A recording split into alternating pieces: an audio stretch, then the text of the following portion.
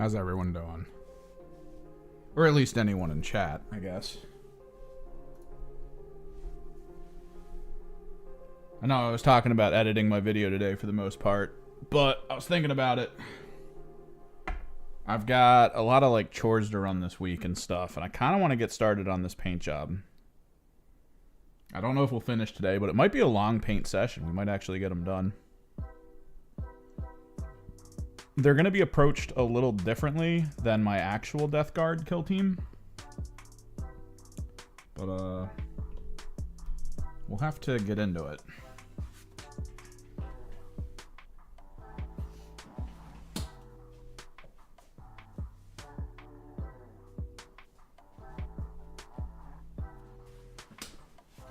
So, the key element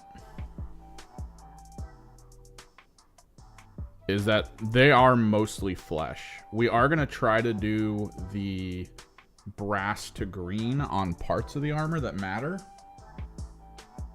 But a lot of what we're going to be trying to start from is a sort of flesh tone. Like a putrid flesh tone. Not like a human flesh tone. It's got to feel like that Nurgle disease, that Nurgle rot. You know what I'm talking about.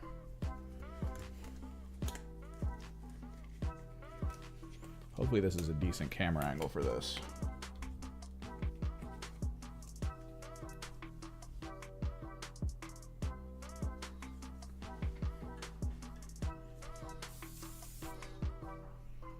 Get the primer mixed up. These are not the heroes models. The problem is I already have a full tilt Death Guard kill team, which consists of most of the models that I need for the new one. There are two models that well, technically one model that I needed instead. Everyone needs that new sorcerer model as far as I can tell. And alternatively, I looked into it. The Icon Bearer doesn't come with a bolt gun, but the Icon Bearer from the Death Guard does. The basic model that they have. So I decided to, since I bought these, like I got these on sale. My local game store was like, yo, we need to get rid of this stuff. $11 for Blight Kings. Oh, that's so good. But I was looking at the rules and they were like, yeah, the Icon Bearer can't carry a bolt gun. So the Icon Bearer I have does have a bolt gun, and I was like, Blight Kings have an Icon Bearer. We can just use that. Which is perfectly fine. And then this is my sorcerer. And we did a little bit of conversion. So they've got, this one has a right arm from a Death Guard. And this one has a shoulder pad and a backpack. The total new rules have not. The starter set new rules were leaked. So we're still unclear whether this kill team is going to have options or if they're going to have like alternatives, right? Because right now, the only heavy weapon they have access to is a flamethrower, which is not that great. Like, they don't have a medium weapon, so their ability to handle elites is actually very low with what they were given, I think.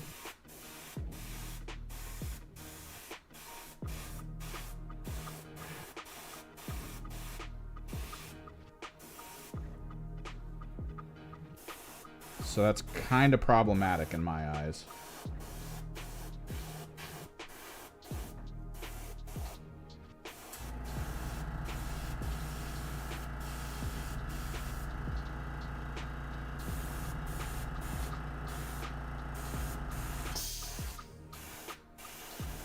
But we'll see if they get their Blight Launcher back. We'll see if they get Meltas and Plasmas like they used to have. Because genuinely speaking, looking at their new rules that were revealed for this the starting, like the starter set, I don't know, man. I don't think, if that's it, like if the full rules release and they don't really enhance anything, I mean, that they're not going to be a good team, like, at all. They barely have the melee to deal with stuff. Everything about them is just built around their bolt guns.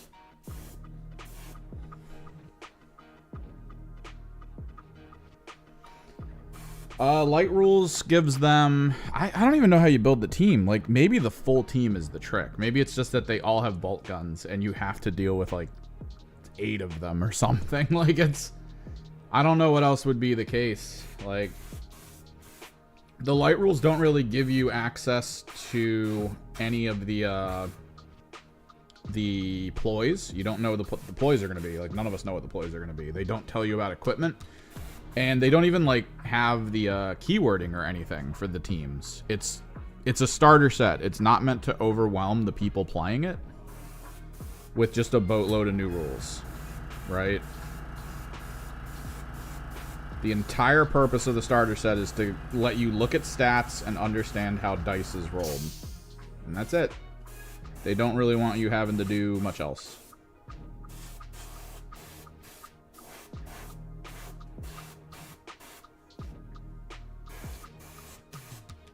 Yeah. This guy's kind of hard to hold.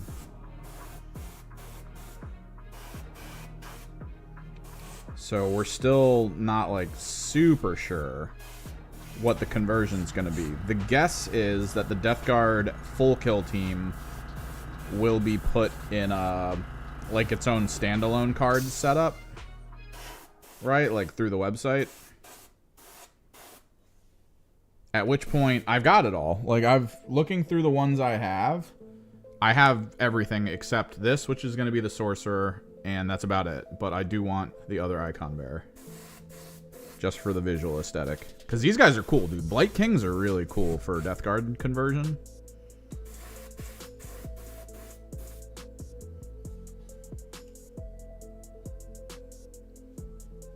These guys look really good. The most interesting thing, though, from the rules, which maybe we can pull up while I wait for this to dry.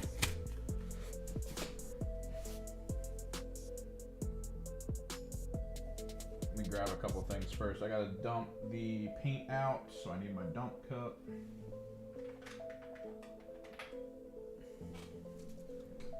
What's up, Shammy?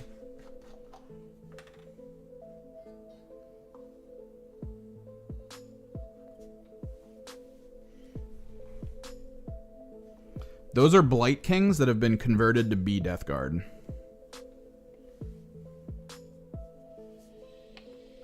My local... where'd my brush go? I'll use this one. My local game store was having a Halloween sale, and they were trying to clear a lot of the stuff off their shelves. And back in their fantasy section, they had Blight Kings for $11. And I was like, yes.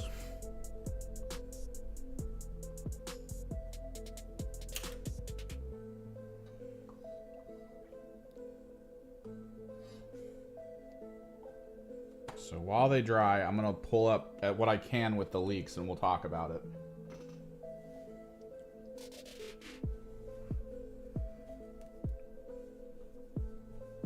I just need to clear my brush so it doesn't clog.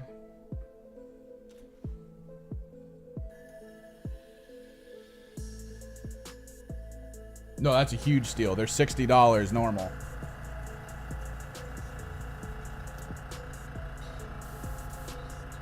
It's why I like to check locals. Local game stores usually get away with adjusting prices based on whether or not they think people are, you know, gonna actually look for stuff. So let me...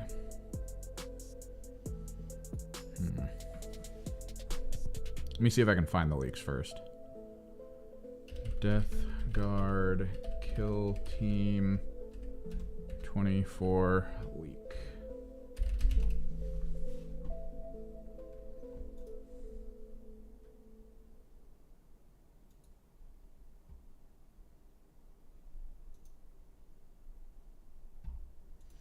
Someone found the Japanese rules. But there's actually rules. Let me see if I can just find it in images. Do they keep pulling them down?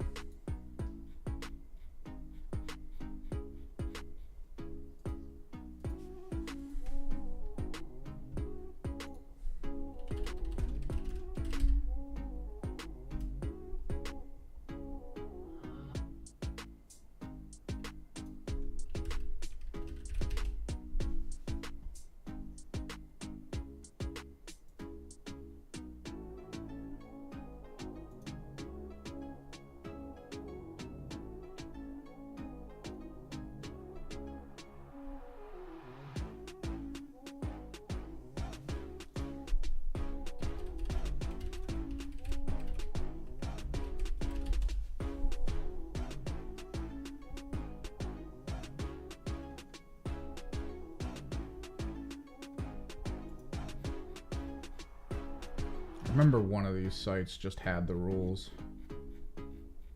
God, so many people were just like, here's the rules, everyone. The starter set's not out for months, but they sent it to us. Okay, I got it.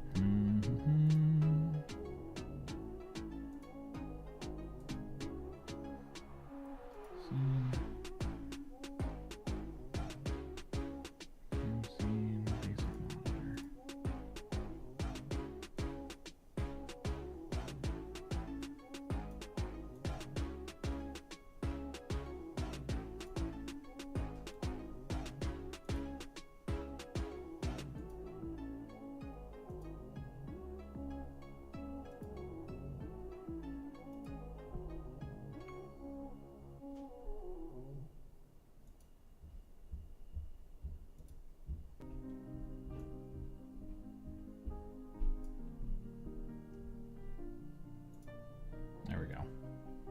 Yeah.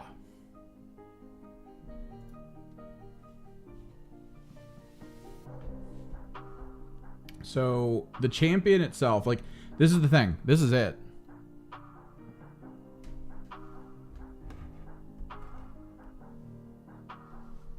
So they don't have ploys as far as anyone can tell, I think. Like, they tell you the basic stuff. Like, they give you the very basic rules of Kill Team in this upcoming book.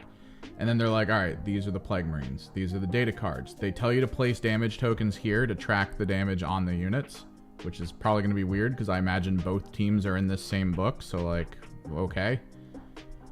Although this does look like a fold-out piece of paper. So this might just be a paper insert in the actual box itself. But you have the Plague Marine Champion, who's going to have a Plasma Pistol. Standard issue. It's 3+ to hit. I mean, we know what that is. Then it comes with a Plague Sword, which is a severe 4/6, 5 attacks on 3. That's really good for a melee weapon. That is insanely good for a melee weapon. Okay?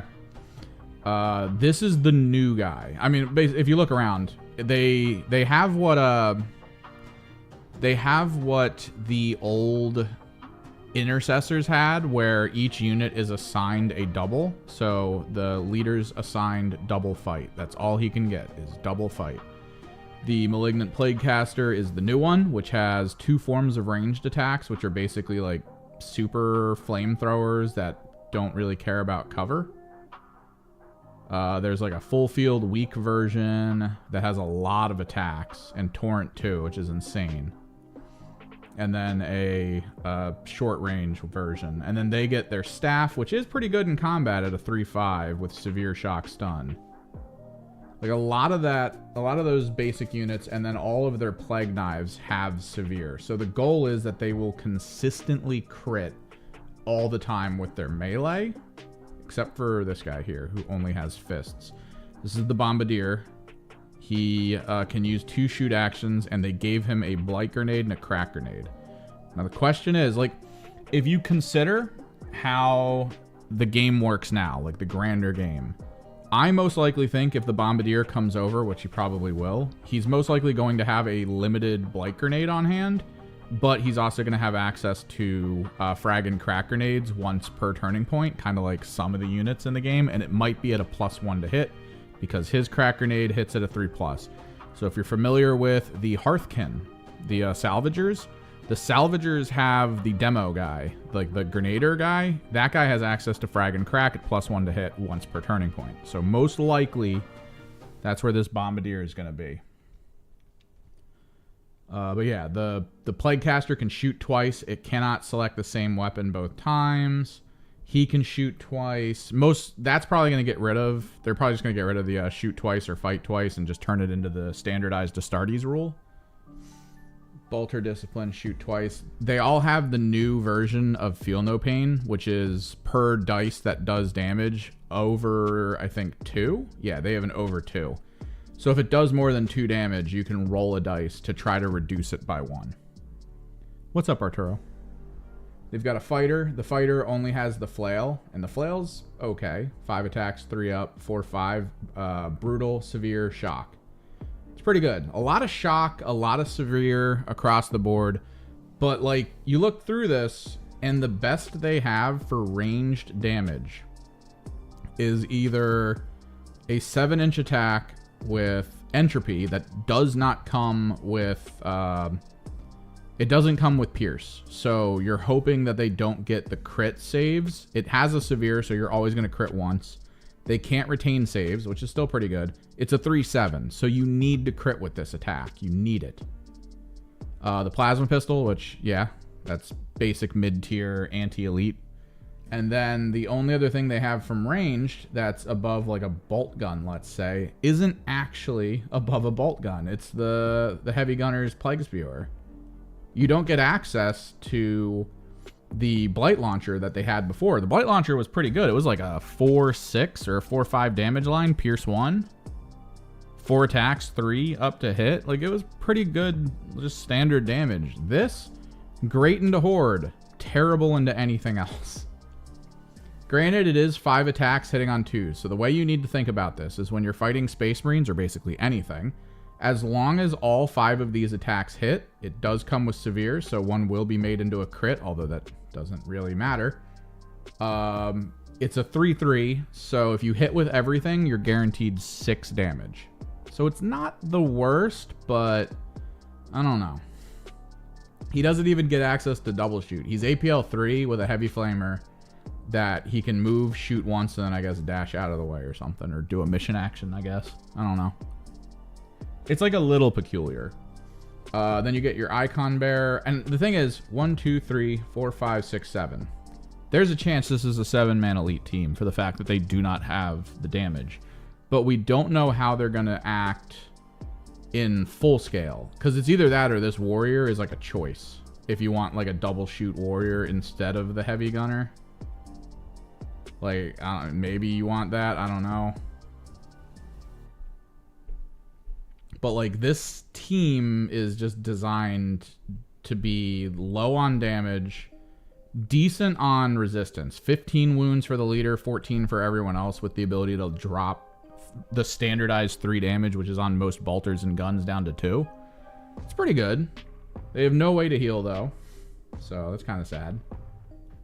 The icon bearer doesn't get his AoE that improves the disgustingly resilient aura. It's just an icon bearer. Hopefully he gets something cooler in the full release rules. But I don't know. He might just end up being straight up an icon bearer. And like I was saying earlier, what's up, PhD bot? Like I was saying earlier, the old icon bearer that I had for the original team had a bolt gun and an icon. This one says bolt pistol. I could have left it. I could have just been like, yeah, I don't care. He has a bolt pistol. It looks like a bolt gun, but it's the icon bearer. That's what matters. But I was looking through the Blight Kings. There's a really good looking icon bearer among the Blight Kings that has a sword. So I was like, yeah, we're going to go with that. So this is the leaked rules for them. This is all we have. No ploys because, again, starter set. They're not going to add all that extra stuff to scare people away. I think what was on the... Yeah, this is what it looks like. So you have a reference sheet, two different pages. Angels of Death, which there's no way they fit every single Angels of Death kill team character in this 2-page thing. Right? Like, think about that. You have the captain, you have all the Justian models, and then you also, on top of that, need the melee intercessors and the ranged intercessors with the Grenadier variant from the both melee and range, because the range do have a grenade launcher bolter combo. And then you also need the 2 other sergeants. I don't think that's in this. So I am genuinely hoping that when this drops, like, this is already out. We already know what this is. I'm hoping that this drops, the full release version of this, onto the Warhammer community website. And I'm hoping that you get more options. Like, I'm hoping this guy maybe gets, like, a power fist option. Maybe you want to give him a bolt gun because you don't want him to go close. I'm guessing they're going to do the thing where, because of how many things here have severe, they might go the route of extra crit damage. I'm hoping they give us access to a blight launcher on top of the plague spewer. That way we can be like, yeah, I want more range. That's more anti-elite. I'm hoping they give us maybe 1 or 2 other options for the fighter. This is a good fighter though. Like if they don't add a great axe fighter or a dual wield fighter, this is still a fine fighter. 4/5, 5 attacks, 3+, brutal, severe shock. This is a really good fighter. If this is it, it's fine. But then you go down to things like the Icon Bearer. I do think he needs maybe a specific Nurgle feeling ability. And then, yeah, Warriors are fine. And then I guess they'll just get rid of all this stuff and then go Astartes. That's the hope. That's the hope that on top, dude. Okay, peak hope. They go, oh yeah, it's a 6-man team. If you drop 2 of them, you gain 8 Poxwalkers or something. Or drop 3 of them and gain 8 Poxwalkers. Even though no one will go Poxwalkers, I have 8 Poxwalkers. And I love how they look. I love their dumb little rules that they have. I would love just meat wall, not good at anything Poxwalkers and 3 elites that you can choose from. Just to have like a plague caster and a champion and then maybe like a heavy gunner with a long-ranged version of a heavy gun just walking around in a horde of Poxwalkers. I think that'd be funny as hell. Especially now, since that would be ideal. Like, the old Death Guard kill team would be ideal now, because it wasn't good with Poxwalkers in the old rules because you had 6 objectives you needed to deal with. Now with 3, you could easily just send 4 Poxwalkers one way, 4 Poxwalkers the other, and then just like 1 champion in each squad, and then have a guy at the back line just shooting people with a big gun. That's all you need. It'd be the best thing ever. You'd tie people down with all those Poxwalkers, and you'd have one person just behind them, double shooting, counteracting, like doing whatever the hell they want. I think it'd be cool. Yeah. Well, the primer should be good, so we got to start working on... We got to start working on these. But yeah, so we went, for our version of the Death Guard stand-ins, we went Blight Kings. Let me servo this for you guys. Focus. I don't know. There you go. This is going to be my spellcaster because that is awesome. That bell, freaking awesome. So he is my caster. He's got a Death Guard arm on him. You know, gotta place him where he needs to be, right? He's got to do that. Did a little bit of green stuff to kind of blend stuff in. And then this is the replacement Icon Bearer. Got him a Death Guard pack, Death Guard shoulder. But yeah, Blight Kings make great Death Guard conversions. And if you have a box of Death Guard, they usually give you enough pieces that if you had a box of Blight Kings on top of it, you could easily make like 5 cool looking melee Death Guard. I am using Steinel Res. I mean, the longer you wait for primer to dry, it's usually better for the end result. But I have noticed that Steinel Res primer cures pretty quickly, or at least cures in a way where it's workable very quickly.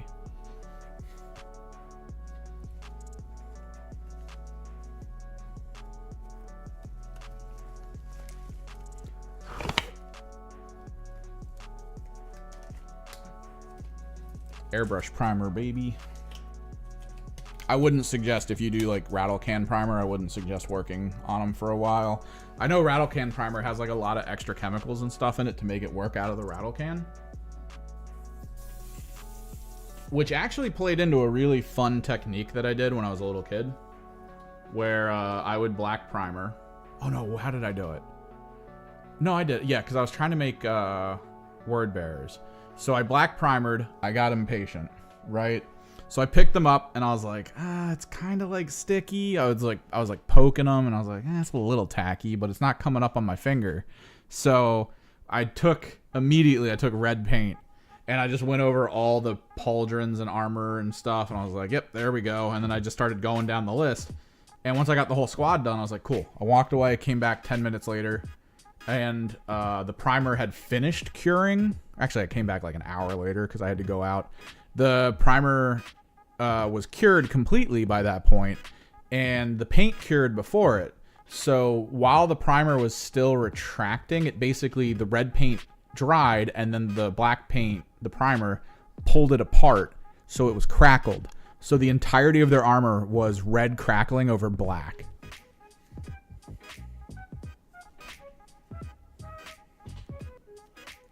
Alright, so if you're wondering about my putrid flesh combo, which we mostly just need to hit the model with, we don't really need to hit their extended components.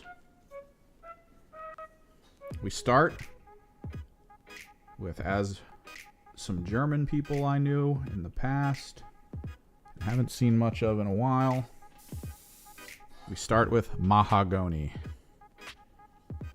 Mahogany.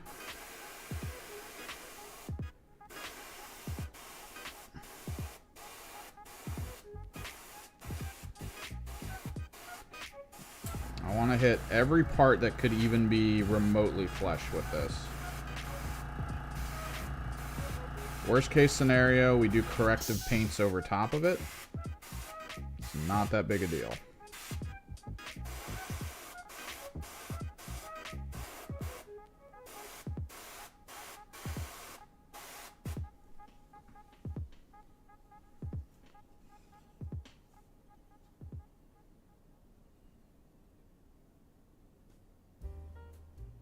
No, yeah. Well, I mean, all primer, okay? So all primer usually has, like, thinners and chemicals in it.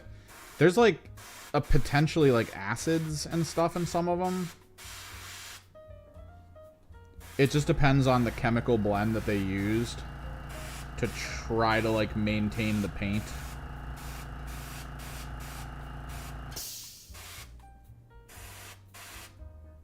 That's all. It just depends on the chemical blend.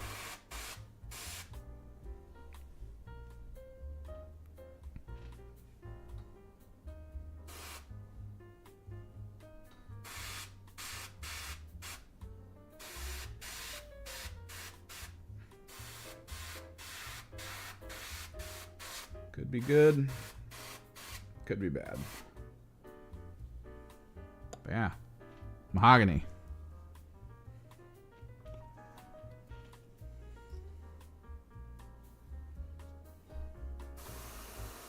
This one's a lot more fleshy.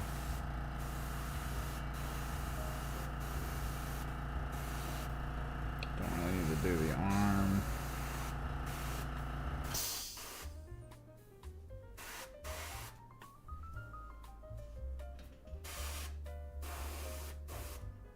I think we'll hit the boots with it. We'll try not to hit it too much with the flesh tone, but the boots do need to be brass. Probably hit the bell with it too, for that very same reason.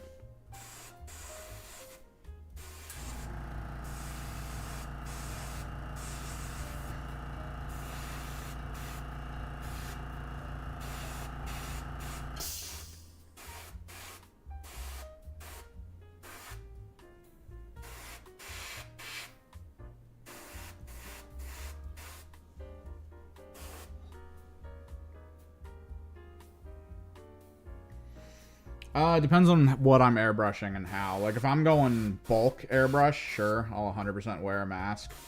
I do have a filter back here for it to go to. My window's open. I do got a good bit of circulation going on right now. So, like, it's not that bad, but, like, you do want to use a mask when you're, like, getting serious. Like, if I was going to do all of my, my Knights parts on top of all of this that we're doing right now, I'd probably mask up.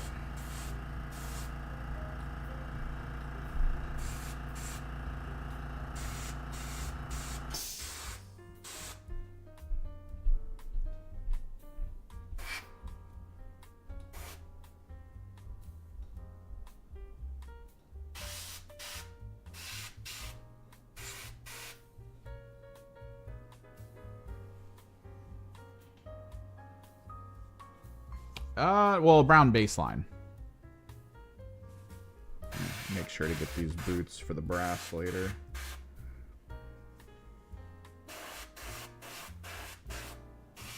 Probably also the back tank, because that's also going to be brass.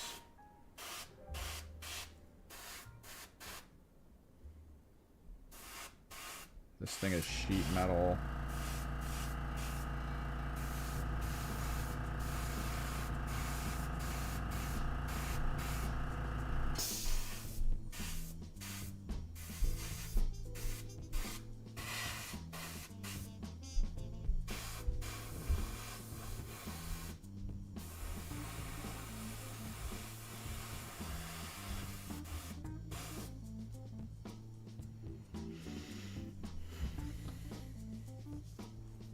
Because then the follow-up, specifically on the flesh, is going to be a mildly zenithaled light green, followed by a decently zenithaled and specifically placed pale blue. This is a way that I do putrid flesh that I really want to see. Like, I want people to feel like it looks zombified, right? Like it looks just old and decayed. You got that brown underneath it, which does kind of lend itself towards like physical flesh, right? Like it feels like flesh as like a base tone because it's mahogany. It's brown with a little bit of red, which is a good way to start flesh. It's why a lot of people who do like brighter flesh tones start with things like magenta. It's because you kind of want like an undertone of red. And this is like a red clay.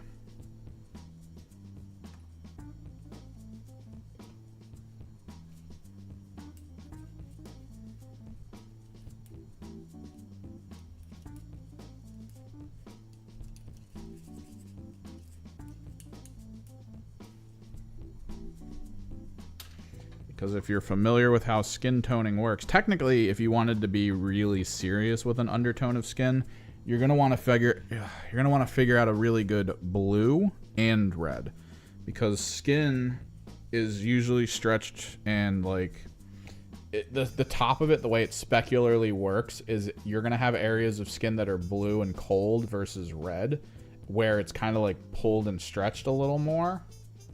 So like you'll see blues and reds on people's skin tones based on like lighting and stuff. So it's good to have like more than just the red as a base tone.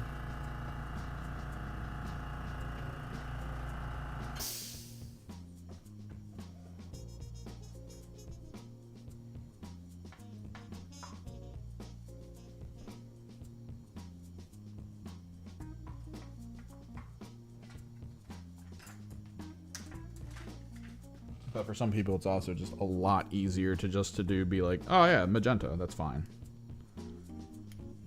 I would probably, if I was being, or at least trying to be very serious about making like a really good skin tone for a model, I would probably hit it almost universally blue. And then I would try to do like a thin white, like an ink white, and hit specific areas that I kind of want to be like warmer.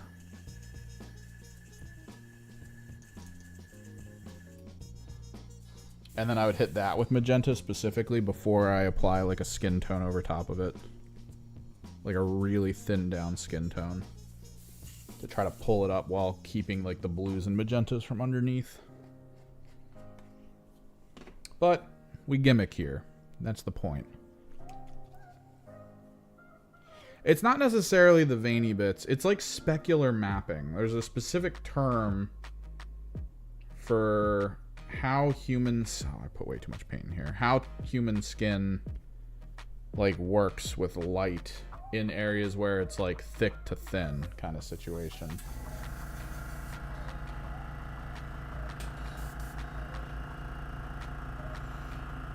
So yeah,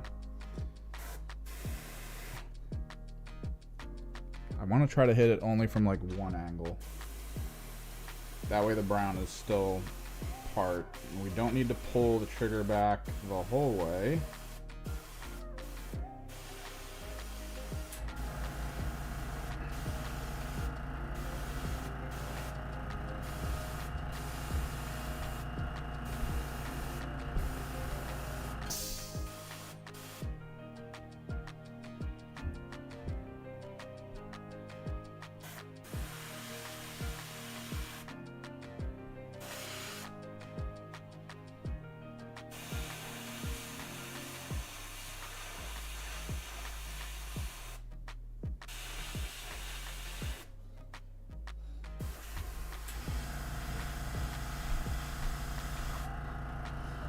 Now, this is a solid way to do a really quick paint scheme across an entire orc army.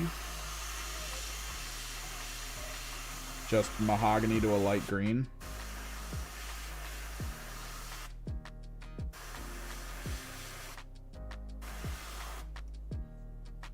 Perfectly viable.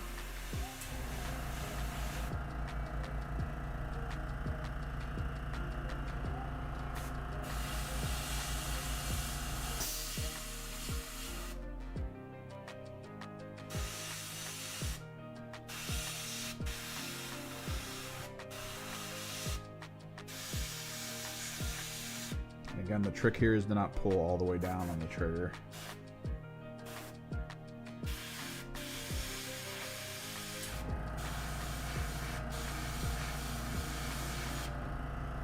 You just need it to be a little light.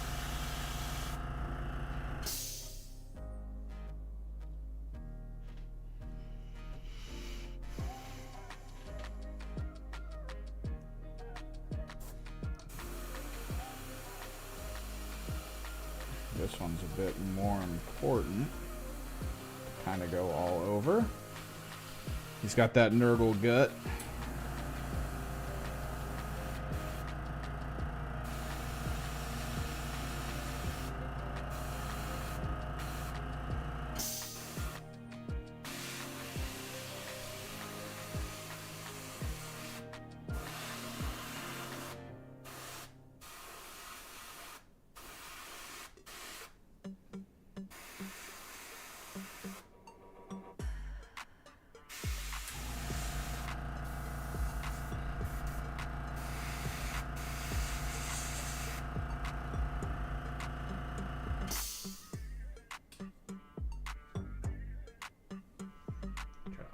This for you guys. I feel like it's a little blurry. More of a zoom.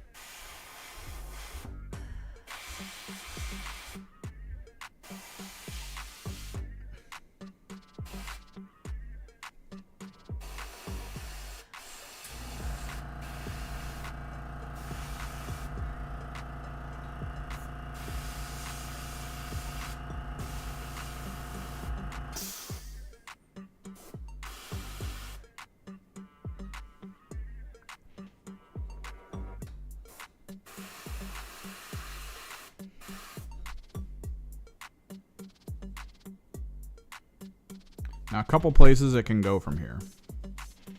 I could get like an even lighter green, right? That is a potential path you can take here. Just to grab an even lighter green for just like a better highlight. It's still putrid, but like there's something about back when I was first painting some Plague Bearers, I decided on like the pale blue Zenithal with them. Like I just out of nowhere I was like, pale blue. And it worked so stupidly well. I don't understand it, but you do have to be very careful with it. You can easily let the unit like walk away from kind of everything you've done up till this point if you hit it at the wrong moment.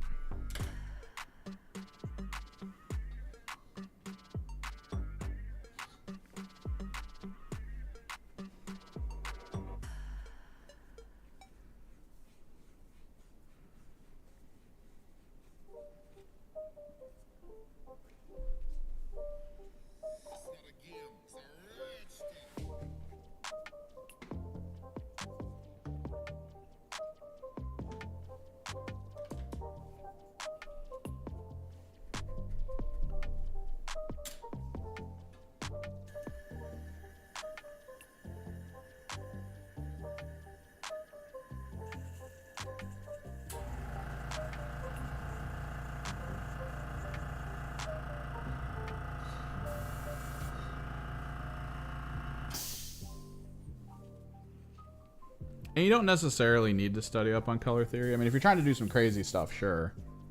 But, like, you can get away with some simple things. Like, if I'm painting a ton of, like, fleshy characters, I'm not going down the list of, like, alright, I need to... I need to, you know, let me do the blue, let me do the magenta, let me get into that flesh tone. I'm not going to do that. I'm probably just going to do it white and then hit it with, like, Golem and Flesh as, like, a contrast and call it a day. Because, like, ugh.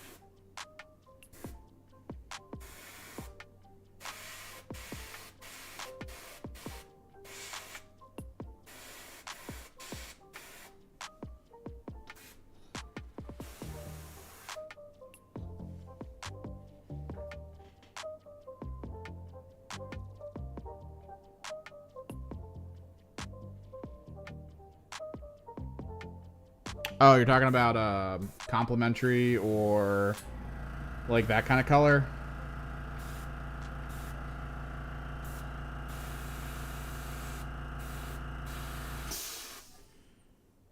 Basically picking colors on the opposite ends of the spectrum that work well together. So it's kind of that.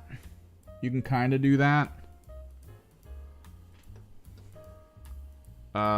It's a bit more, I guess, at the high end, it's a bit more serious. Like there's like color wheels that are explicitly about how the eye works versus just like generalized color wheel theory, right?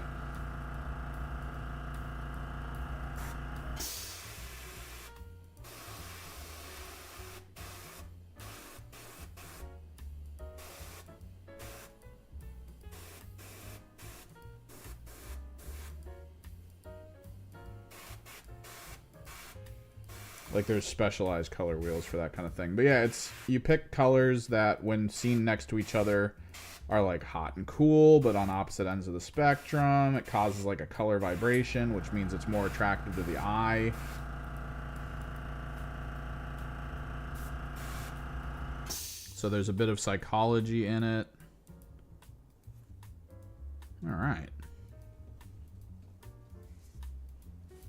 Let me just... That's pretty much all we need for the airbrush now. Now we get physical with it.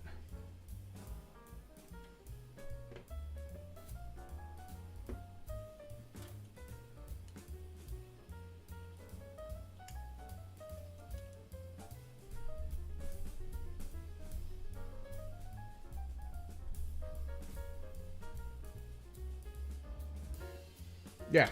Oh, he was probably doing complementary Zenithal style coloring,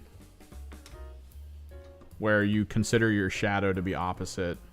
So in comics, because that's kind of the background I come from, in comics, the colorists would usually decide, like, all right, the shadows here are going to be cool. They're going to be blue, they're going to be purple, they're going to be stuff like that. Which means that most of the tones that are done on, like, the non-shadow side of things are usually warm, flesh tones, reds, kind of stuff like that.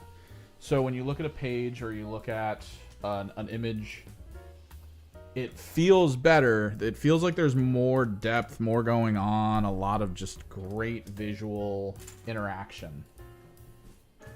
Simply because the shadows are all cool and the areas in light are all warm. That's it. I kind of did that with my Mutalith Vortex Beasts. A little bit. Like, I have one that was magenta and purple.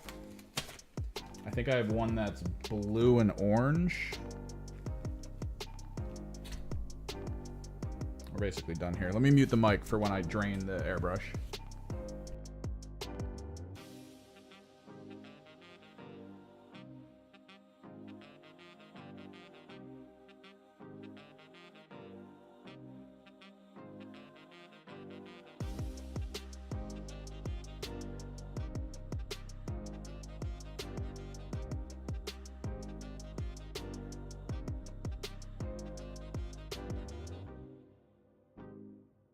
we go. Yeah, let me grab one of them.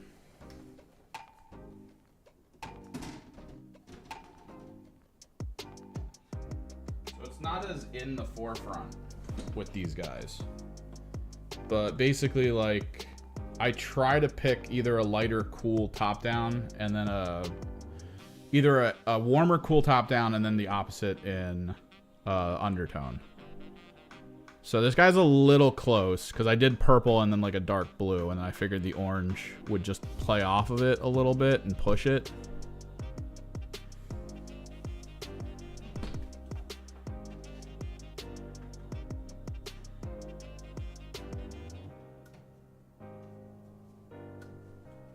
But like the big one that kind of started it all was like magenta on the bottom and purple blue on the top, giving it like an interesting feel.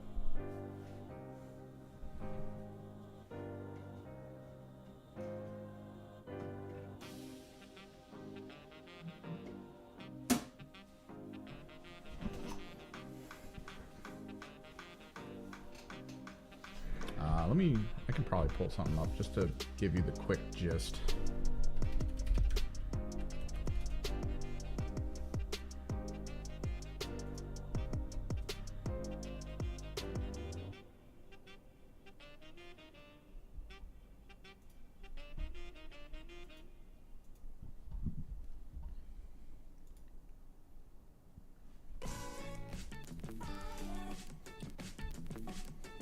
So remember when you said the guy did salamanders with purple, green, purpley, pink, magentas?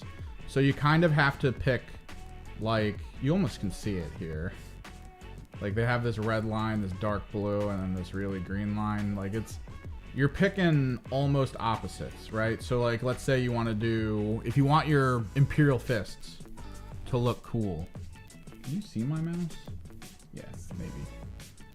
You go yellow. What's opposite yellow? Dark blue. So you could, and it wouldn't be easy, you could start the whole model with like a really dark blue shadow, and then maybe zenithal it in white, and then hit that white with yellow, so that you have like a dark blue shadow with yellow over top coming down. And it just creates a vibration of color. Now, this is the simplified concept. Don't think of this as like the end game. Because there's tools that people have created that actually show real complementary colors specifically, like very specifically. Because even though this green is like, oh yeah, technically a salamander green would be pink is best, but there's other types of color wheels that would show that like, oh, this is best complemented with this over here. So it's like, it's kind of different visually, and you can look up all different kinds of like color wheels and how to figure out complementary colors and stuff doing this kind of a thing.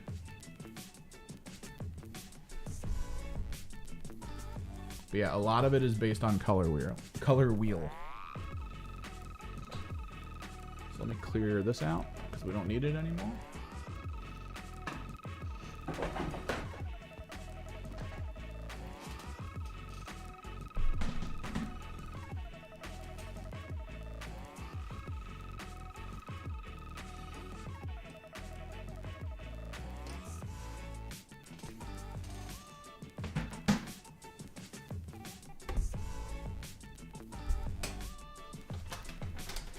By the way, I know it's Halloween, and everyone's like, ooh, candy.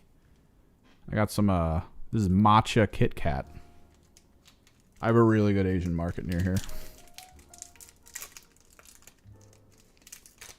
Look at that. Matcha Kit Kat.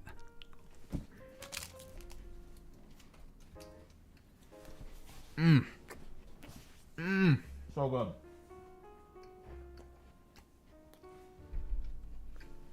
Alright, we gotta grab the rest of the painting gear.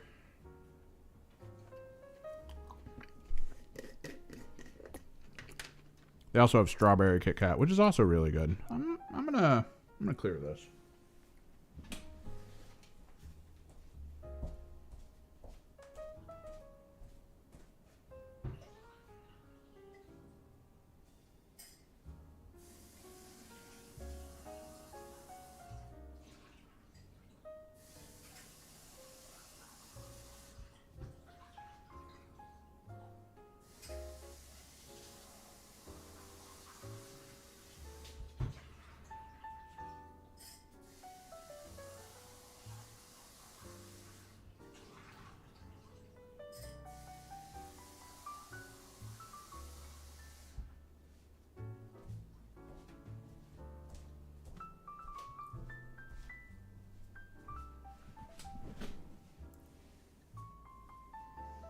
What up, Pyro?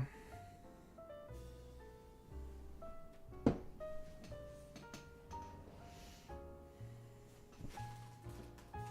a little pink soap in here.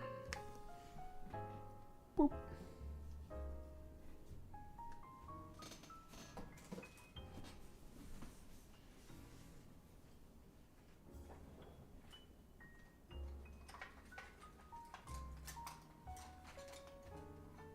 Grab some brushes.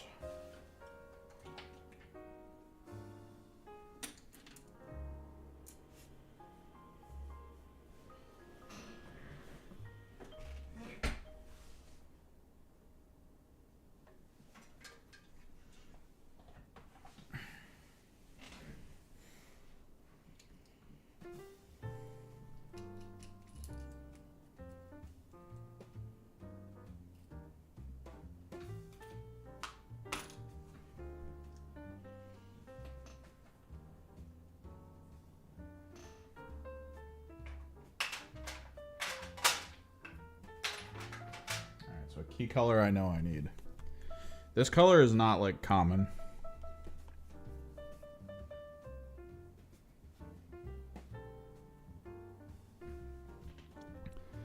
It is very weird to find a really, really good copper.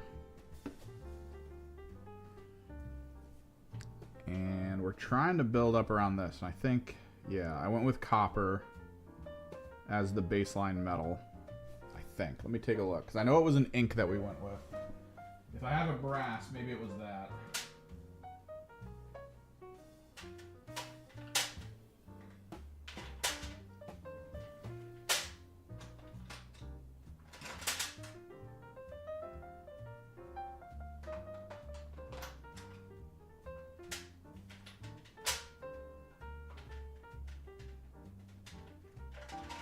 Yeah, it was a copper ink.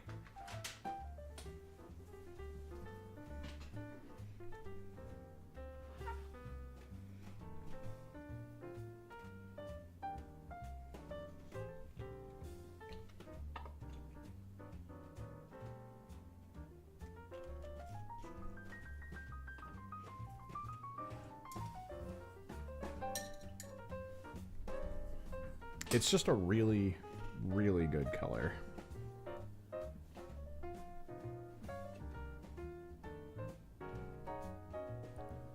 I think we need to explicitly use it on the boots, at least at the start.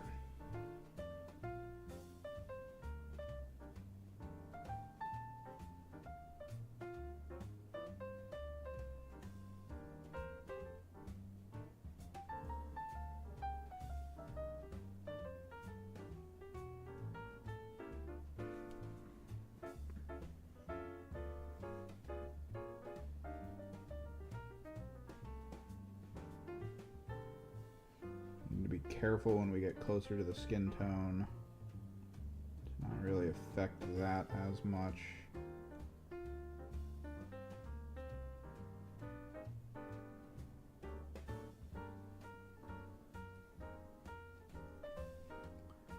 We want to start with copper because the original concept for these was that they were living copper statues that were covered in algae. That was the original idea for my Death Guard.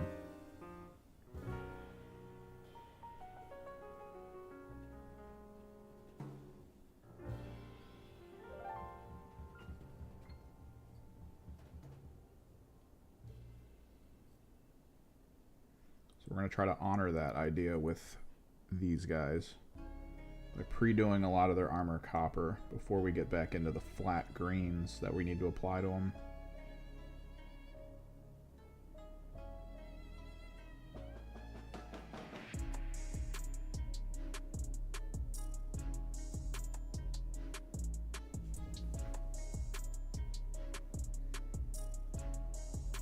Our PhD.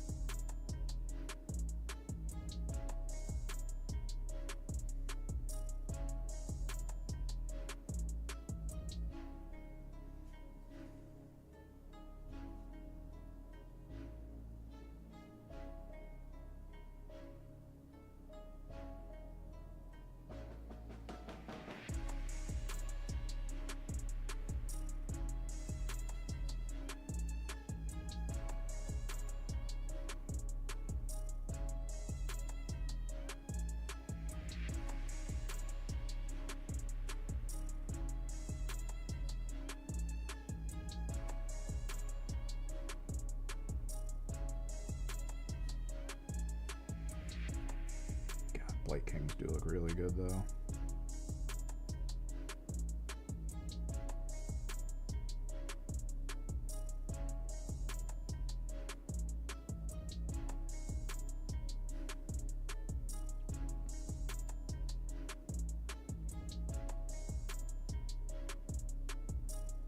Make his staff bell a different kind of brass. Probably use like warp lock bronze or something.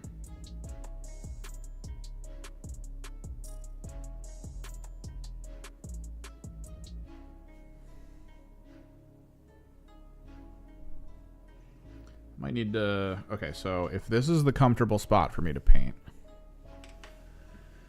let me make an adjustment. Hopefully the camera doesn't cut out for you guys.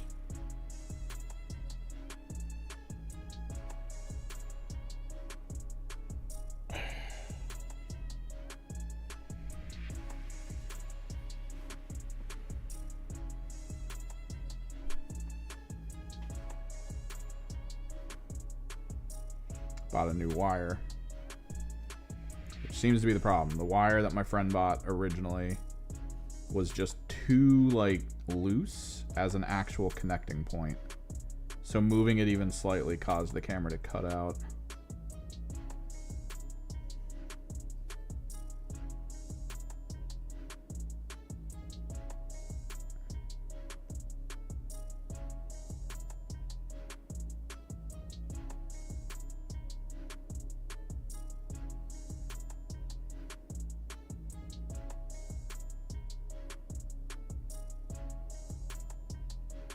I wonder if we can hit the skin tone with Jerchy Flesh.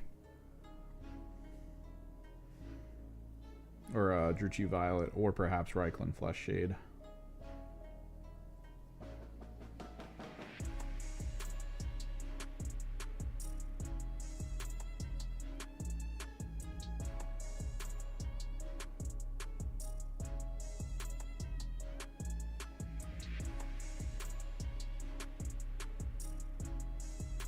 Either way, I'm definitely going to need to grab the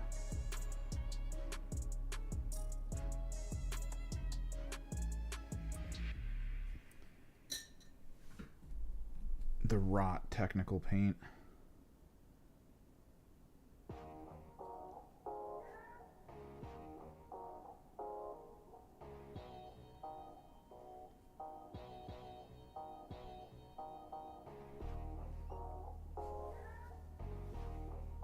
Who's messaging me?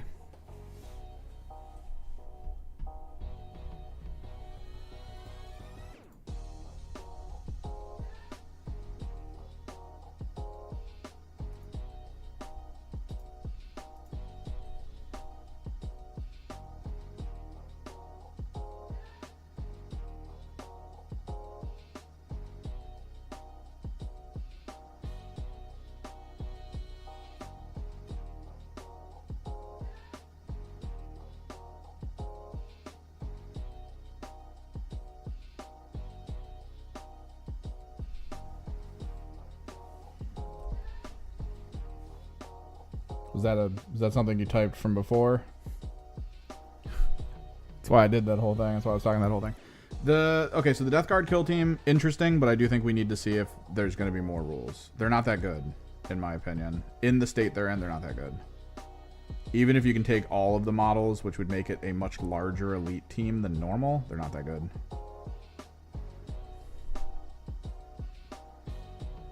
So there's kind of a problem there.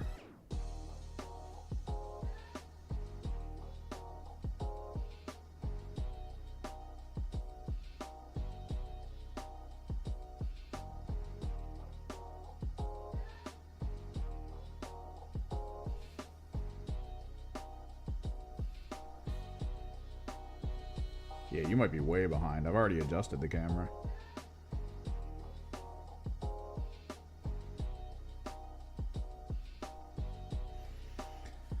It's interesting. It's cool that they have a caster, which is the whole reason why we're doing this. This is my caster. This is going to be my Plague caster. Since all the rest of the models I already have. I don't want to have to buy the Heroes kill team for one model. I've already got the rest of them. We're good. I even have a leader with a sword and a plasma pistol. So, you know, we're completely good. But then they were like, oh, you also get a spellcaster. And I was like, damn it. I've always wanted one. I've always wanted a Nurgle spellcaster. This is great. So here we are.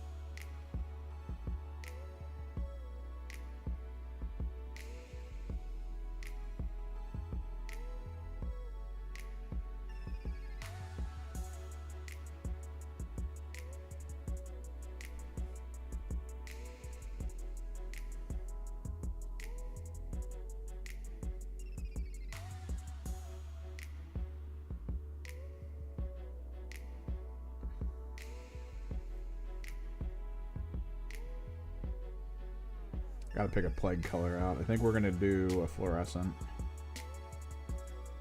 Because he's got the 3 things in his stomach. Since most of this is gonna be green, maybe we do like a purple and a blue.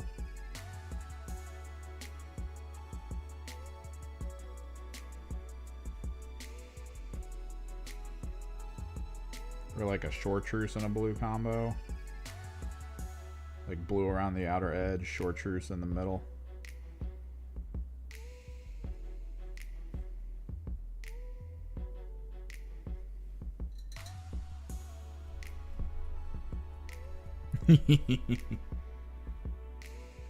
Great minds.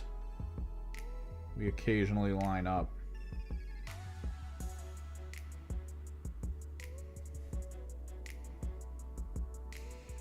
Do that. I know the chain needs to be actually bolt gunmetal or some form of gunmetal. That bell will be copper though.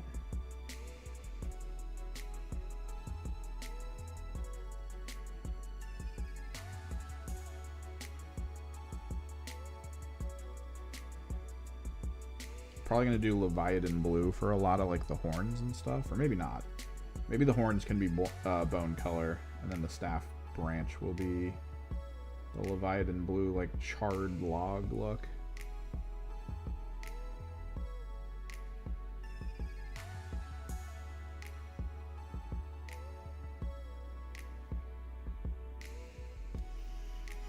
So apparently, Games Workshop kind of decided to do like an actual like store and company branded Tanksgiving event that involved like needing to purchase a tank, and like you get all these bonuses for doing that. It made me kind of sad because I put all that work into like my castigator and stuff, only to turn around and see like, oh, I mean, if you waited, you would have got like a badge and all this extra stuff.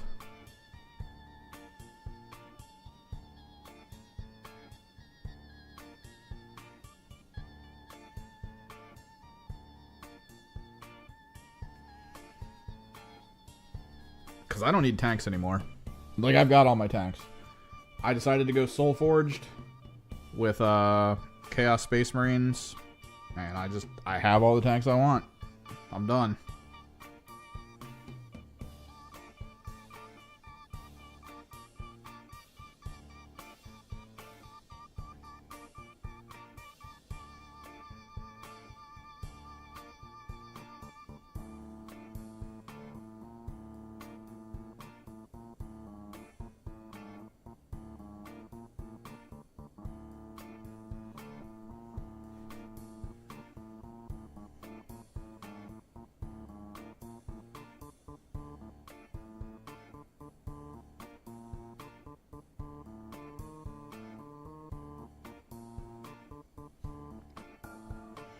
Saw someone at the store pick up the castigator, and they're painting it like a castigator. They put it together, the night castigator, and they're just like, yeah, I'm not really gonna convert it much. And they're putting it together, and they're giving it a great paint job. I still hate that model. Like, the straight up model, like, he's trying to make it, like, have an action pose, and it just looks really awkward because of the model specifically. It's really sad. Because he's doing really cool stuff with it. He's stenciling on, like, fire and stuff. It's great. But that model just sucks. It sucks so much.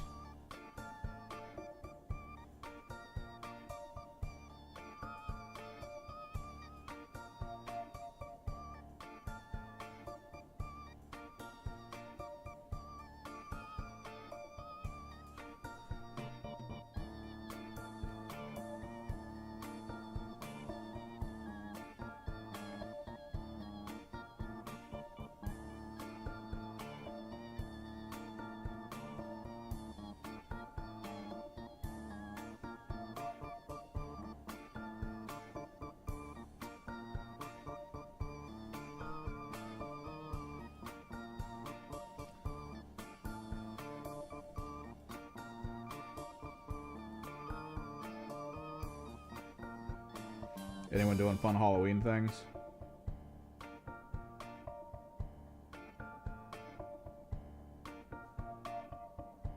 Have any cool plans?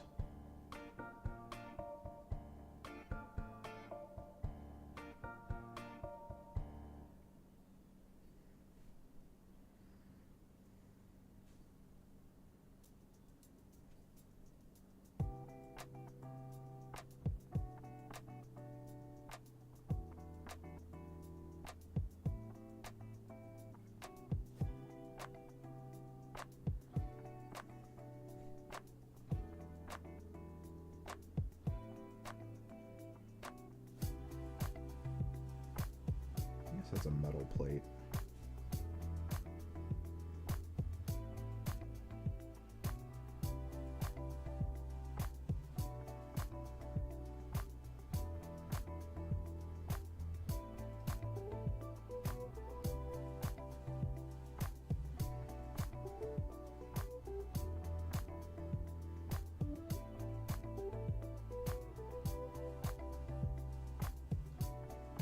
That looks more like a cloth. We'll do that. We're going to try to stick with my all cloth is flesh tone concept on these guys. Probably hit them with like white and then gull them in flesh.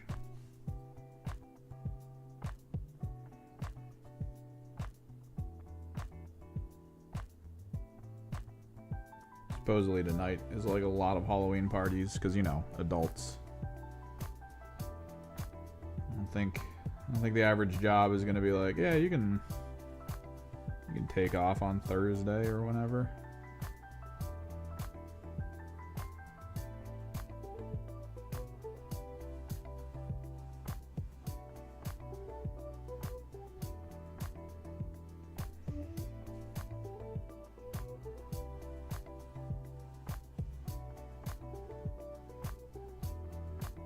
Man, I really hope the Death Guard end up being really good.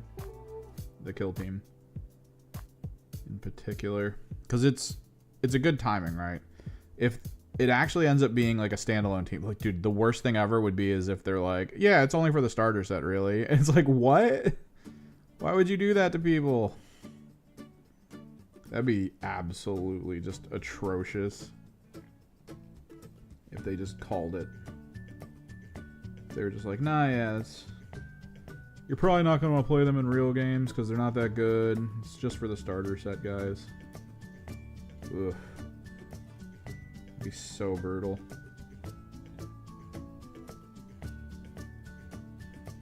Oh, this song. Screw this song.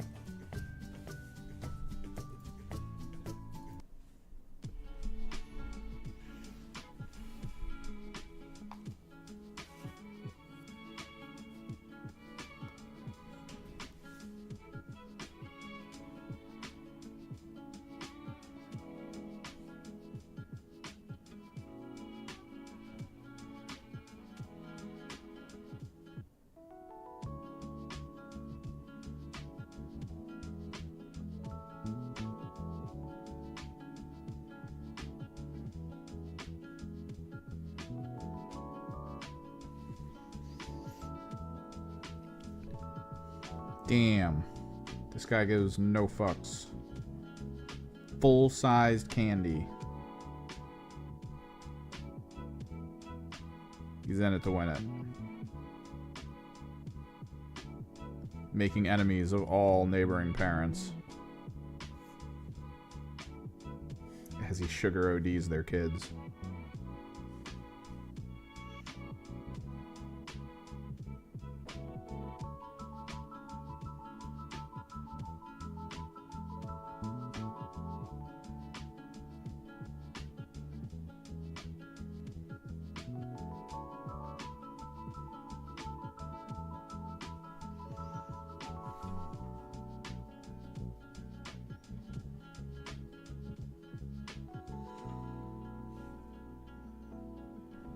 Figure out what parts of the banner I want to hit with copper, or if I just want to do warp lock bronze with it, just like the caster bell.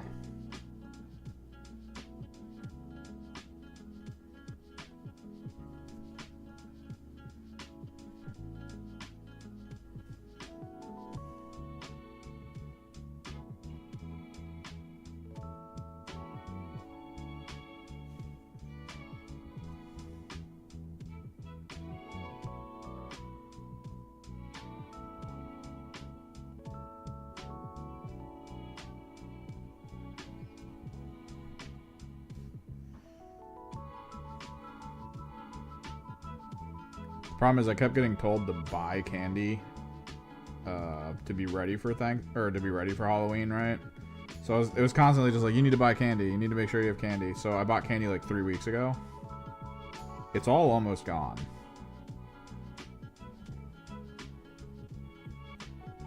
So I'm like, damn it. I really shouldn't have bought candy. I genuinely could have just waited. Because, like, even the grocery stores right now are putting candy on sale. Like, they're just like, nah, man. We need this gone today.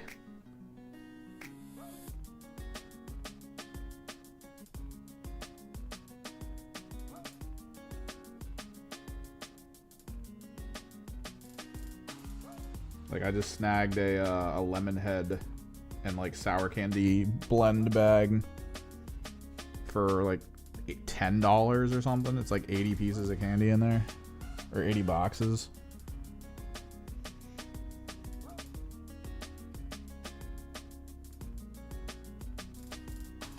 I grabbed another Crunch bar and like chocolatey bag.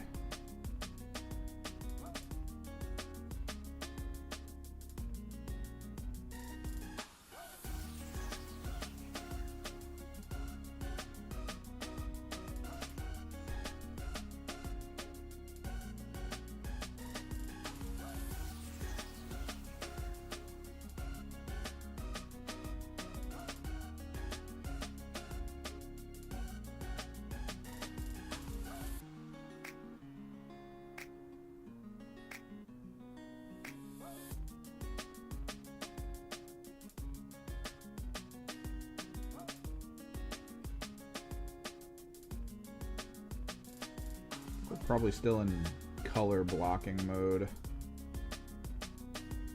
Might grab the So Flat White, maybe the So Flat Titan Bone.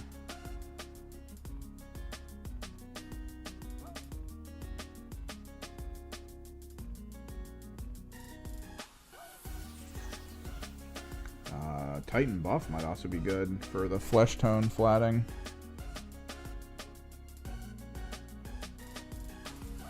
I mean, you say that. Kids are honestly chaotic neutral, though. Yeah, I think this is going to end up being warp lock bronze. That way it differentiates from the armor.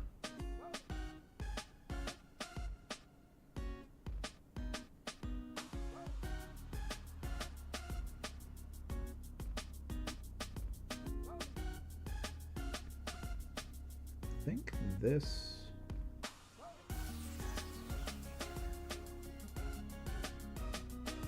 It looks kind of like a huff. I'm going to make it a huff.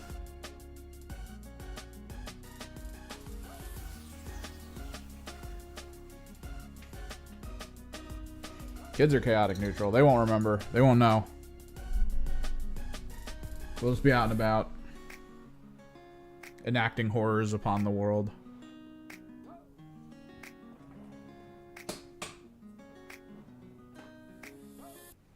All right, Titan white.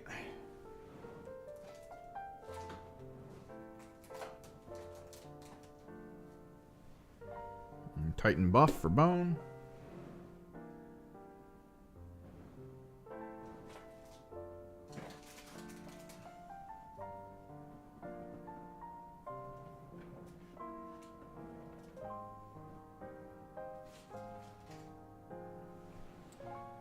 Maybe we'll use white for flesh tone as well. Thought I had the flesh tone one.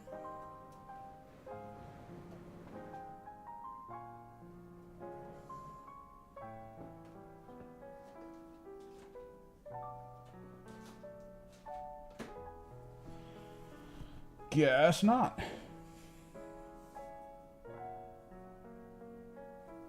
I also recently opened a bag of smaller candy.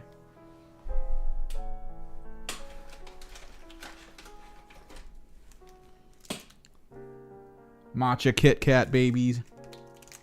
Imports. These are only for me. Oh. Delicious.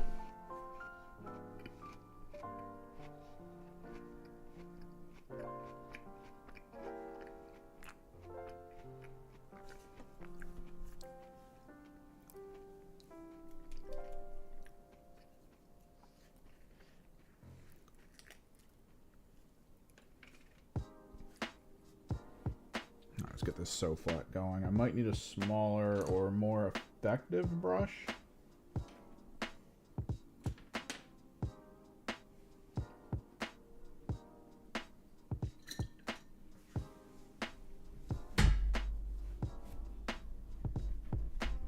I also got strawberry Kit Kats.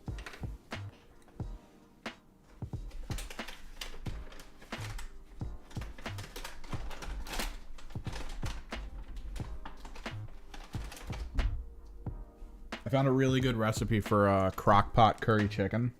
So I really wanted like the Golden brand, or it's S&B Golden, and the only store near me that has S&B Golden is this small Asian corner store. And I was just looking for it, and I finally found it. I turned to the left, and they just had like all these different types of Kit Kats. So we got strawberry Kit Kats as well.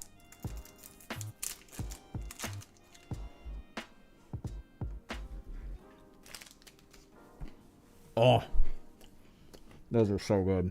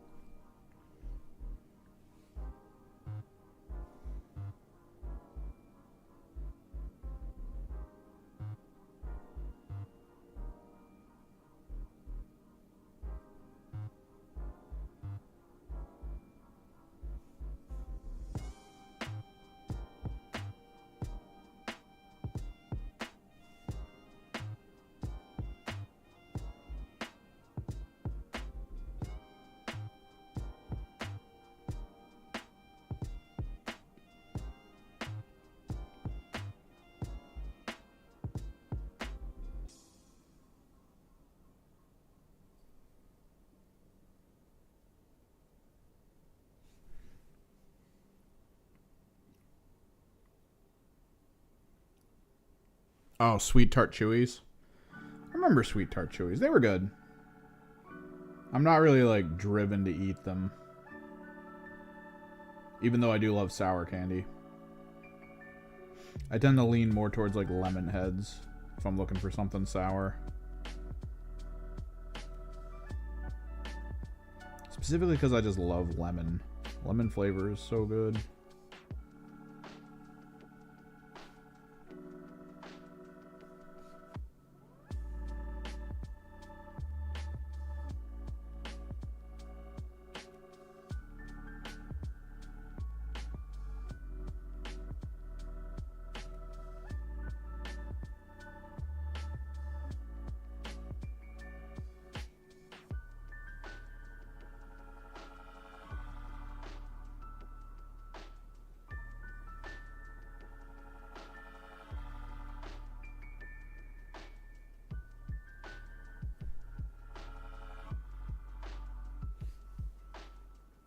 No. Okay. So at the same store, I had to draw the line. Because I bought those Kit Kats, right? And they're good. Right next to them, they had mango grape Oreo cookies.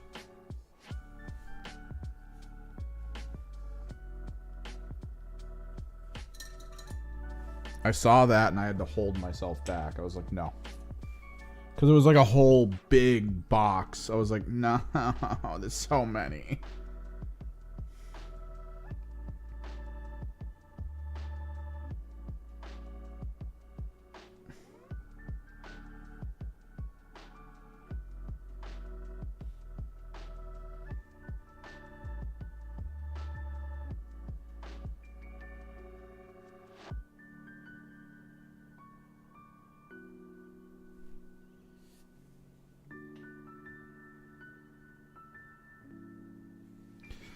So the goal, okay. It's kind of a generalized process. I'm trying to follow the same exact methodology of all the rest of the Death Guard. And the original methodology was the idea that they were like copper statues. And that they'd been underwater for a while. So they kind of have like algae buildup on them. So the idea was that the armor had to be as copper as it is. And then you kind of do like a top-down dry brush of dark green. And then the closer you get to the top, you lighten the green out. So that's why like the leg is mostly brass or copper. It's the idea of like algae buildup. And then you hit gunmetal on some of the trim. So we're starting that same way here so that we can sort of dry brush dark green down with the armor while leaving like some of this type of stuff. We can maybe go in and like lay some of it on to try to make it feel like there's areas where algae's built up a little more. But that's the general idea, is to try to like simulate sort of like a statue that's just corroding and being like overgrown with life. Because there's a little bit of like Nurgle in that, right? Like a statue being stagnant creates a system for new life. It's the positive side of Nurgle. Stagnancy breeds life.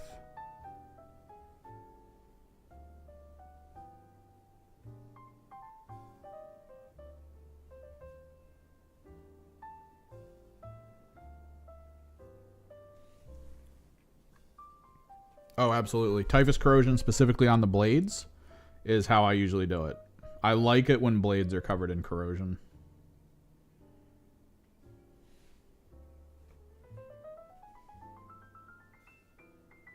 We also have Nurgle's Rot, which we're going to have leaking out of their bodies. And coming out of, like, the seams. Like, the seam where the flesh hits the armor. We're going to Nurgle Rot it.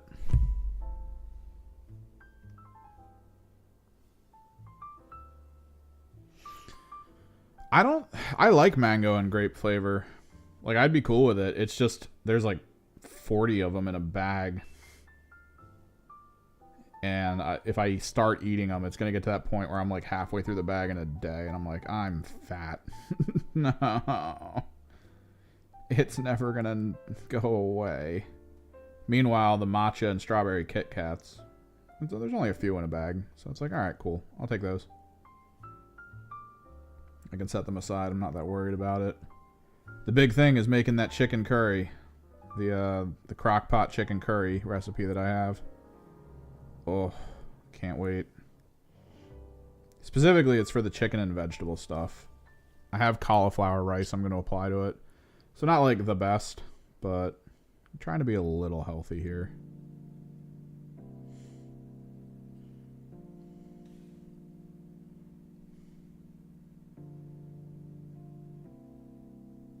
Got them potatoes, carrots.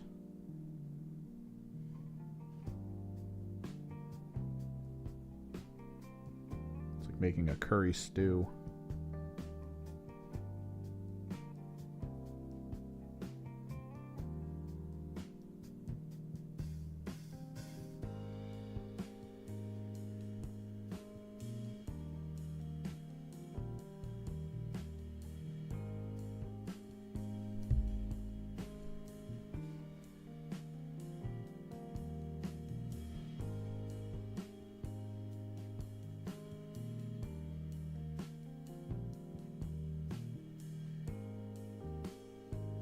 We could probably corrode up the icon as well.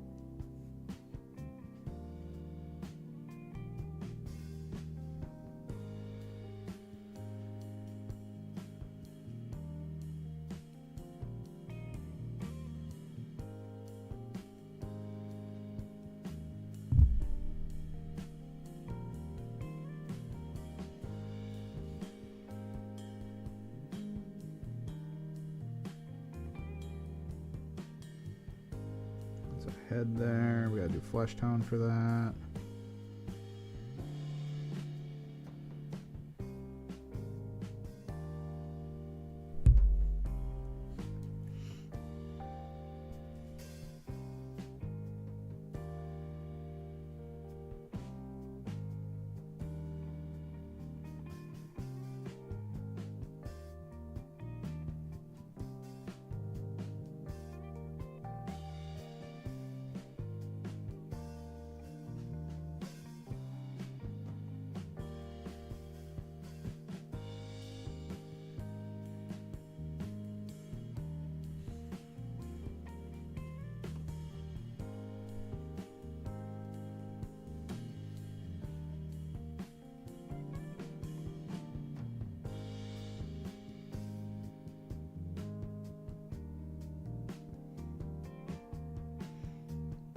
Kings are so freaking cool.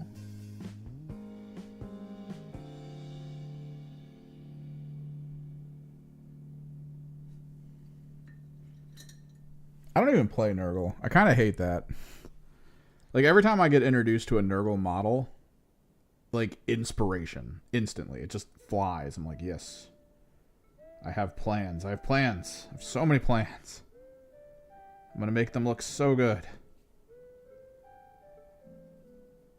So many details that I'm just going to hit and they're going to happen perfectly. It's going to be great. Meanwhile, it's just like one small team.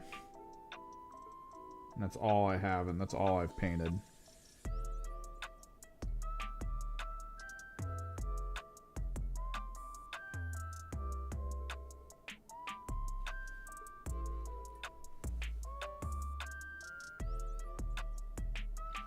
They can be easy, they can be hard. It all depends on how you want to approach them. If you want to do like as many details and layers as possible, they are probably some of the more difficult models to paint. But there's paint schemes that I've seen. One of the most notable I could probably actually find. It was named. It's called like Toxic or something. The models themselves are like a dark purple. And then they're zenithal up to like a light-ish, like a mid-blue. That is then highlighted on the edge with like a fluorescent blue.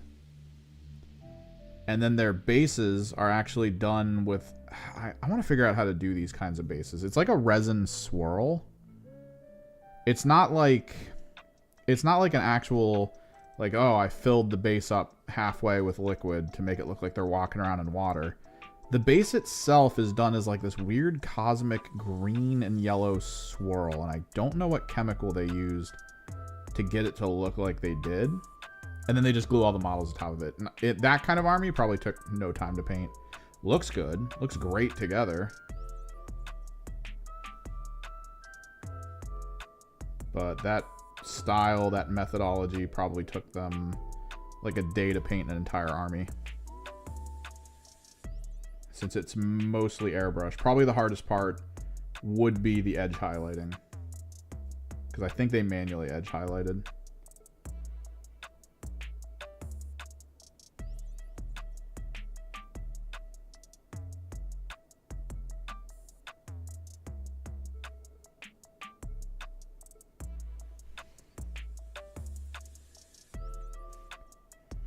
But because you get all these different things, right? Like bone antlers, flesh coming out of stuff, torn flesh, which means you got to paint like the viscera inside, different types of armor plating, leather strapping. Maybe there's a mutation like a tentacle or something. Like it's all those little things just add up to create something where you kind of need to pre-assess the palette early to be like, all right, if there's a demon tentacle, it's got to be this color. If there's an armor plate, it's going to be this type of color. If that armor plate has a trim to it, it's got to be this type of color. Like it's all very specific. Very specific. Does this guy have a skull on him? He's got a couple metal pieces down here. I want to do copper. He should have a skull, I think, here, right? Yeah.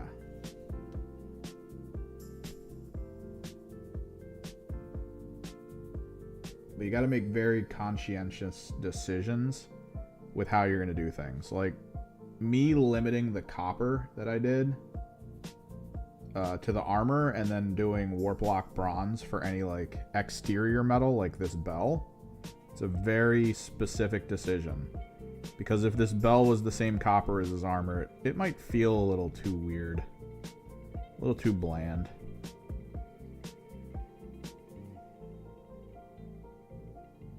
But warp lock bronze, it'll feel extra. I feel like there's something else going on. But what I always say with painting is having an end goal in mind can either slow down or speed up the entire process based on the decision you make. I'll show you why. Let's get this there. I think that's about it.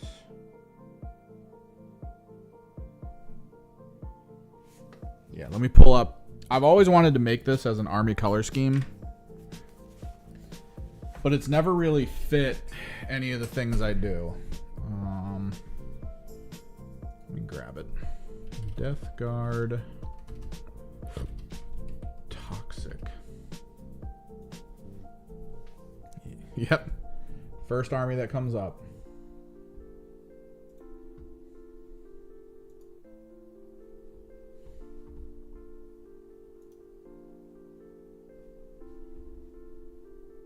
This is you wanting to paint Death Guard easy.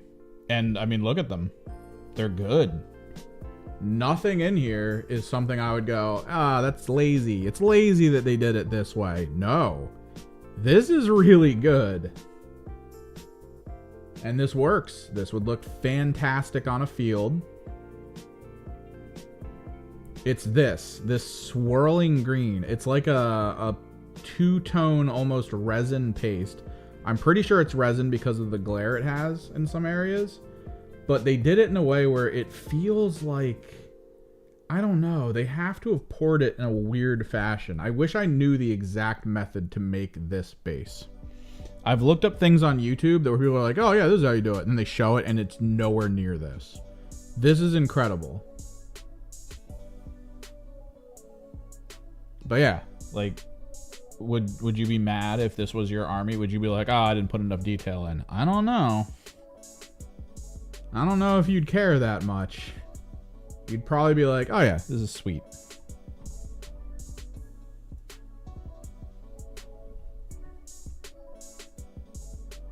And outside of the Mortarion, that honestly, like, probably didn't take that much time.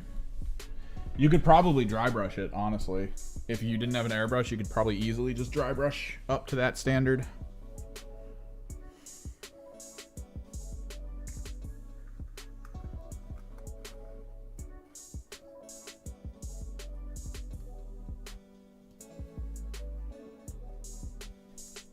No, armor's not done in non-metallic metal. It's just dark, and then it looks like 2 shades of blue from top down. Probably dry brushed or airbrushed. Alright, so next step, we want to hit, we'll do white block, maybe? We'll do white block outs. It's going to be mostly like where flesh tone's going to end up being, like actual flesh tone.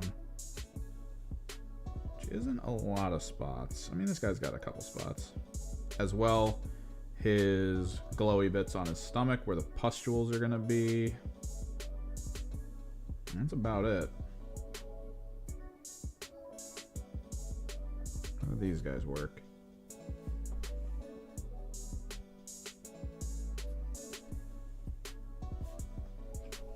This guy's not going to need a lot of white block out. The other guy's going to need a little bit more, I think.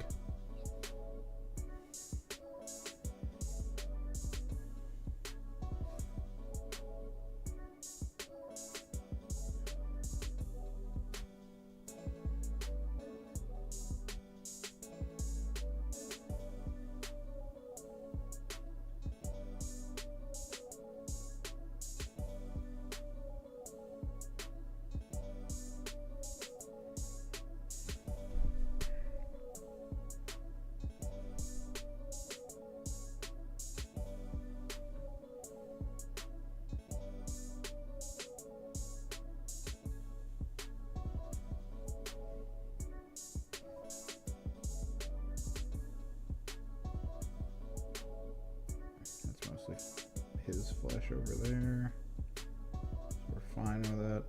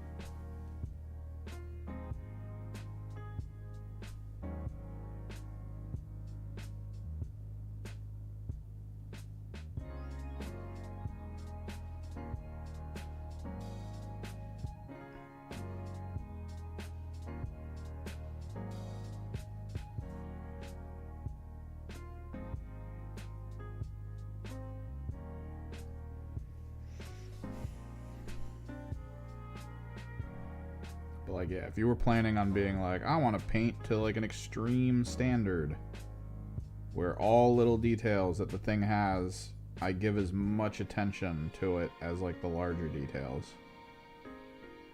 Yeah, the Death Guard are probably one of the worst if you're that kind of a painter.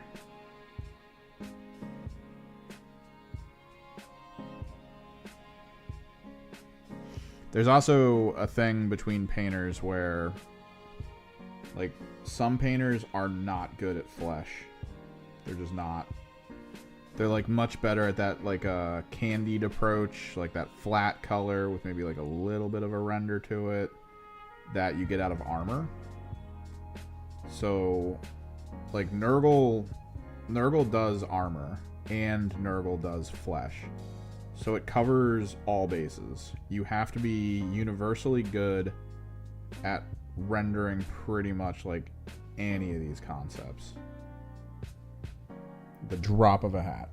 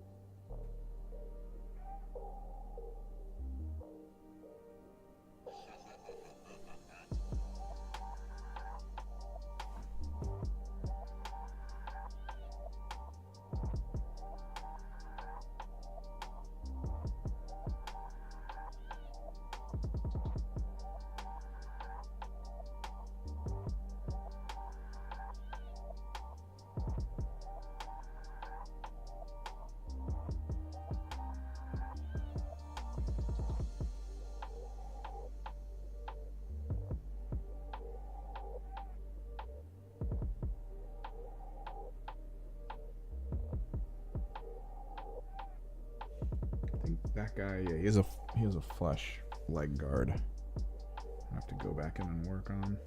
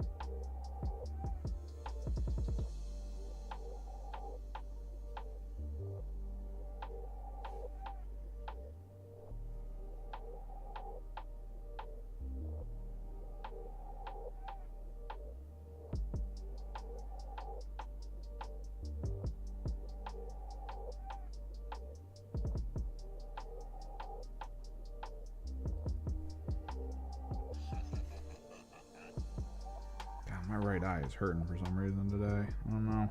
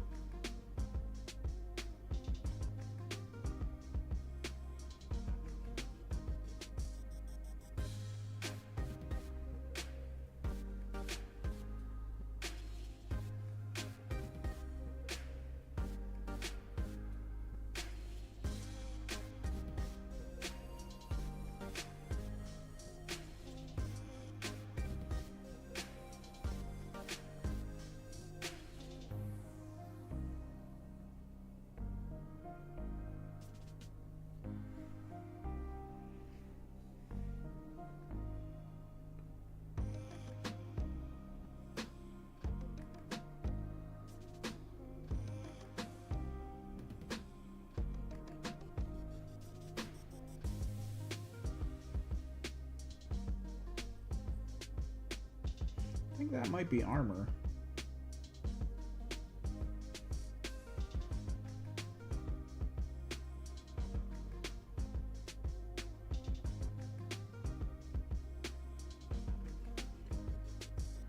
This is definitely cloth.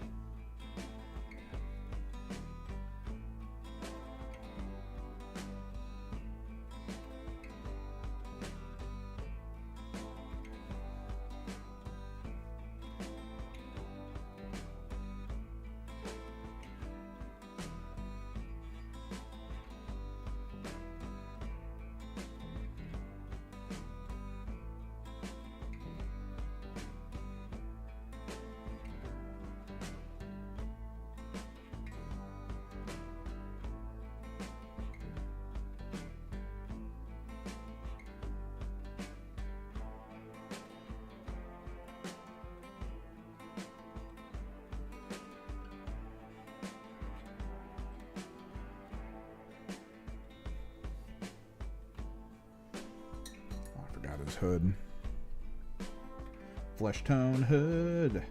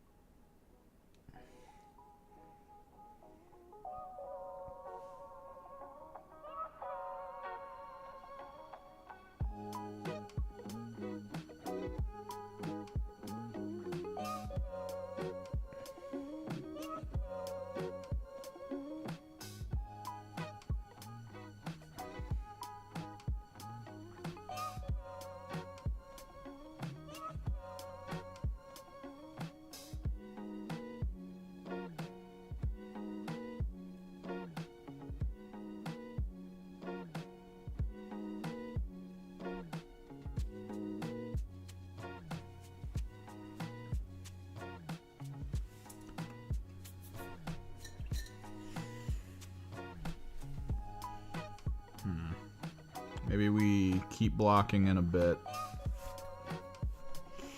We gotta get the warp block bronze down on the parts that I want it on. We also gotta get a gunmetal.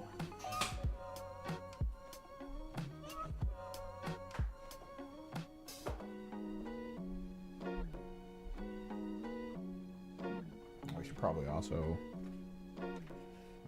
white block the stone that one of them's standing on. That way it'll work with the basing material we're gonna put down eventually. I can just work off of it.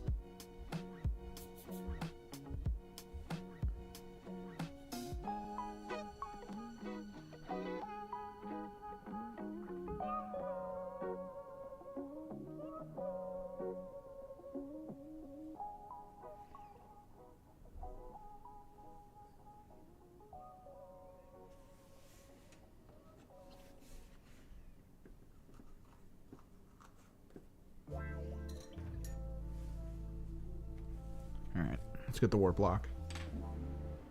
I had to dig through my paints and find stuff again.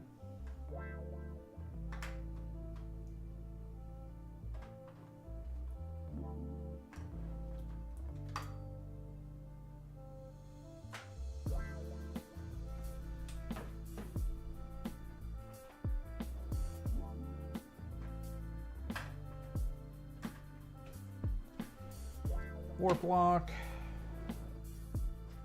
There's that bulk gun metal.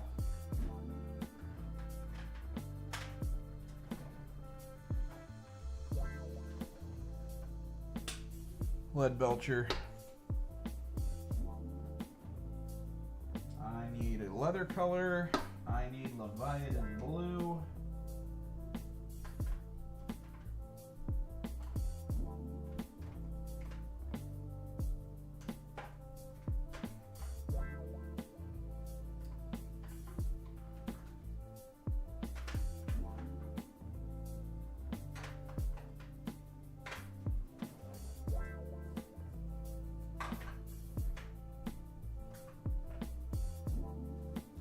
Goleman. If I can find my Reichland, that'd be great.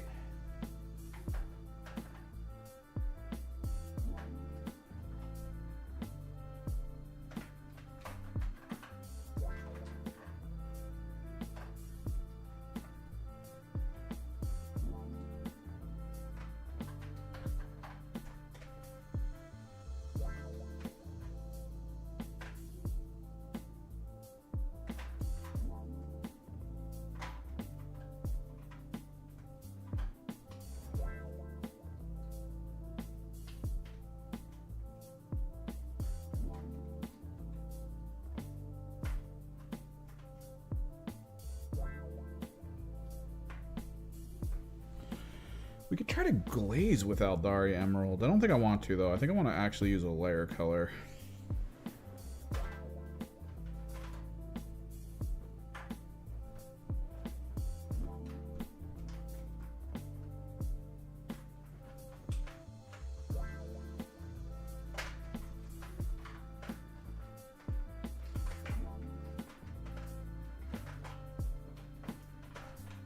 Moot green, definitely a must.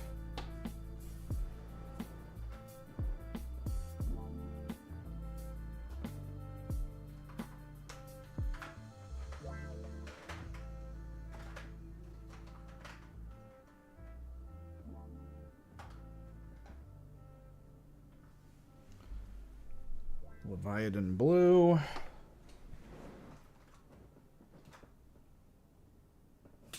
skeleton tone.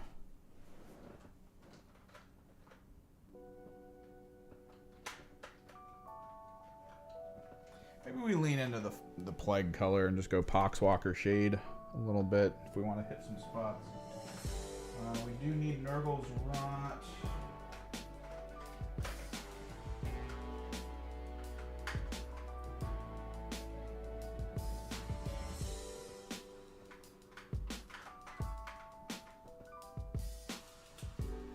And Typhus Corrosion.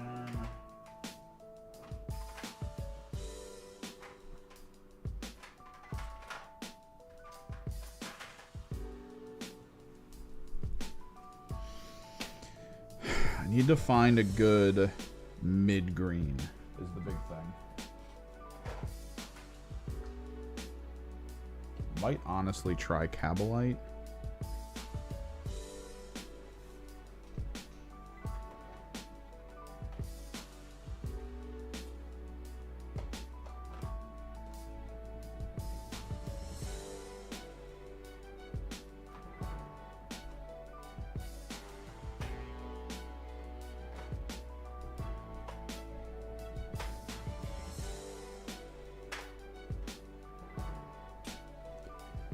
Cabalite or Angel? I think Angel Green might be better for where I'm going to try to start from.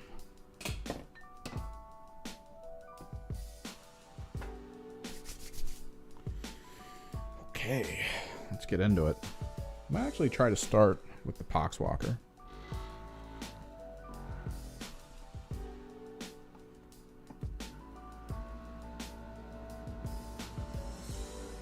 Vortex Mixer.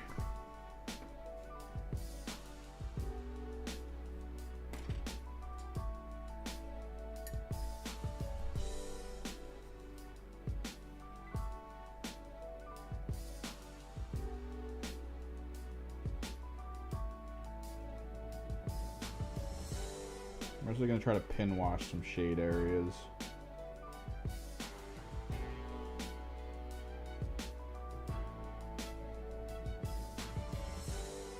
Particular on the flesh tone.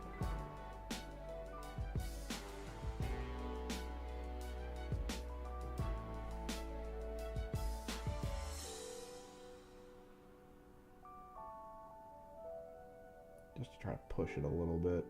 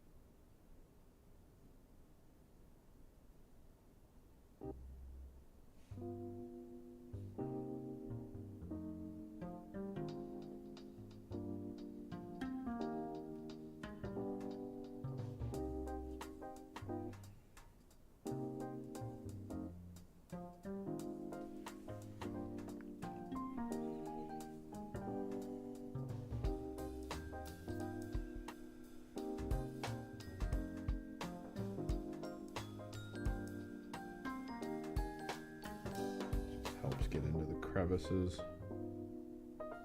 Reichland could also be good here, but I'll just lean into this.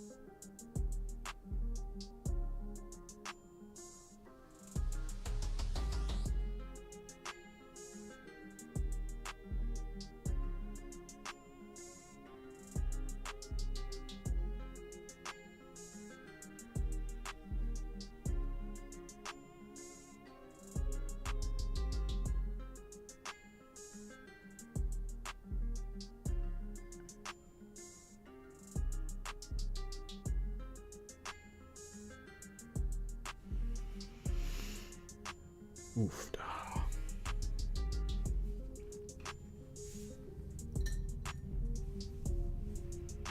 Let's get a little bit more flatting done. Specifically, I think we go into the Leviathan now. Jesus. My words. My words.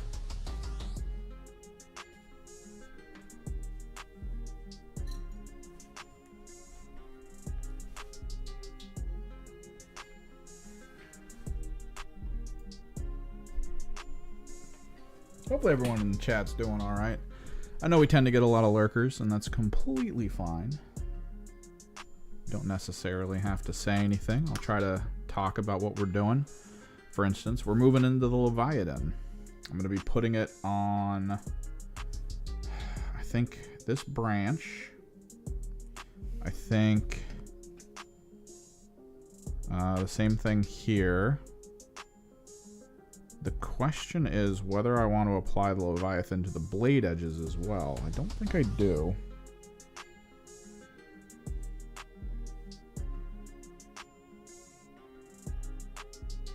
I really like Leviathan because depending on how much you apply,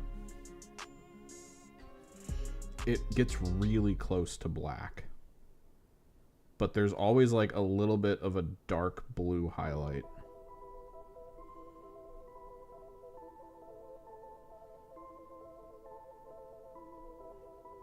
Which I think just kind of completes some of this stuff, man.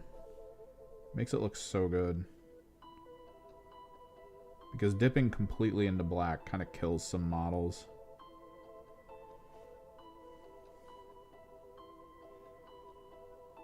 It's not that you shouldn't just be able to use black. I mean, obviously people use it a lot. You got Black Templars, Black Legion, and they just kind of go for it. But there's always, like, in my opinion, there's always a fun way to approach it. Where you try to give it like a little bit of a tint. Like maybe there's color exterior to it interacting with it. I'm gonna refresh my chat. I've had YouTube chat freeze on me a couple times. So I'm hoping that's not the case here, but maybe.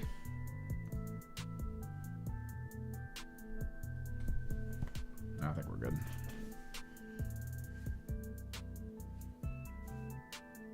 Like, I've gone into people's live stream chats and been like, hey, what's up? And then that's the message. Like, that's the last message. And I'm sitting there like, man, no one's talking anymore. What did I do?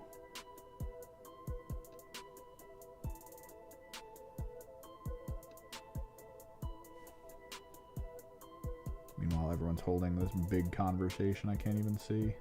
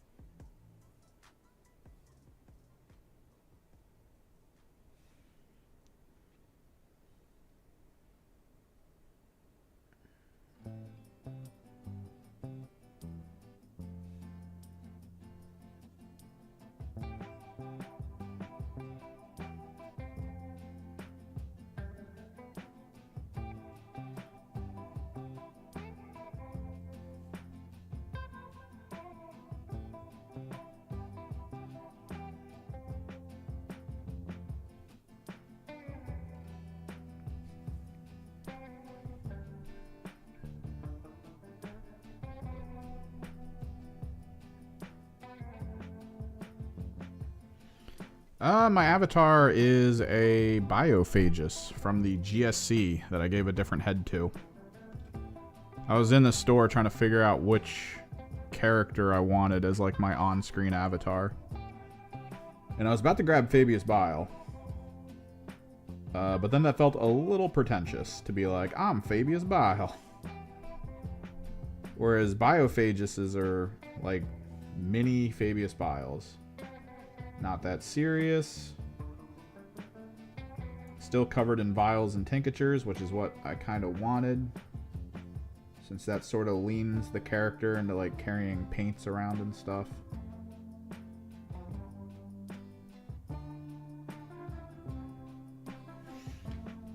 And then Greg is the little familiar he has in the box itself.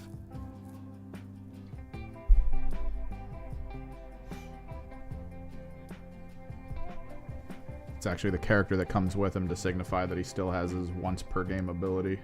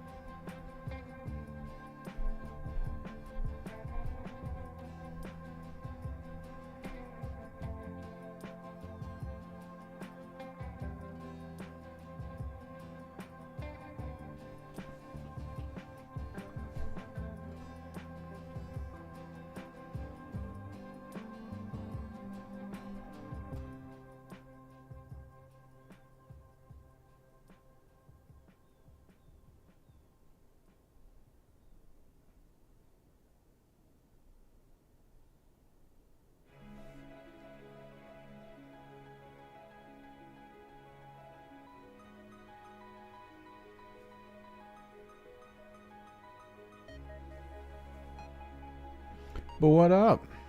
What you doing? And yeah, the co-op was fun. We got to readjust some stuff. It was a little too easy. Probably try to focus on an open map. And maybe put a little bit more like gunner stuff on field.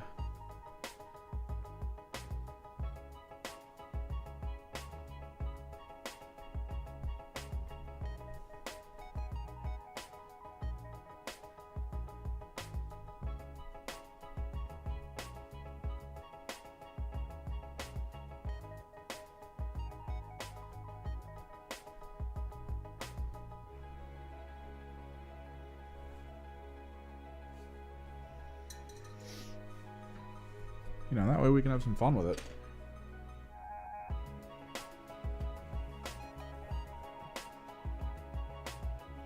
I mean, we made the right call. The early call during the stream for what we were going to do with the co-op stuff is the death ball, right? Like, that was the main thing. We just decided death ball. That's what we're doing.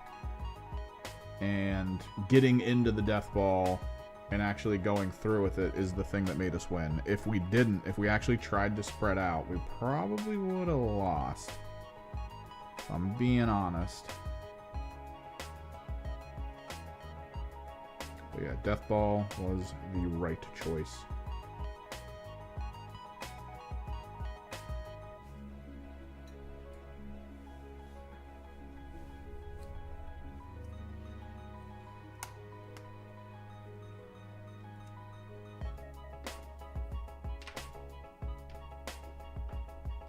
Let's get the warp lock on.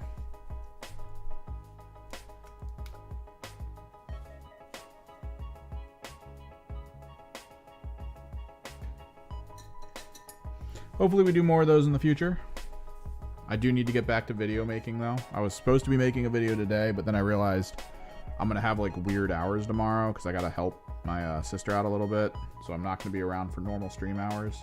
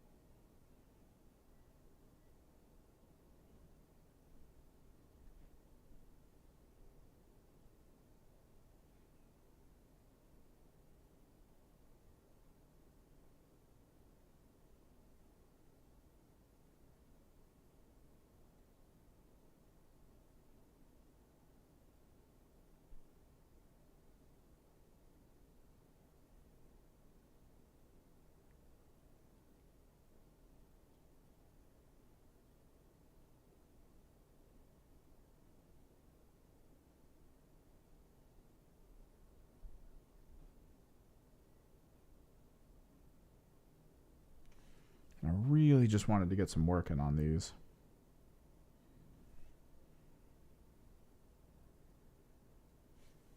That was the key goal here.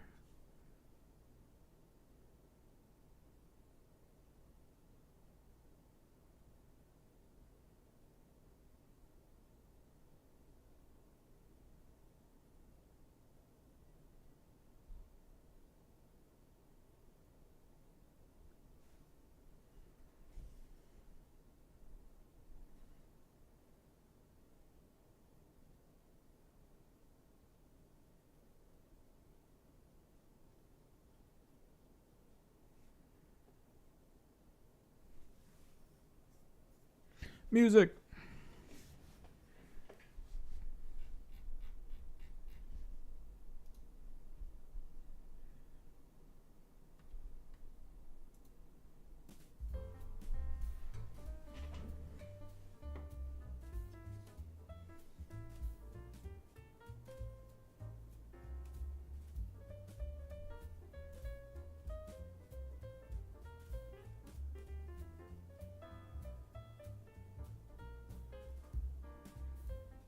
Sadly, the channel mostly seems to be growing from videos made and not so much streams.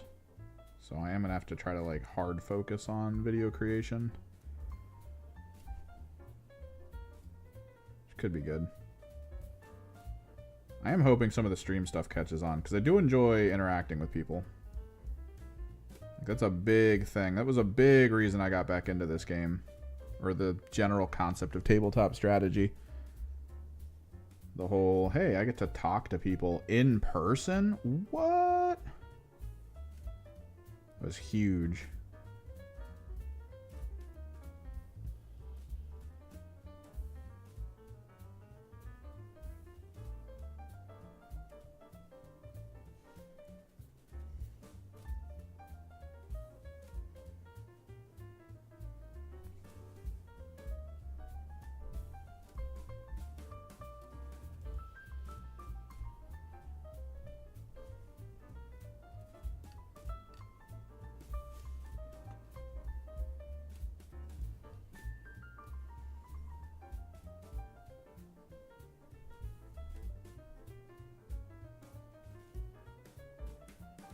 So doing the YouTube's great, but if I can find a way to ensure interaction with others, I think that's like primary. Well, thank you. Hopefully we got more coming. I'm going to try to talk about the Vet Guard soon. I've been scripting up something to go over my thoughts on co-op play and solo play, because I do think it's worth people who want to play solo and co-op to look into like what they can do to make the NPOs more interesting with like custom abilities and stuff pulled from other armies. Don't just leave them as they are.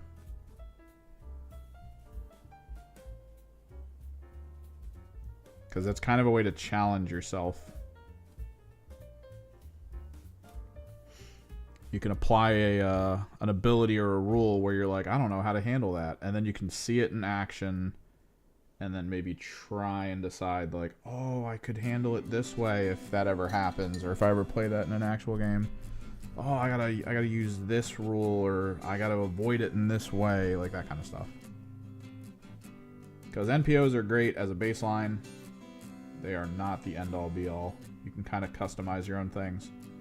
Speaking of which, the Discord, I actually put kind of like a basic card, like a basic card layout that people can use to make their own cards if they want.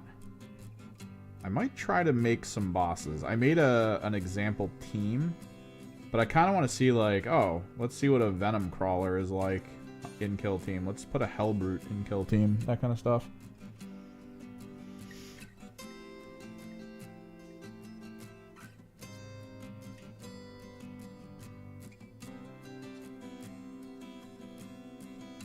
So you can try and pit a team against like a boss. Which would be really cool.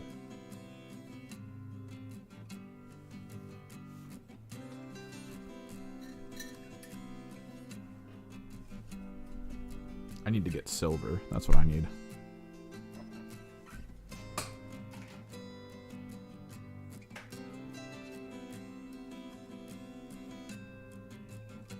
that in a minute. I have a plan. This thing has gemstones on it up here. I'm going to hit them with silver. I'm going to hit those with fluorescence, and then I'm going to put Ard coat over top of it to make it look like a gemstone.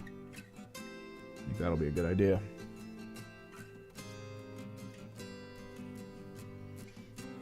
All right, let's get some bolt gun metal down. Some lead belcher.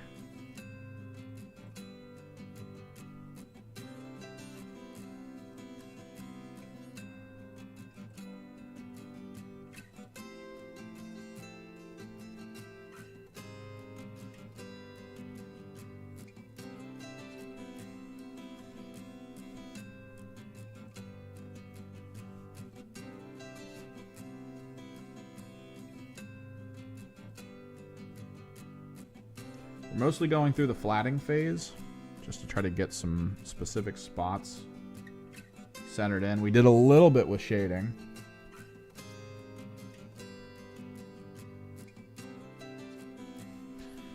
The issue with the Krieg kill team and all that, I don't know if they're going to do it, because that team's only around for a year. They're probably holding off until the Imperial Guard Codex drops, because the new Imperial Guard Codex focus is the Krieg.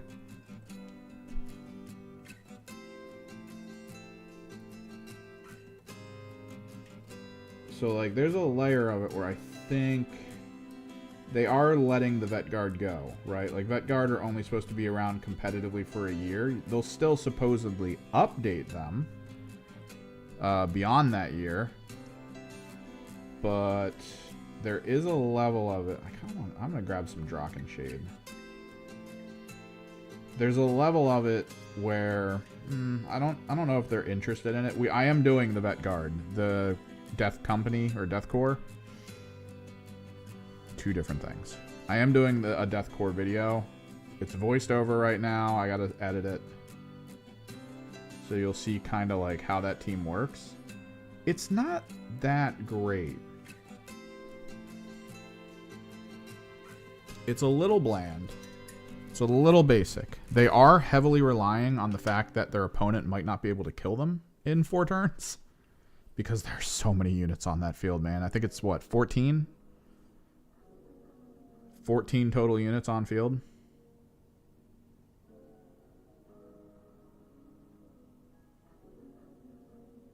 Which is incredible.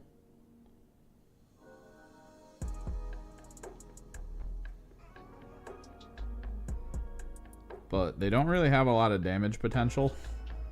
They're very susceptible to counterattack. The counteract ability. Their order system is a bit harder to use than the Kasserkin. Because Kasserkin orders just happen. They don't need distances.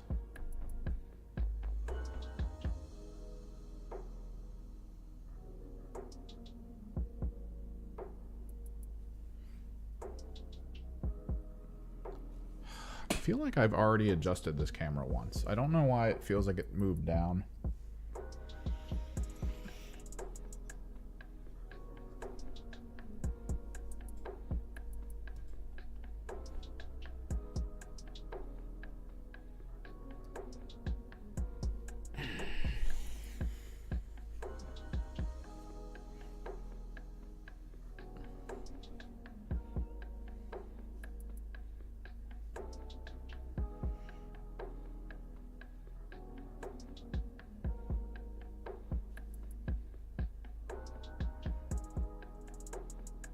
They are a really cool team, I think, for people who like that, but I don't know, man.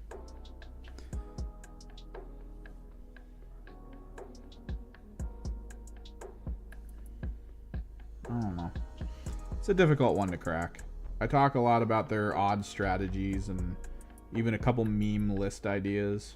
Because technically, even though they're 14 units, if you go mostly troopers, you only have 7 activations. I think you go a leader, a confidant, and then all troopers. And as long as the leader and the confidant are near each other, and the confidant always goes first, allowing the leader to then go right after, that team is just like, that's 14 people with 7 activations. Good luck. Good luck trying to counteract that.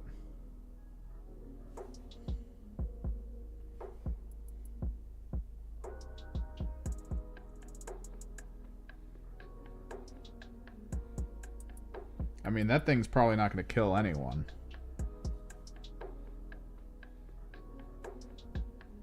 But maybe it doesn't have to. Maybe it can just go to points and then not die. Or at least not die enough.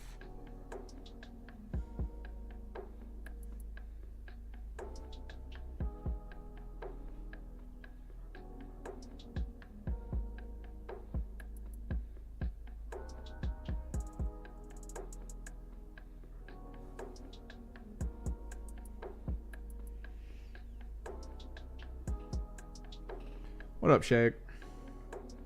Oh, thank you. These are great minis. Death Guard minis do most of the work, just from, or rather, Nurgle minis. Nurgle minis are like, if you know how to just generally paint, the Nurgle mini carries you. The amount of just ridiculous detail in a Nurgle mini makes them probably one of the easiest models to actually paint. Because, like, I'm barely putting an effort right now, and it's just the fact that there's all these details.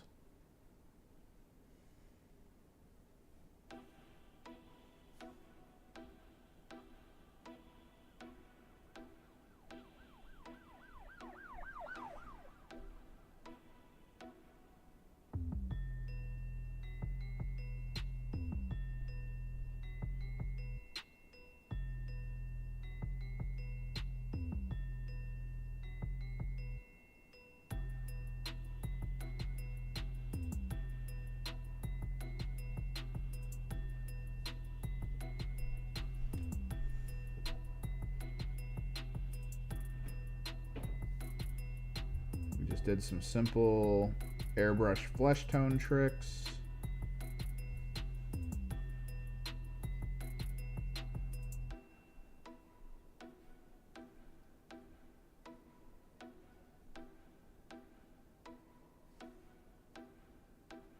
Bam, we're almost there.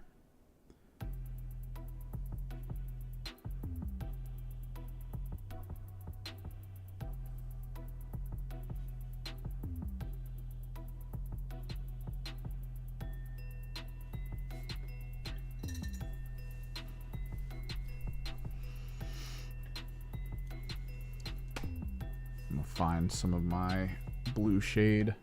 I think blue shade's going to be very key later on with all this silver, because we're just going to blue shade the silver.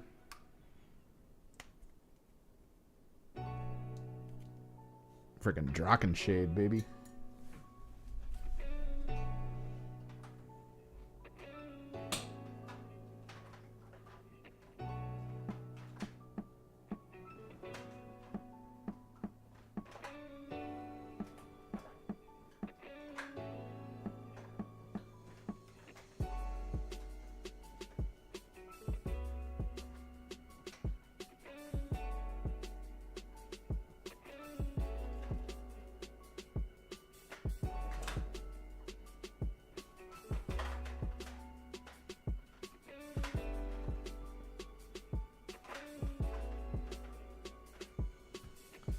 I'm a very big advocate of not using null and oil. Like Draken shade, pretty good. Any of these like colored darkening situations, I feel like they're just really good.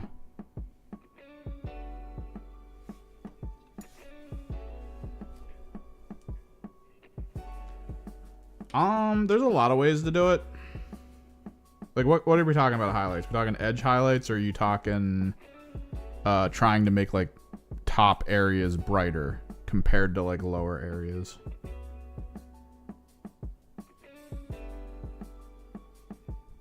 Because there's dry brush methods. If you're looking to, like, edge highlight in particular,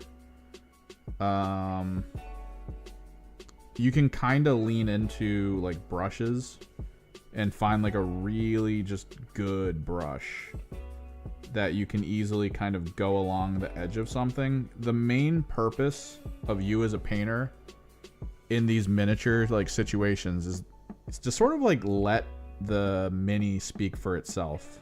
It's kind of a way I would put it. They're 3D, so you can actually utilize that element to your advantage. Whereas, like, if you were to draw a highlight, you would have to specifically track the whole way around. Whereas if you wanted to do an edge highlight, you could put some paint on the brush and then try to hit it from like an angle along the side to make sure that the brush is only really touching the edge you want to highlight. So a lot of it is about brush and brush placement to get the end game results you want.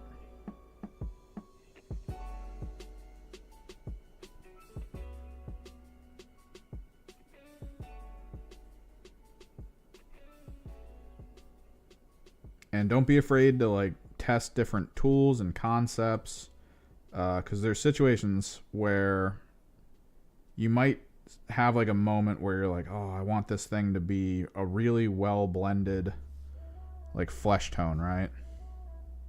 You want it to be like a really good well blended flesh tone. Now, yeah, you could start with like a base color and then work your way up with layers and layers and layers, or you can check and see how Guilliman flesh as a contrast paint or any other kind of flesh contrast looks on top of like white or something. I am using extremely cheap disposable miniature brushes that I found at a local art store. They are $6 for a large pack of brushes. Every single one I have purchased, I try to keep at least relatively clean with soap and water and all that. They usually last about a half a year. And they always seem to perform very well. They hold paint well.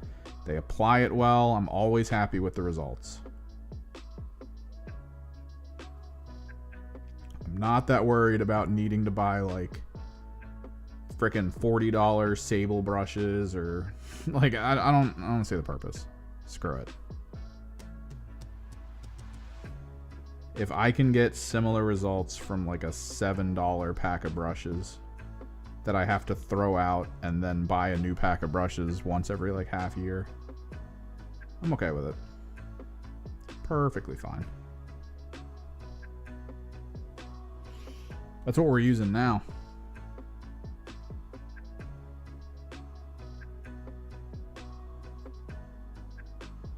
Like, this is just a super cheap brush. That's all it is. This is probably one I kept around from my last pack, because they do kind of like get a little bit bad. Like they kind of frizz out if you don't pay attention to them too much. And I kind of like that with certain dry brushing techniques, to have like a frizzy brush in certain like quick applications.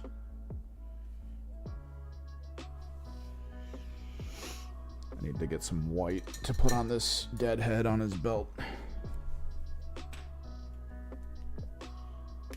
Completely forgot about the dead head.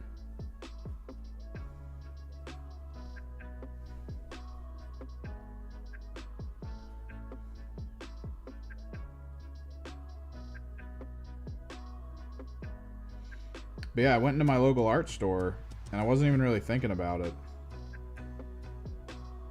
And I was just walking down one of the aisles and they had these packets of just mini brushes. And I was like, they're probably expensive. And then I saw the price and I was like, nope. Just bought like 4 bags of them.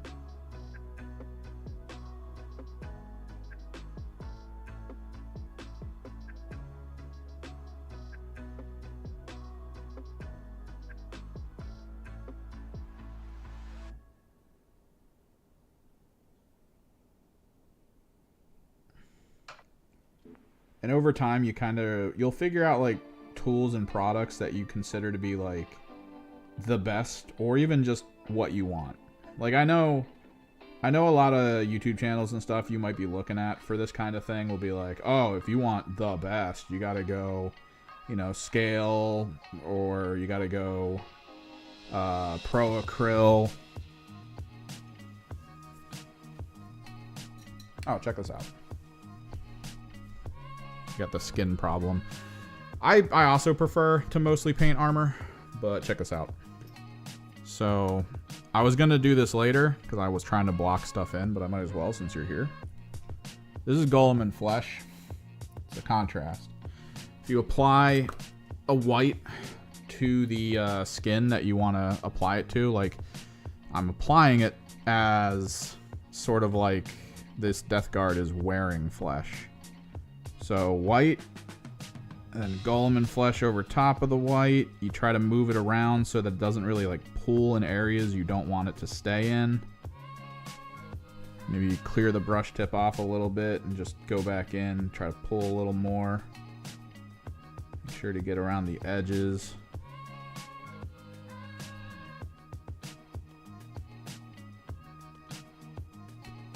Golem and Flesh contrast is sort of like a peach salmon with a little bit of like a brown pigment in it as it gets closer to dark areas and like pulls into the crevices and stuff. So you can kind of single application skin tone. You do need to be a little careful on allowing it to like have too much in an area because then it'll copy stain. But this is probably one of the quickest and easiest ways to at least start a flesh tone. And then what you can do, which maybe I'll do with this guy, if I can find it. Something I like about contrast paint isn't necessarily being like, oh, I've contrast painted and therefore it's done. Like, I don't have to apply more. You don't normally. You can just be like, yeah, it's fine. Like, if you're in a rush or if you just want to get, like, some basic stuff down and you're like, all right, yeah, it's cool, it's over. In painting, you can do stuff like underpainting, right? You don't have to basically call that what you've done is, like, it, right? So I usually apply contrast in the concept of underpainting, especially flesh tone. So like there's a bit of a flesh tone hood, but if I'm not done with it and I think to myself, oh, let's punch it up, let's make it gross. It's good to have some colors on hand that you would consider to be highlights, right? So since this is like Caucasian skin, Flayed One Flesh or Kislev Flesh would also be a good one. Oh, this needs to be mixed. Hang on. Ring. A lot of flesh tones usually need a good mixer because the pigment in it separates from the medium way too easily. That's why I got a vortex mixer. It's so good. There we go. Nice and milky. So then when you go back in, you can kind of like wet the brush a bit. Make sure the brush bristles are a little bit wet. Don't put a ton on. And then considering where light may land, just go back over it and just, you know, tap it on a little bit. Just bring up some of the peaks. Leave some of that weird like peach brown in the recesses.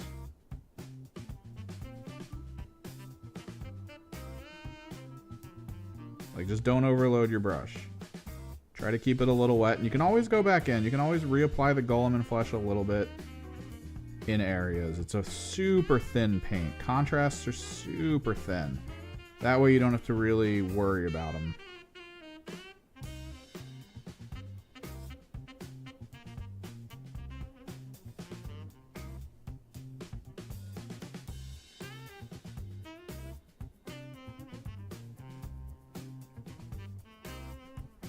Yeah, flesh tone hood. Love the skin you're in.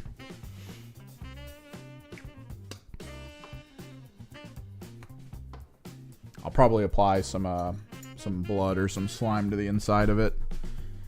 Really push the grossness. But you can do that, and a lot of the times when I paint like a ton of characters, if I want them to be like multi-ethnic, there's other systems. Like Fire Slayer flesh is a very dark brown flesh. You can do it the same way where you have the white as a baseline, and then you apply Fire Slayer, and it's like a very, very dark brown. And then you just have to find like a peak color you might want, like a brown peak color that you can go back in with like a thin brush and just hit like the cheeks, the forehead, the nose, stuff like that, to kind of pull it away from being too dark. Breathe some life back into it is basically the way I would consider that.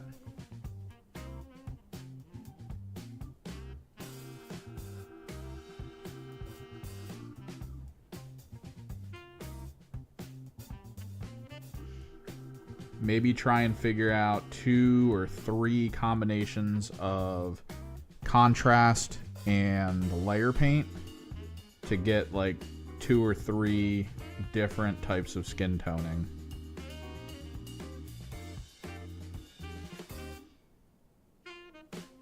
We can add some like variation and difference in your team.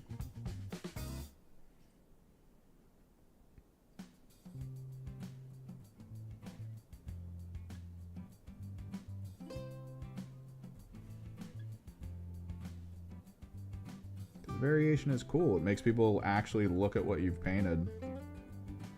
Everything's super uniform. I mean, they look at like one thing and they think they're done. They take that second glance and they're like, oh, cool, you did different stuff. They get in there, man. They take a look at all of it.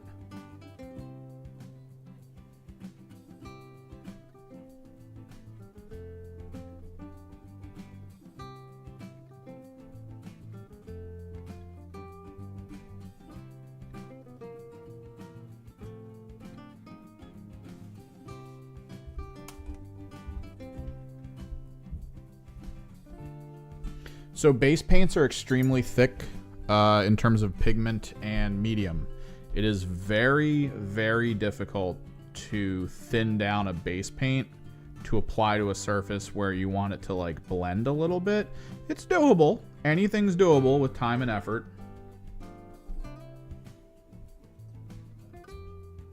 I gotta do more silver. But base paints basically go on thick. You need to be very careful with them. It will pretty much one coat, if not two coat, cover anything below it with whatever color it is. You won't notice what like was underneath it at all if you apply it. That's pretty much dead and gone to you. It's a good way to start some things. Like if you really want to start from like a yellow area rather than whatever you started in with whatever primer you applied, base coats are fine. But most people try to stay away from needing to base coat unless they absolutely have to.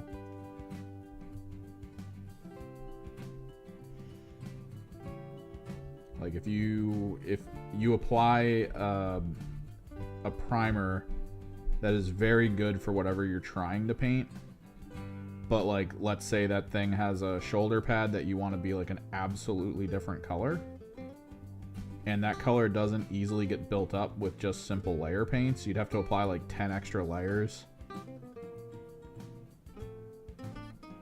But then there's a base paint that also works. Like, you'd probably want to apply the base paint. And again, out of the bottle, very thick, very high pigment. You can always apply medium, thin it down, turn it more into a layer paint, but it will take some time.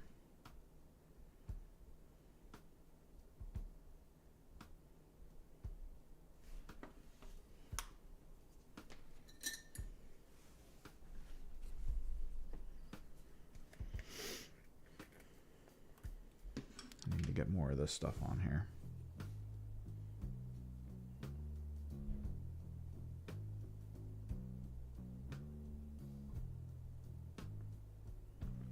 Alright, what other flats do we need? I don't think we need any more, right? We got the silver, we got the copper, we got the bronze. We got all the white where the flesh tone's gonna be. I think at this point we work on details. Yeah, I think we're into the details. We can start up, well, kind of. Snakebite's kind of a flat, because there's a bunch of strapping and stuff on these guys that we can apply snakebite to.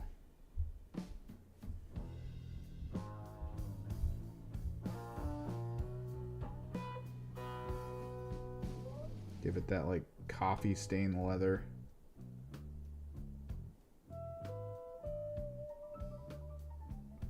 Looks so good.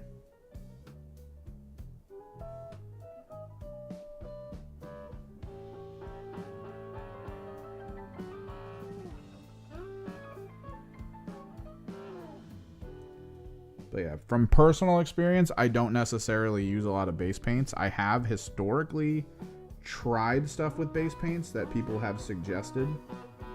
In particular, if you ever do like those yellow and black chevrons, like the caution chevrons, I was told like do Averland Sunset over the surface. That way it's a flat yellow.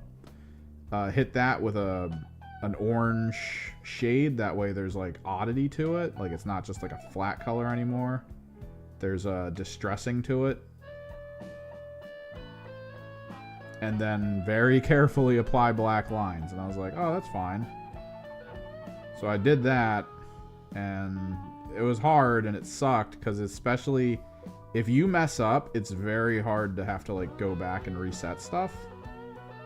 You sort of have to like go back to the yellows, the start. But I've seen some really cool and interesting concepts involving just starting white, painting black, and then using yellow contrast. And there you go. Once you get the black and white to look how you want the chevrons to be, you just hit it with yellow contrast. The yellow contrast fills the white.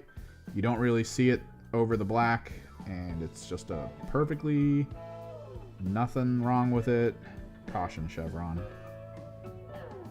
Which also means you can do cool alternative chevrons too. Like you could do black and red, black and light blue. Like you can do some cool stuff.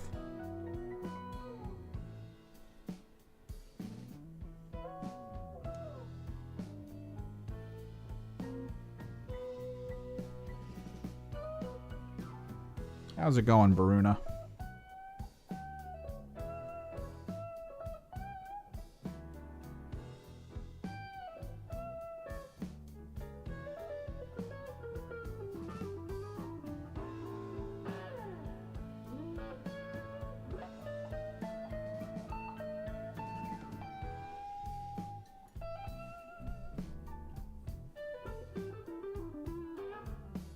You guys can hear me, right? Not some weird YouTube thing going on where my audio's not coming through.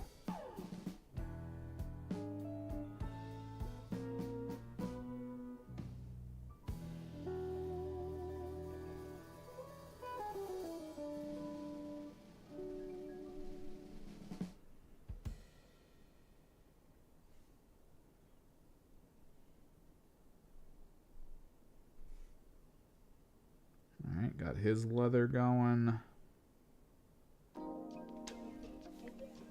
We need to flat silver that. Oh, okay, good. All good. Let's get the leather strapping on this guy if there is any. Which I'm not seeing.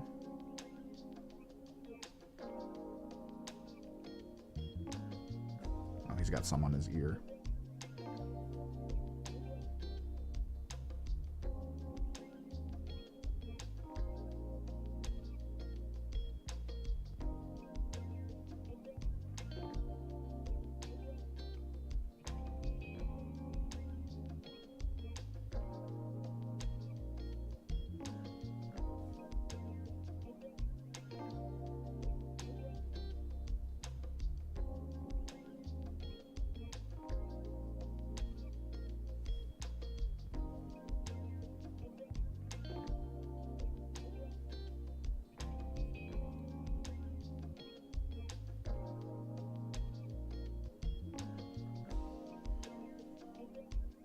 Let's do the Drachenshade on all the silver. Give it a little bit of a drop back into some darker toning. Love me some Drakensshade. Drakensshade, Druchii Purple. Great. Poxwalker, lesser extent, but those are some of my favorite shades. I have Null and Oil. Try not to use it, because I think it's mediocre at best. Because, like, you hit this with, like, Draken, or, yeah, we're doing Draken here. The shadows just become cool. Like a cold temperature. Whereas Null and Oil is just like, oh yeah, it's just black. Like, there's nothing else going on. It's just like, yeah, your shadows are just black now. Okay. No more color play.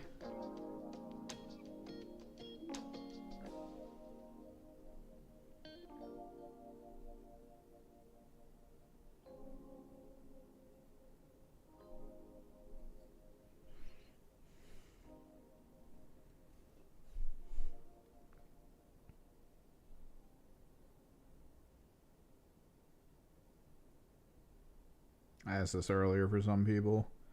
You guys got Halloween plans? Anything fun?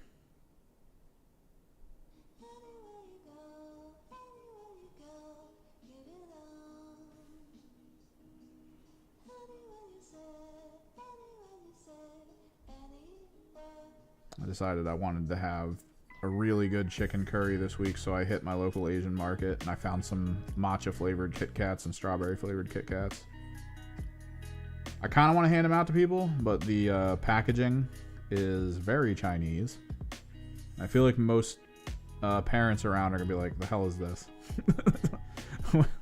what is this? What's my kid trying to eat? Okay. I'll probably be around. I kind of want to try to finish these guys completely today. I have time. Get this Drakensshade on. Look at that.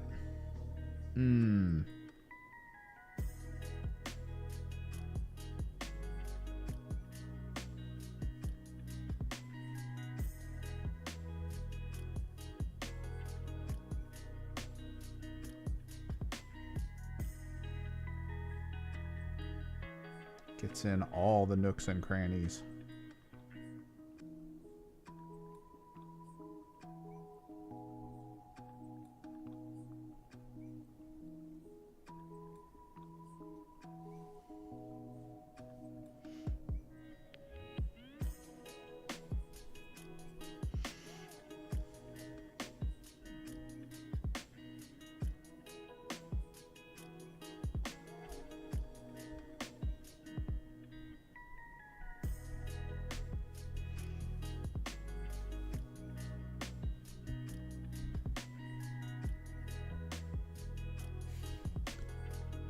My sister has an inflatable dinosaur costume.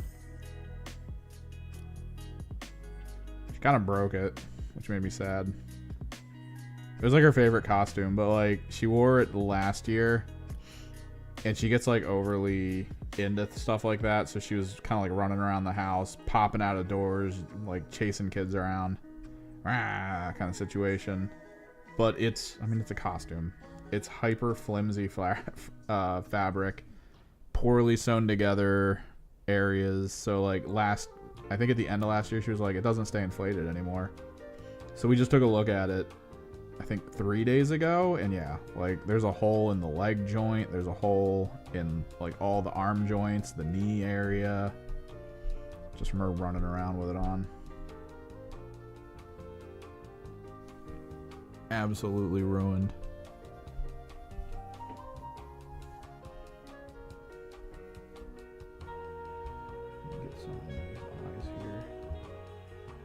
Have like darkened eye holes before we go into it with the green. Trying to layer paint some green onto the copper.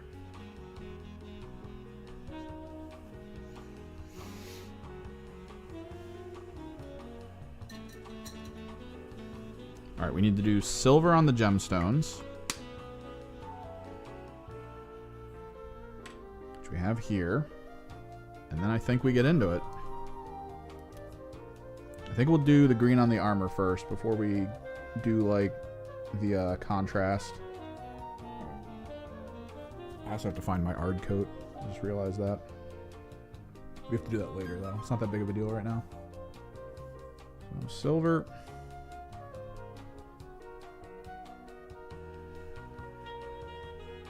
This is a trick with gemstones that I actually really like. Well, these aren't really gemstones. They look like metal plates. Do we want to do something to them? I mean, if they're metal plates, maybe pulling them in the silver direction is still a good idea.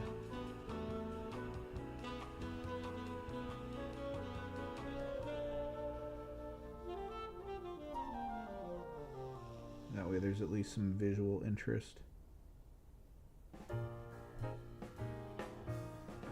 And maybe hit it with like Poxwalker shade later. Dull it down a little bit. Push it towards like a green-blue.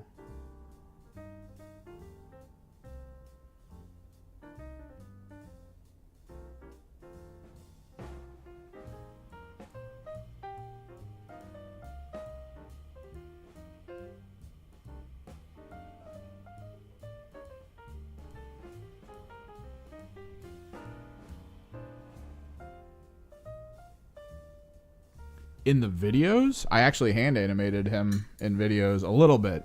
It's mostly about the head being hand animated with the eyes blinking. And then the character itself, I don't know if you're familiar, like age ranges in this group, I don't know.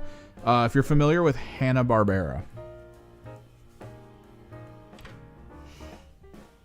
Not a lot of people probably familiar with Hanna-Barbera as a concept. Yeah, let's start doing the green.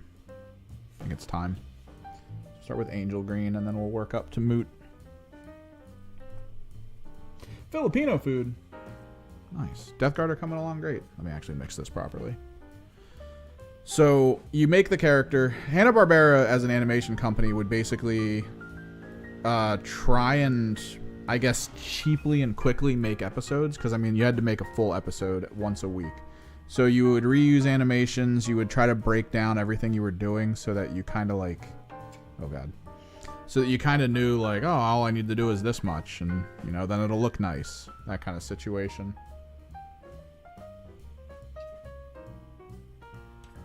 So we gotta be kind of dry brushy with this. Even if it works, some of these greens aren't that great.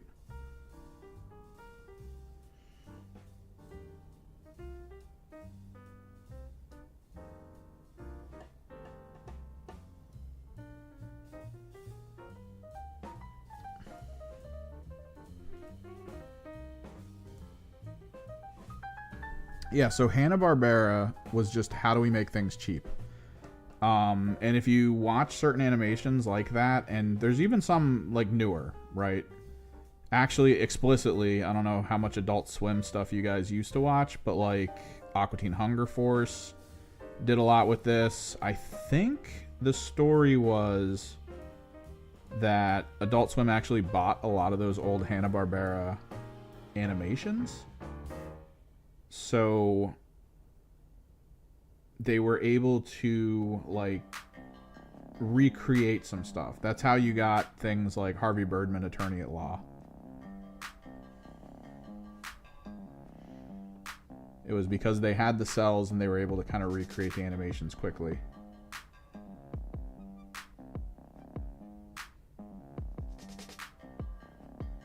And that was the same general idea and gist with my character. Like I've kind of split everything down into like, oh, well, if I need him to move around in a specific scene, maybe I make the background. I've already got the pre-animated character and I can just have him moving around on top of it. It's all just layers. I am not getting the new starter set. I might get the Angels of Death box if it comes out separate, because I do think I want Justian to apply to my Angels of Death kill team, but I'm not super sure.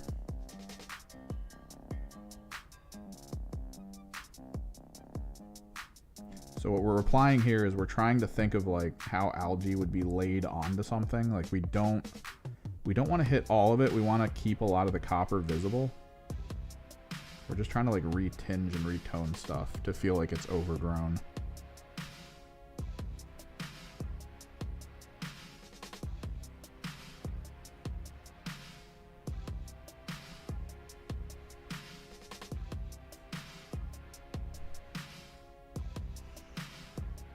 But that's kind of my approach. It's just very basic animation. It's not even that crazy. It does take a lot of time though. Well, relatively a lot of time. I'd much rather not have to keep doing it, which is why you'll see a lot of videos have similar scenes, like him walking down the hallway, one way or the other. It's just little tricks, I guess, here and there that I apply to try to keep it always feeling at least a little fresh.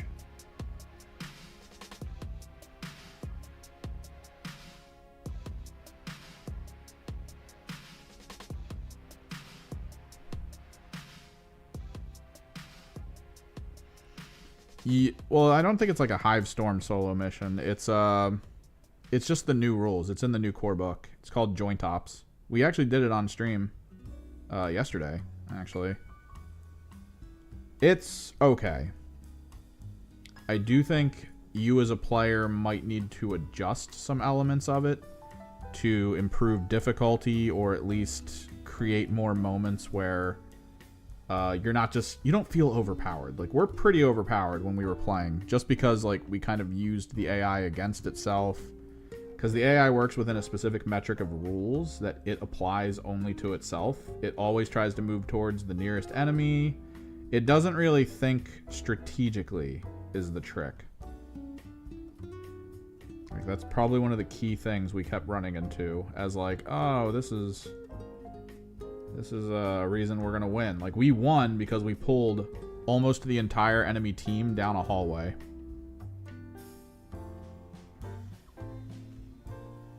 And that hallway was kind of behind us, and then we started looping around so that we would be basically consistently chased. Was kind of how it worked out. And if we were being consistently chased by melee units, we would never suffer from getting attacked, and we could complete the mission because there was nothing stopping us from getting to the points to then activate objectives. Like, absolutely nothing stopping us.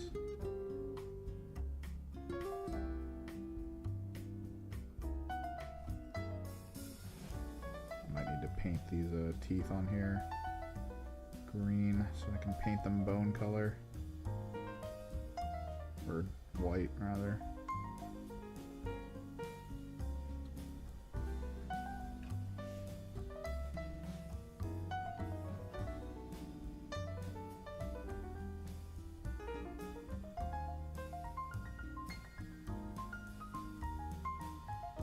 The starter box sounds good. MDF board, like the MDF terrain, solid.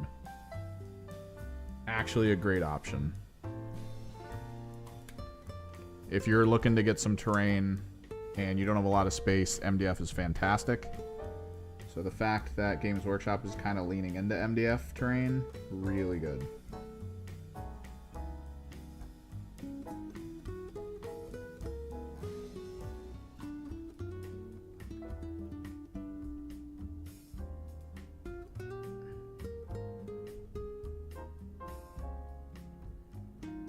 Teams are pretty good, at least the baseline of them, because those are mostly the models you will use in an Angels of Death team.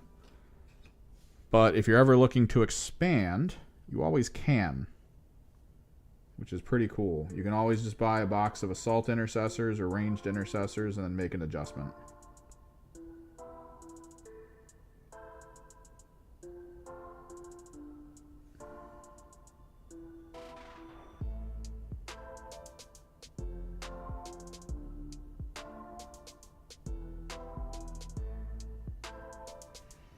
And then we'll have to see what happens with Nurgle if they add more units of options.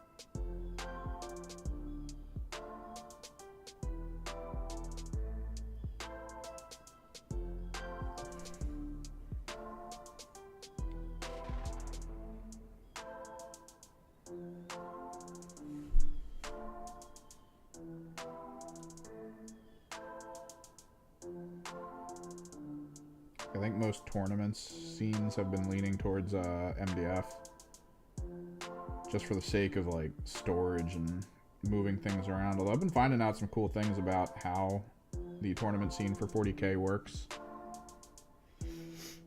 The whole idea of there's like companies that live on the coasts that just have like massive collections of tabletop wargaming terrain.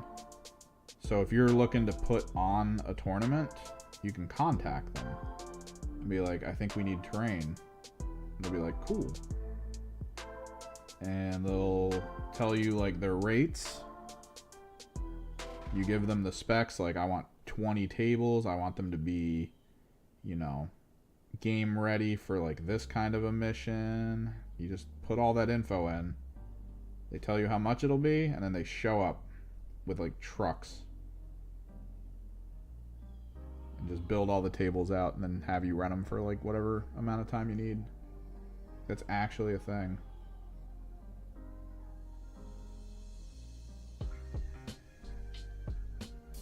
It's like a service.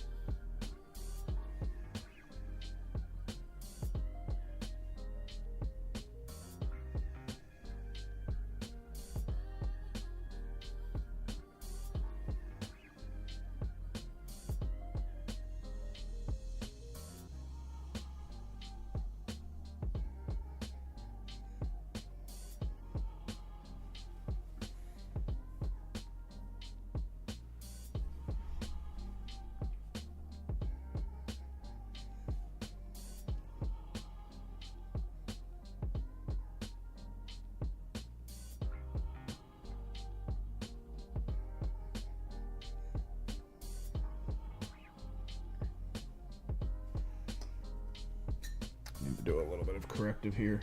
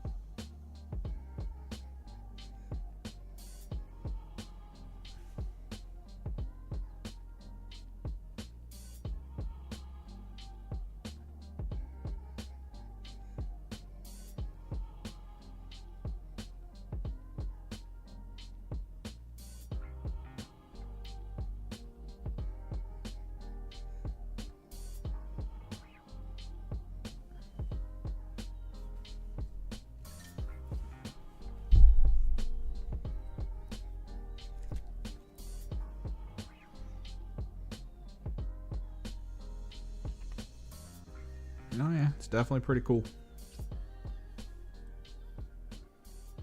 Don't know how lucrative it is, but it's pretty cool. We don't really have it here locally, because locally speaking to me, like there's actually a really big scene for tabletop strategy games. So most of the stores I've been to just all have kind of their own setups, their own amount of terrain that they use.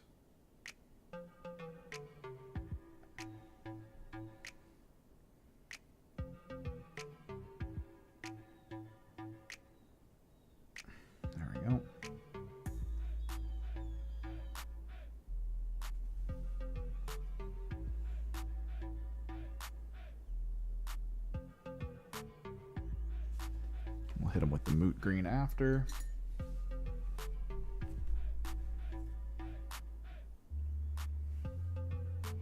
This one's going to need a lot more.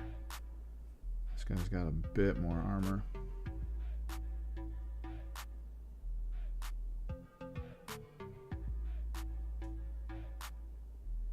And you kind of have to think of this like you're approaching it with an airbrush. Like, where would the green be if I was hitting it from certain zenithal angles?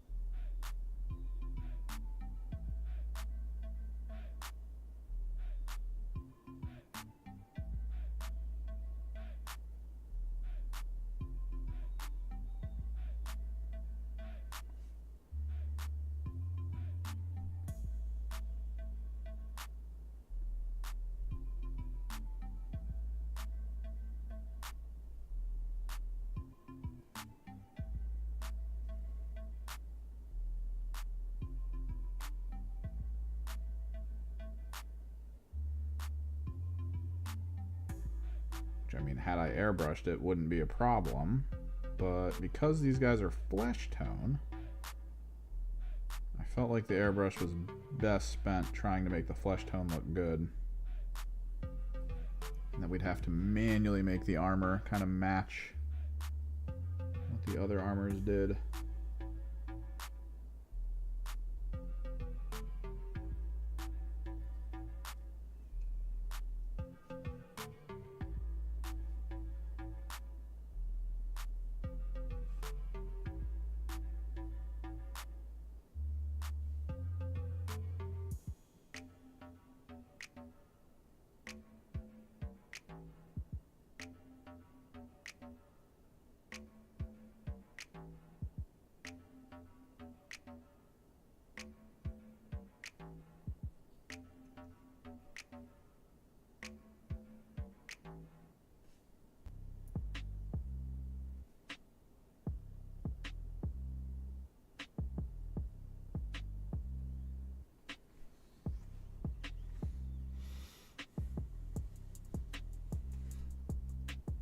Oh yeah, it's always good to bring your own terrain. Even the Warhammer store near me is like, look, we'll have terrain, but we highly suggest you bring your own if it might be a day where there's just a ton of people. And yeah, like I've been there before where I show up for a game, but the person I'm going to play shows up like late.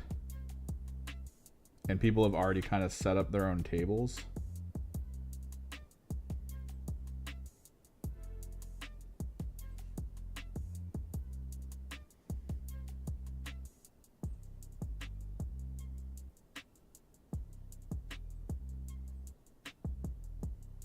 And they've basically just like stolen all of the terrain. And then your person gets there like 10 minutes after. And you're just like, I guess we got to play.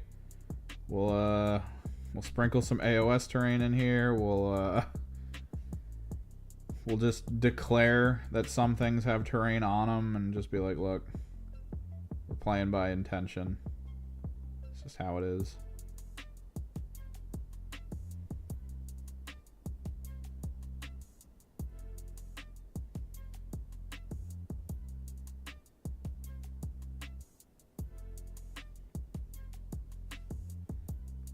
Always good to try to bring your own.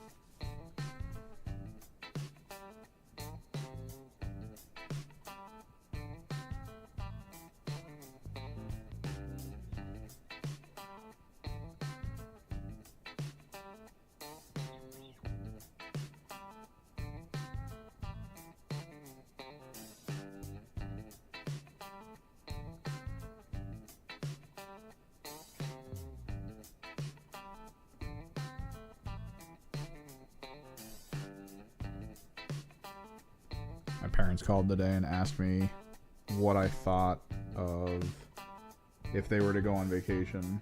Like, how would I deal with the dog? Like, their dog. Their dog's kind of a trauma patient. Like, he's kind of like a psych ward dog. He's very scared of a lot of things.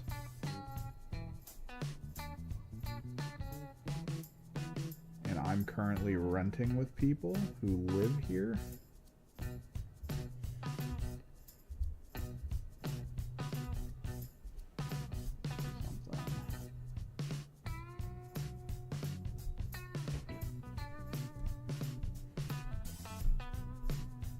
So I was like, I have no clue.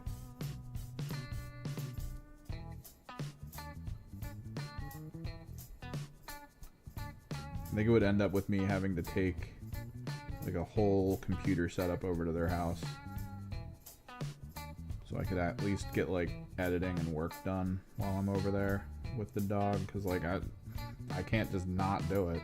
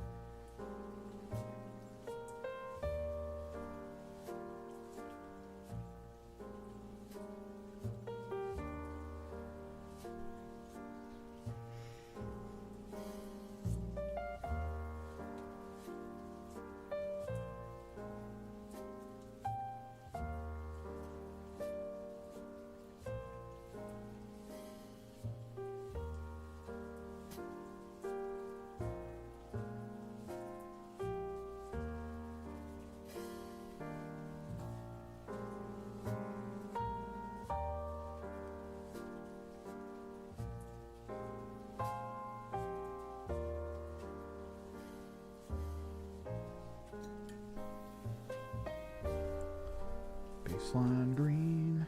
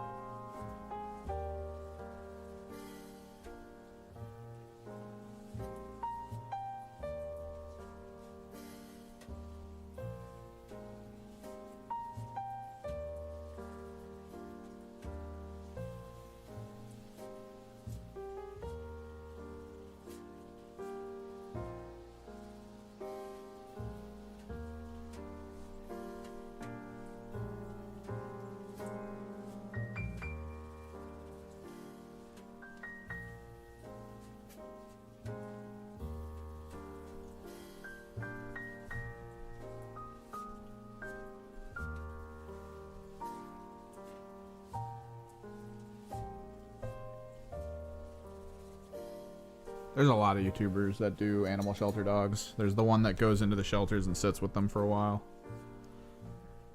Tries to get them to like open up or maybe see what they're gonna do. Help them out a little bit.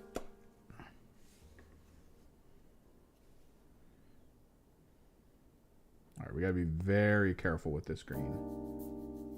Very specific spots.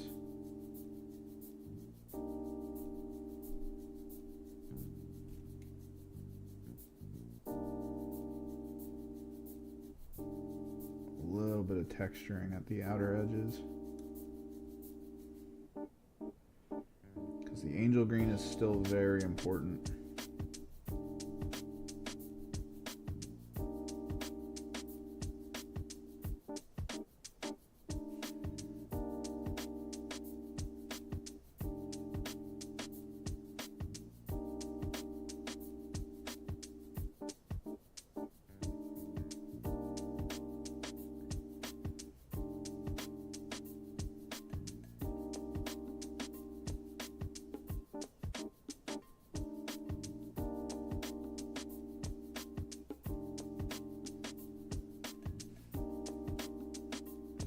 mostly try to run it by texture.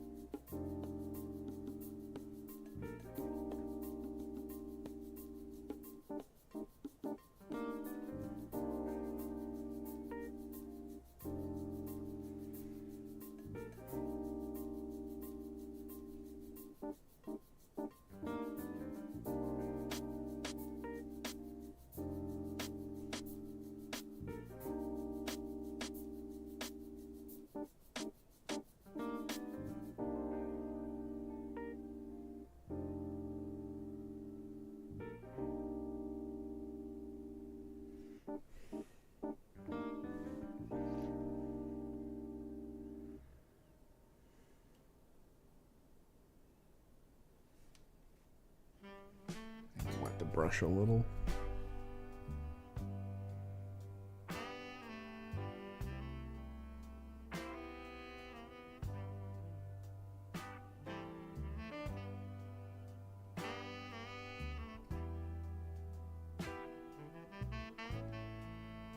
Trick you'll see some painters do while they're painting is to touch their finger or thumbnail, or just a fingernail, with the brush while they're painting. It's kind of an attempt to pull pigment off the brush to maybe lighten it up a bit.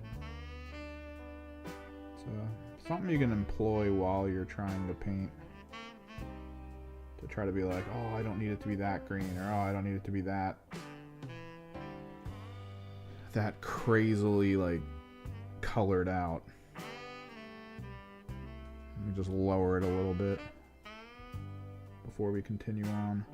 It's also kind of a good practice to start painting in an area where you're like, yeah, that's going to be like the most green possible. Phone call.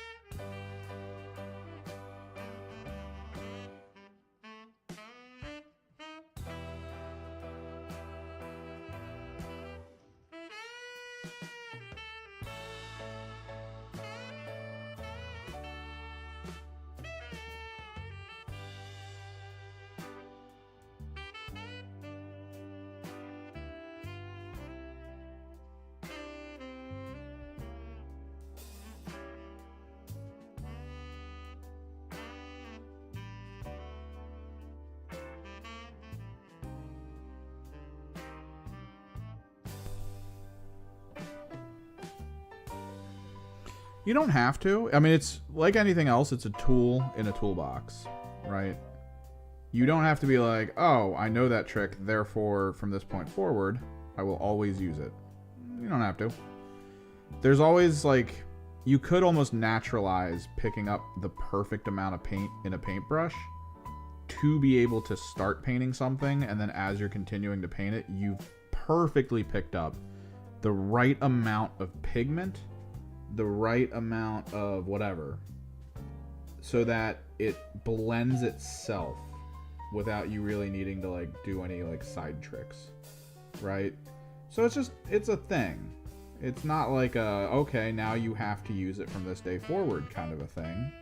It's just a thing. No requirement.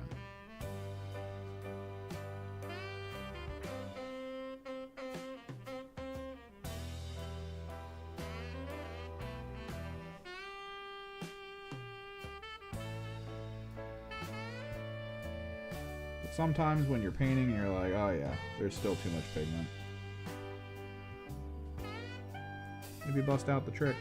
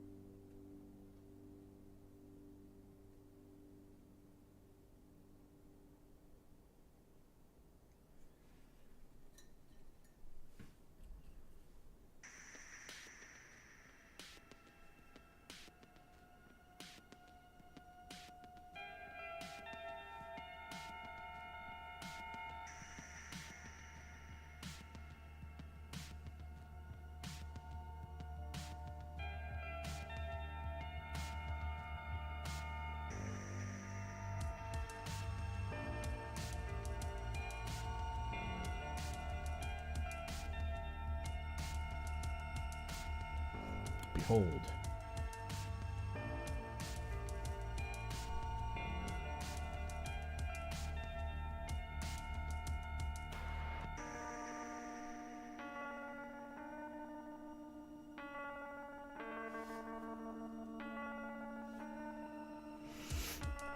What we're doing here, AU, is we know what the Death Guard have in that box.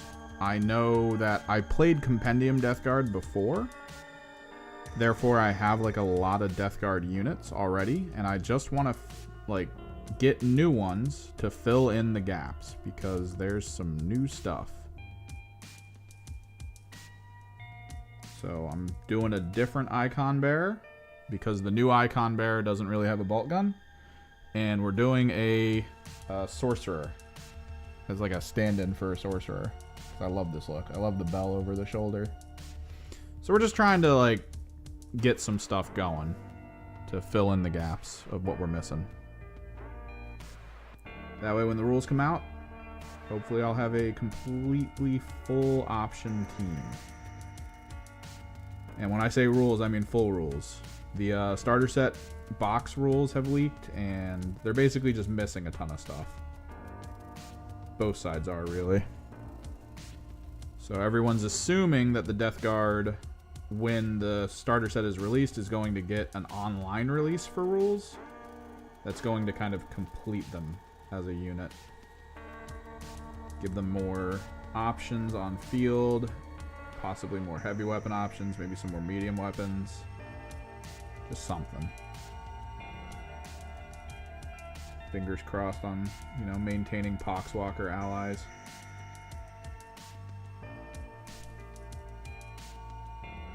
These are from the Blight Kings.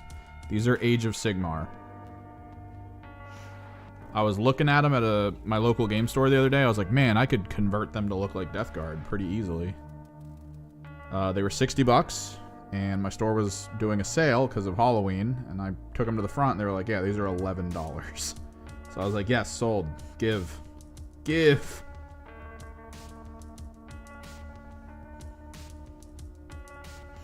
So we've done some minor Death Guard conversions because we did have some parts lying around from our Death Guard kill team construction days.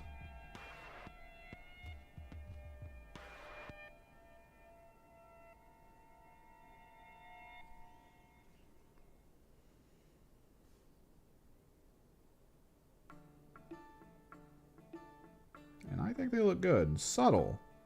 I didn't go crazy with the conversions.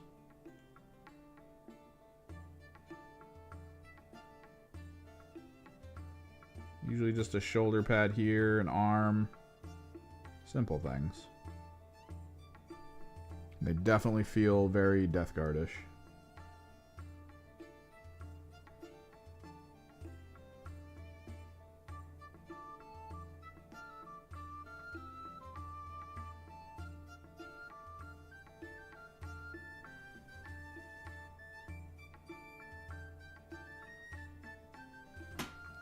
No, as long as you maintain the base size, which all bases for the Death Guard team, as far as we can tell, is 32. So, these come as 40s, but I had 32s lying around. And their silhouettes are about the same, so there shouldn't be too much of an issue. I don't think too many people could point at them and be like, "Oh, you're modeling for, you know, advantage." No, really not. Actually, this guy with his bell might be a bit bigger than the sorcerer that they show from the Heroes box. So, you know, there's that.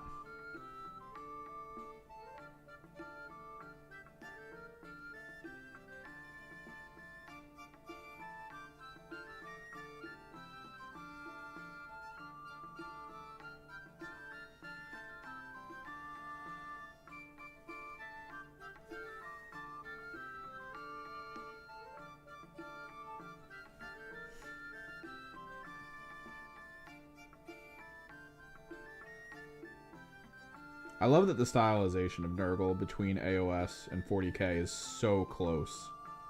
It's genuinely so close between each other that you could easily just mix and match models.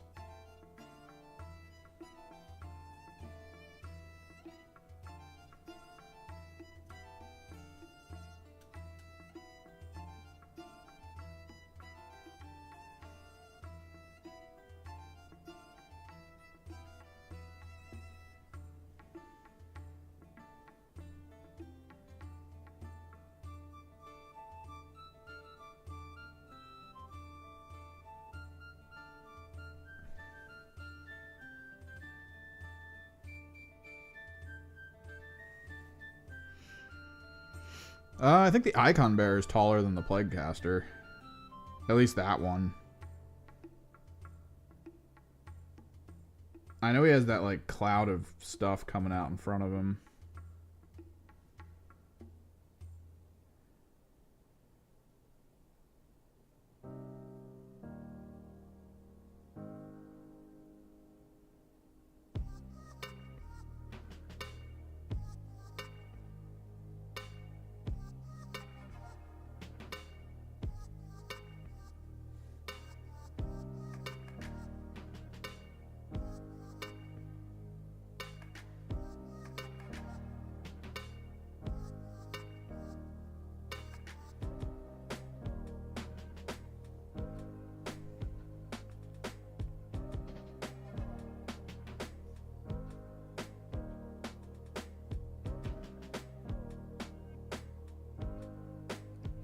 Wet my brush.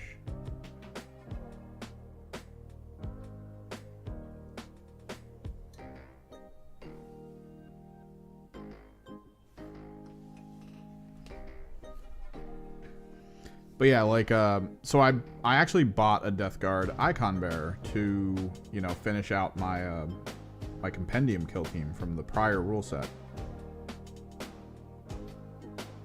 So when they showed off the models, I was like, all right, yeah, I mean, I've got all that. Apparently, according to the starter set rules, and I mean, there might be options in the full release, we don't know yet. The Icon Bearer is supposed to have a bolt pistol and a knife. The one that comes with the actual Death Guard, like the ones you purchase that isn't a Heroes, comes with a bolt gun. So, I mean, you could probably get away with it and just be like, yeah, I mean, he's still the guy, right? Like, you don't have to worry about it that much. Meanwhile, I'm over here building a Blight King Sorcerer. And I'm looking at the box and I'm seeing an Icon Bearer that has a sword. And I'm like, yeah, we're doing that. I'm getting 2 models out of this box for my kill team, at the very least.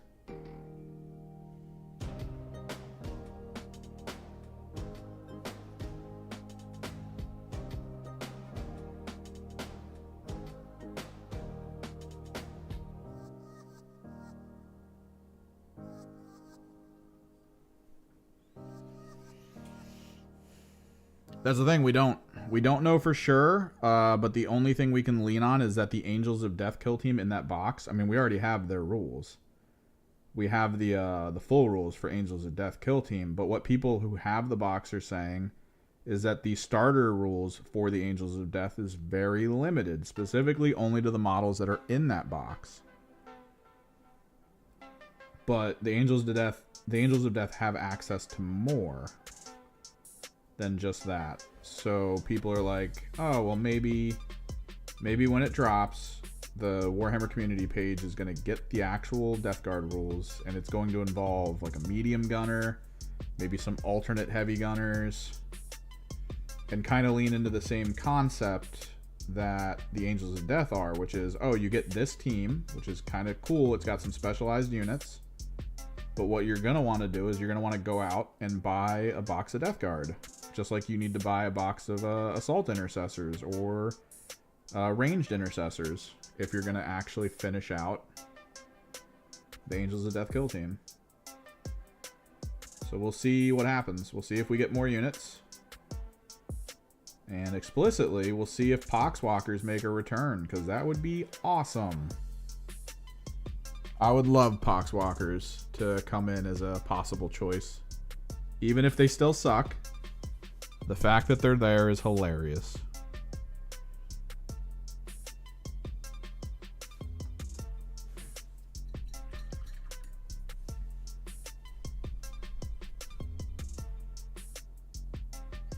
Especially if you look at the team, right? So they have really cool rules. Most of their weapons have severe, specifically their melee weapons, which is not common.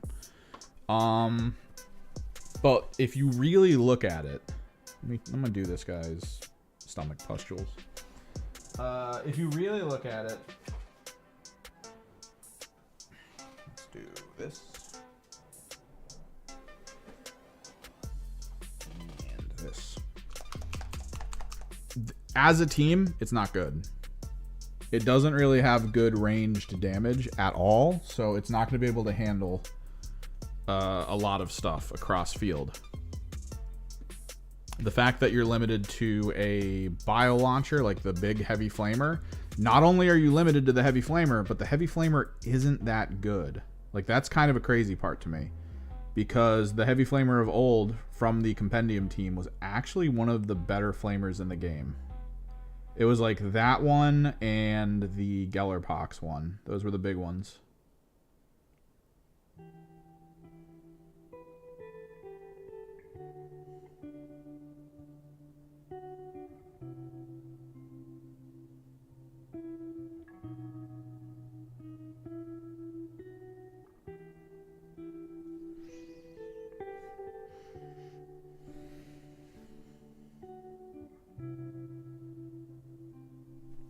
Music? No, music's still going.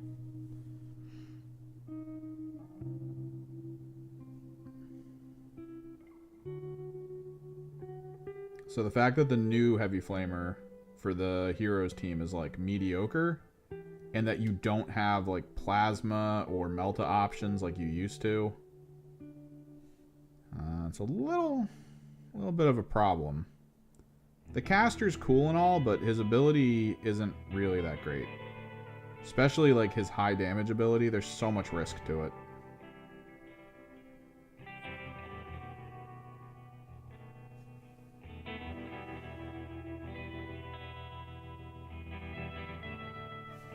Yeah, their movement was down. Which, I mean, maybe it'll go back down again. I could see it getting reduced to 5. I think Hearthkin level movement is still viable as like a team thing, especially one that's durable, kind of like how the Hearthkin are.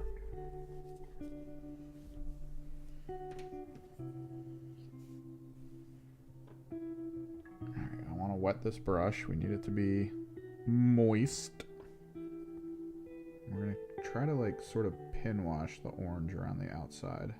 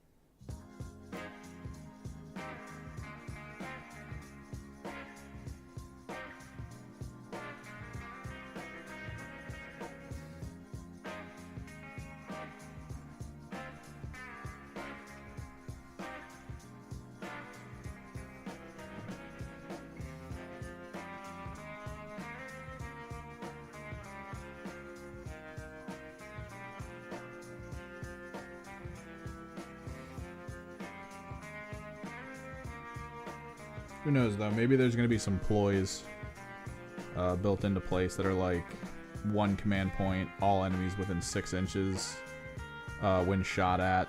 The gun that they're firing has like Pierce 1. If that's the case, then yeah, throw it out the window. Getting an aura of Pierce 1 around these types of units with those types of weapons, perfectly fine. Very manageable.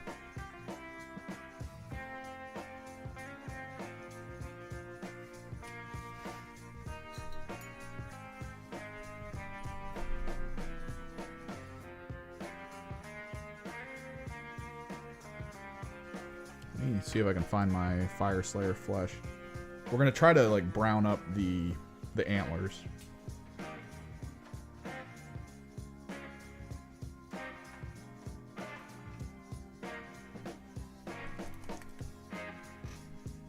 So we'll do the standard antler color, and then we'll go back over on the tips with like some Fire Slayer.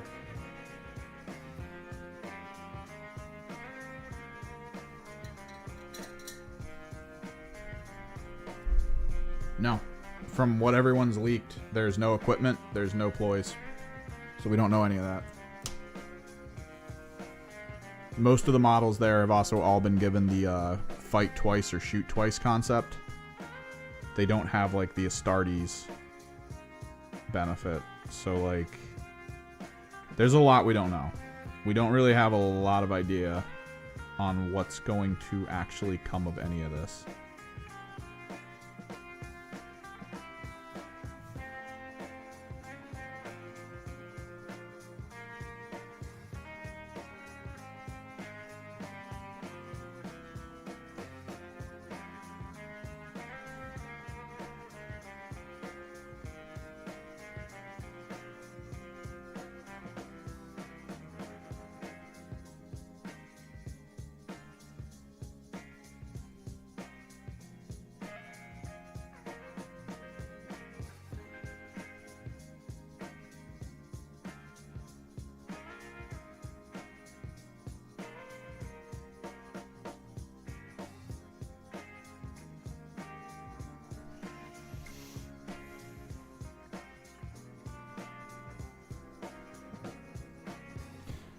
It's kind of the same way with the old starter set.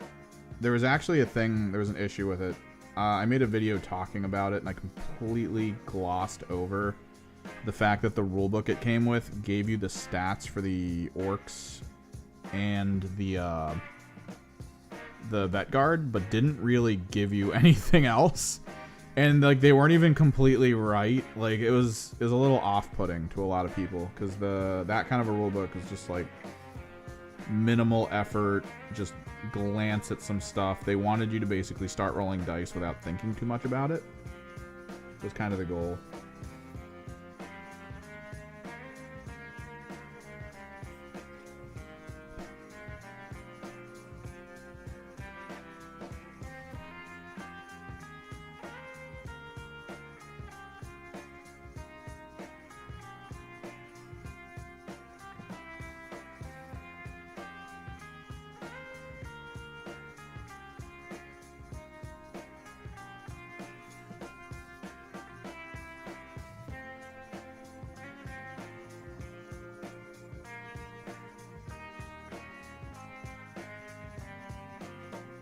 So even if you bought the old starter set, you needed the, which one was it? Octarius rulebook.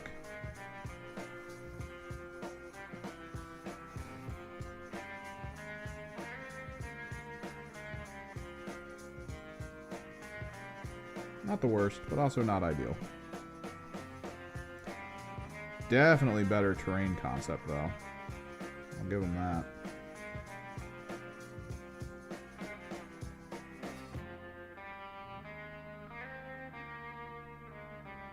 Friggin' MDF terrain and a good bit of it, rather than just being like, here's the 5 small pieces of terrain.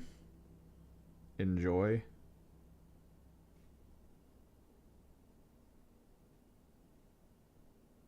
Good luck.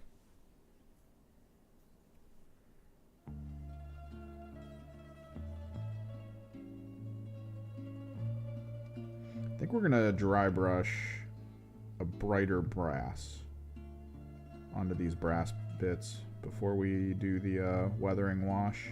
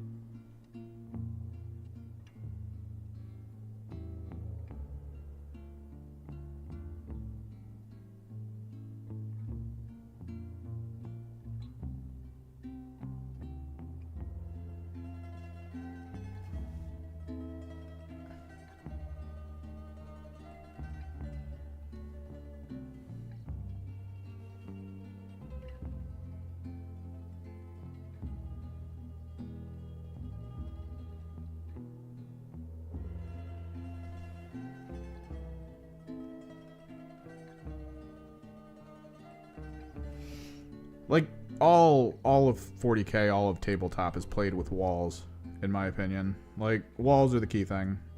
Scatter terrain is just to prevent you from walking places, that's all. Whereas walls are the key. Preventing people from being able to see down certain paths is probably the most important element.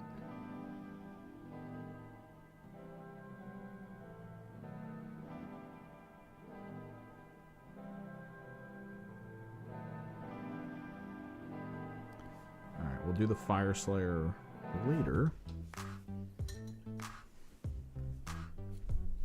Let me... Where did I put Snakebite? ITD is okay. ITD has flaws in its pacing. I do prefer it like as a general system, like if you're just gonna play like a general game. I like Vulcus, where Vulcus has gone. But the key thing I really like, the genuine like top tier, this is now my favorite thing, is that Approved Ops explicitly shows asymmetrical games. Like, that's how they approach gameplay. It's all asymmetrical now. They want you to play in a situation where picking sides is important.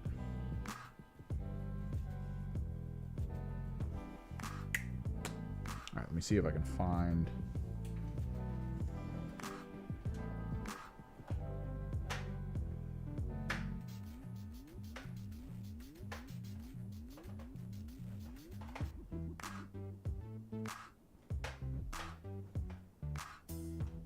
Weapon bronze.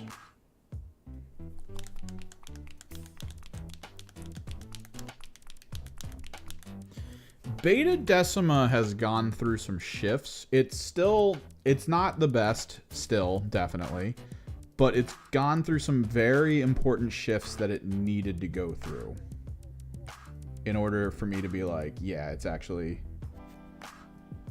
you know, it's becoming something of at least relative value.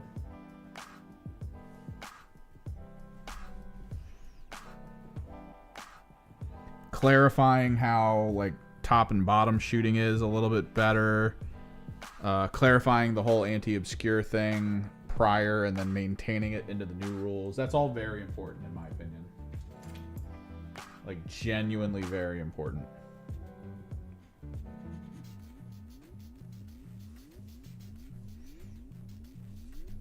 And then having it be all asymmetrical is huge. But knowing the teams that we've been looking at, I don't think there's enough teams with good mobility options to warrant it. Because, like, okay, it's making it feel like if there's a tournament coming up, one of the key things you're going to want to know isn't necessarily, like, it's not like you just want to hear, like, oh, it's a kill team tournament. You want to hear, like, okay, it's a kill team tournament, Beta Decima's involved. If Beta Decima's involved, and, like, let's say ITD, there's probably a bunch of teams that are very good at high mobility, but also close range. Right?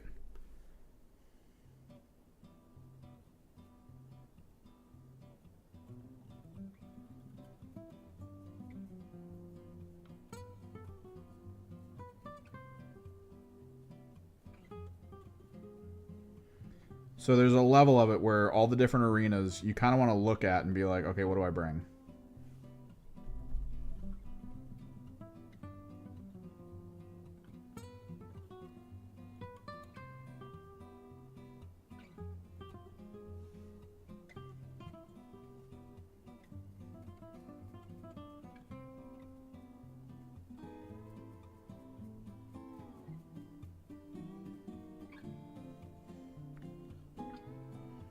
Or do I have an answer when I need mobility?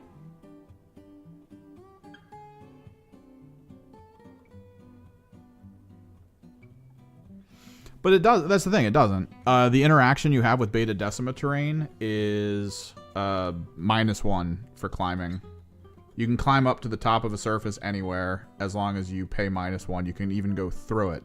So technically, with how climb works, there's a way for you to get to a surface without paying the -1. But the -1 comes if you're like directly under a surface and you're like, I'm gonna pop straight up. It would be more interesting if the universal option for movement wasn't ladders. If the universal option for movement was like climbing gear, like the old climbing gear, I think it would have been better.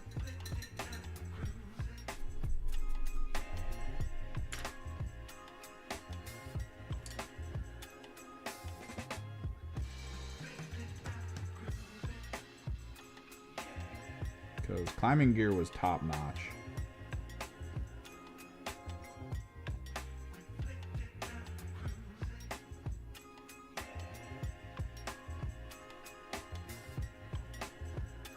Ladders can be doable. Climbing gear would have been much better in my opinion. For everyone to have.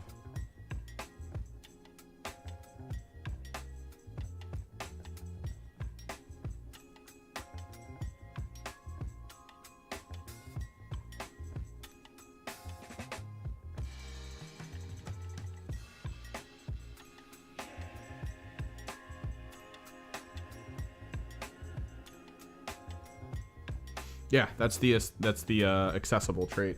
The ITD doors cost an action point to open and cost movement to go through because of the same thing, accessible. All right, let's do the flesh tone because my Death Guard wear flesh. Gross.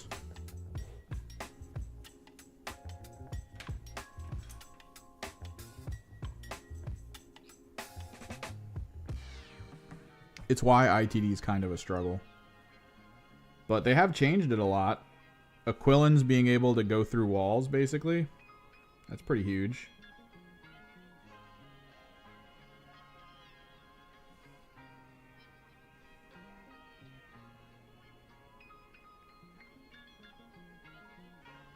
The Shade Runner on the Void Scarred team being able to teleport through walls at will. That's also really huge.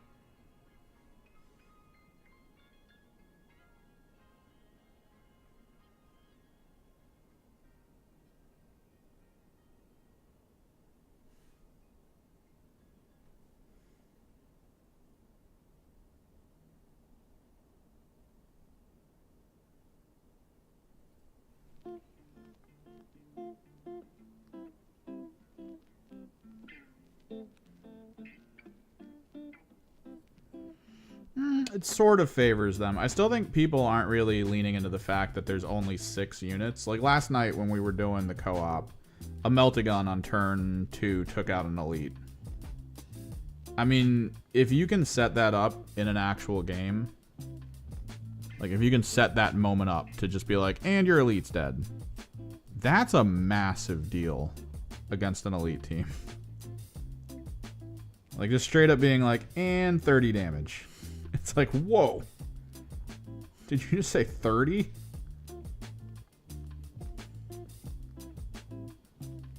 Elite dead.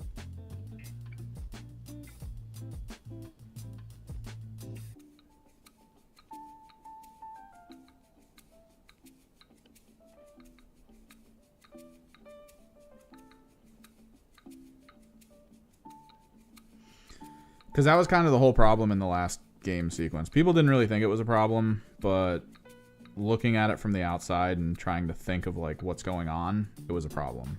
Basically, almost every tournament that ever occurred in Kill Team would always have Vet Guard and Commandos in like the top 5. And the teams that were winning were pretty much mostly Horde teams. Like, elites would just get shellacked every step of the way. The only time elites dominated was when the intercessor team was brand new and not many people knew how to deal with them.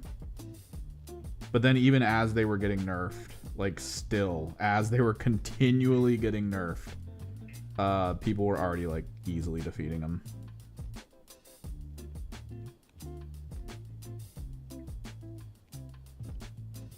So there's just this sense of once you figure out the gimmick, you can just, you know, deal with it.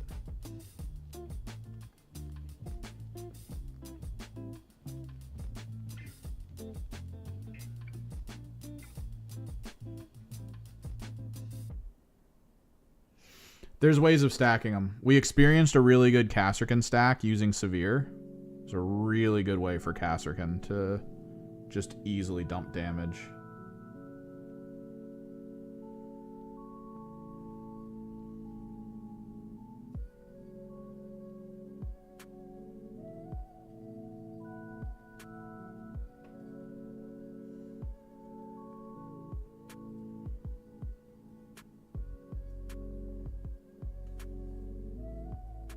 Hell yeah, flesh.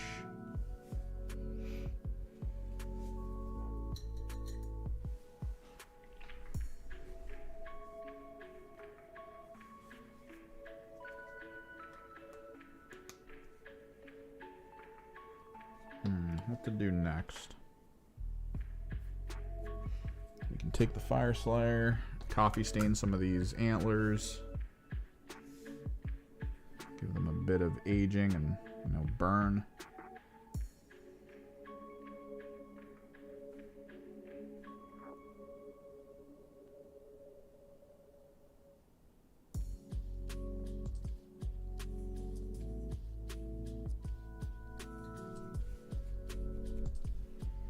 So like we're definitely birthing pains mode with the new rules. Cuz I see it all the time. People comment all the time in my chat. Or not, I wouldn't say all the time, but I keep seeing it. Like, some of the most fervent posts that I get as, like, comments and responses are, like, 2 paragraphs of, here's my dissertation on why elite teams are always going to win every game ever.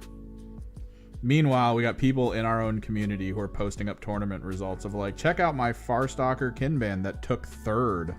And you look at the top 10 and there's, like, 1-2 elite teams, and only one of them's higher than the Farstalkers, and the other's like 4 down from the Farstalker, below a bunch of Horde teams. And it's like, all right, somebody's overblowing this issue. It might be a bit of an issue. There might need to be some changes, but I think it's mostly that we're at a place now where the rule that everyone hates with elite teams is actually very needed for them, because in actual competitive situations, they actually don't do well.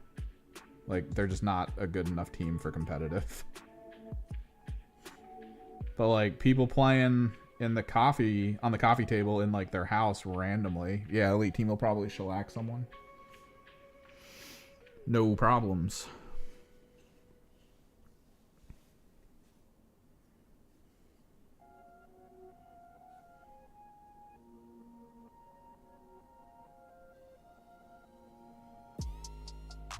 We'll have to see. We'll see what happens. I know a lot of people are pointing to the Astartes counteract function as the big reason why they're so good. So we'll see if an adjustment happens there. I feel like whatever adjustment needs to be made has to be one where a person in a competitive scene would be like, oh yeah, no, that's fine. That won't affect my strategy at all.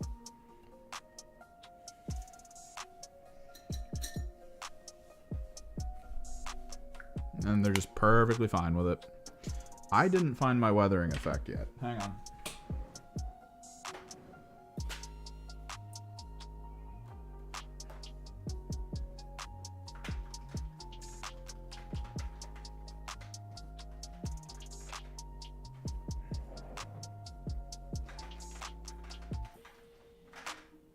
There she is.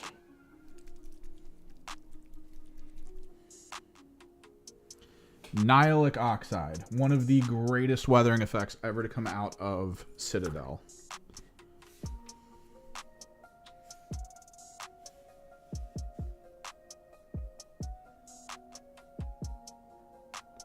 The trick is you kind of need it to be like a little wet.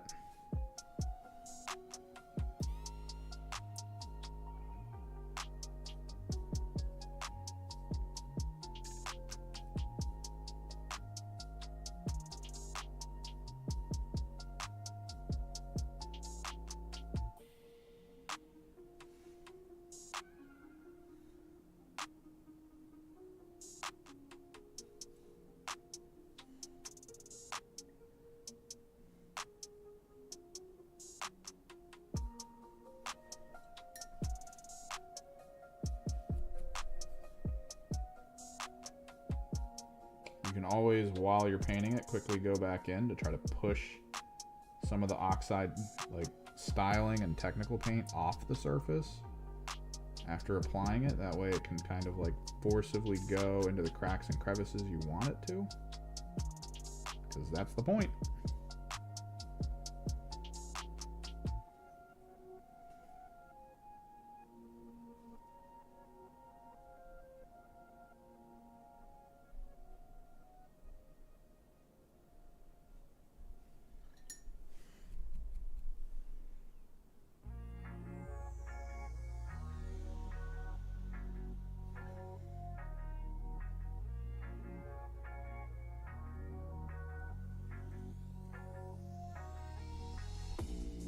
But for technical paints, I know everyone points to like Blood for the Blood God and like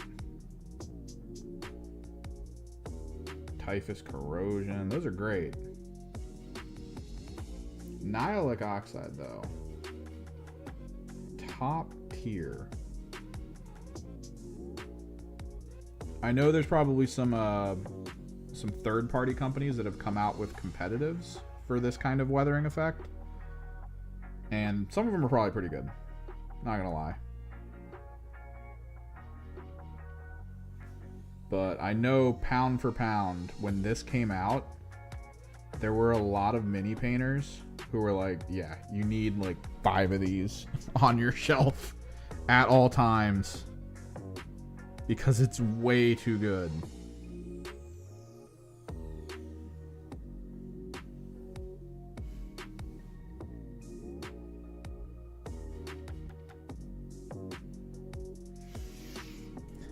It's always back and forth. There might be specific things that those teams have that's a bit too strong that we might see less of.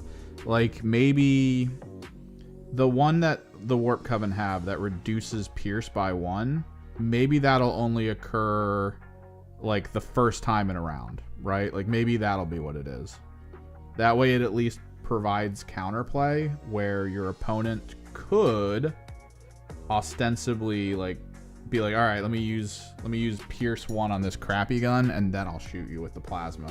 Because at the very least, it gives you, as the player, the agency to go, oh, he's definitely going to go for me with that plasma, and he has initiative, which means I really need him to not do that first, which means I'm going to use this ploy. He's going to have to waste with something else first to try to not waste his plasma, at which point, like, hopefully I've moved and have done something, like activated a spell or just anything. Like, it could be per team something needs to change, because I know a lot of people have pointed out that it is the damage mitigation that's the issue. Like, there's just too much damage mitigation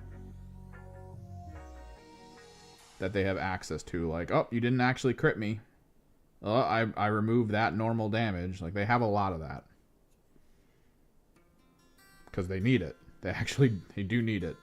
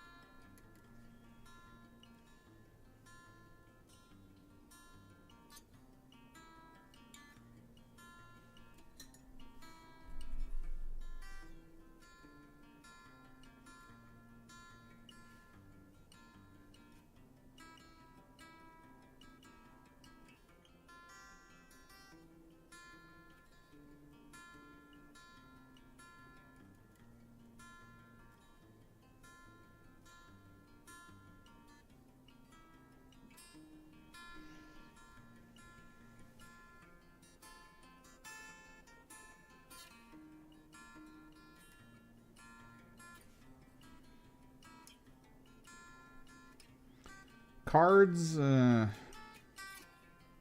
know that they like doing it, but word on the street was Games Workshop actually kind of hates doing cards. Like a lot. Apparently it's expensive.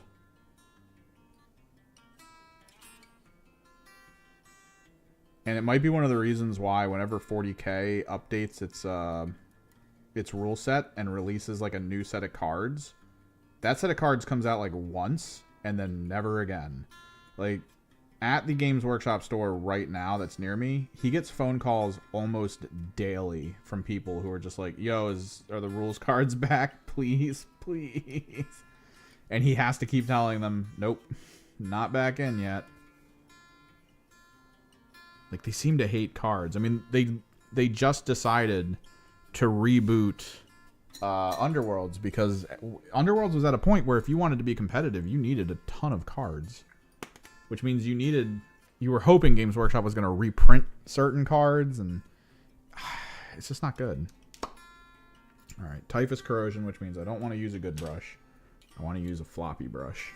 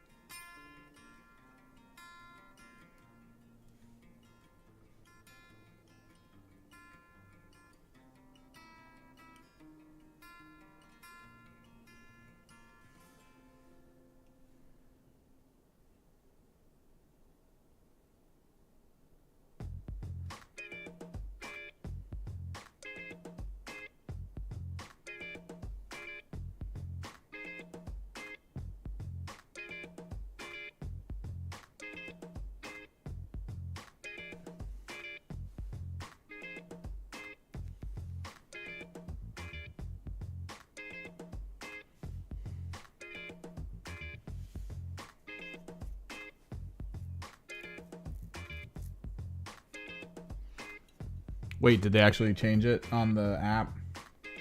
Because the last time I went to the app and pulled up the PDFs, they were all horizontal and I hated it.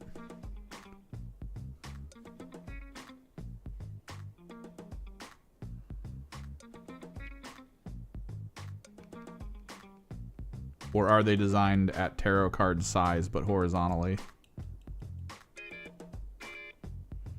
Because they do tarot card sized prints. It is their method.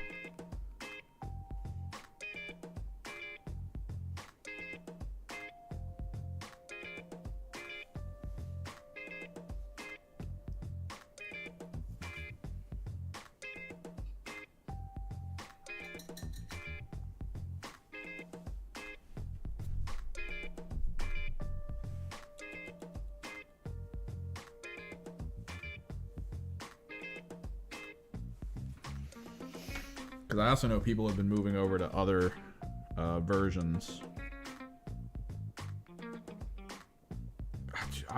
Everyone was hoping the Kill Team app was even going to be remotely good. But just the fact that they did it as a PDF viewer, oh my god.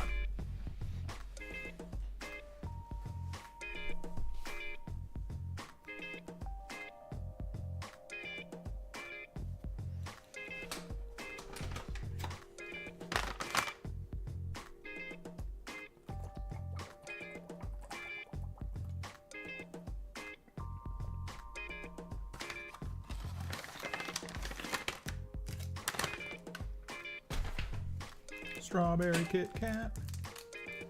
Alright, we got Nurgle's Rot to add. I might want to find Blood for the Blood God so we can kind of hit some of the flesh cloth with it.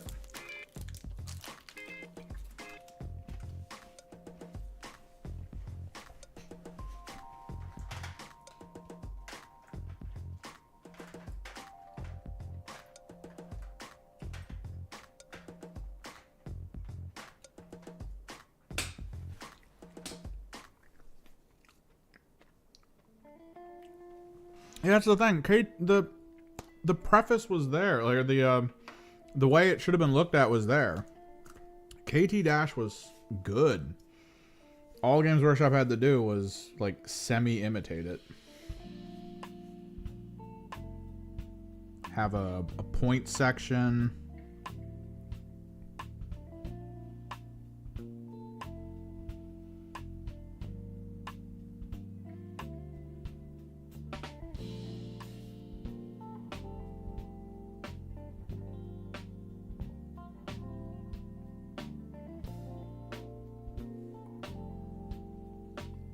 Make sure the verticality was good. They even, you know, kind of pulled it off with some of the other apps. Like the AOS app and the 40K app are actually good.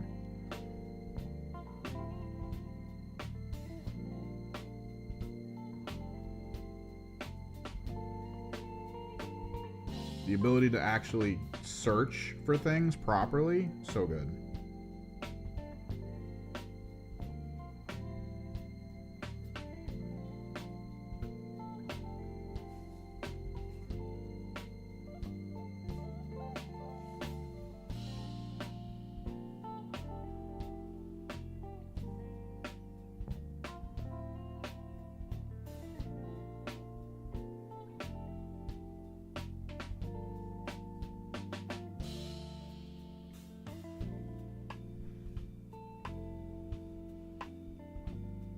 They had the blueprint. They just needed to use it.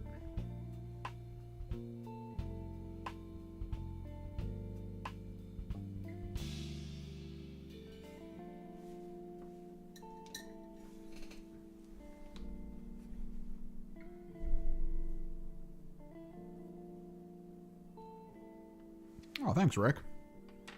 The lore is cool. The lore, okay. To be clear, from a nerd perspective, the lore kind of sucks, but it's also really cool.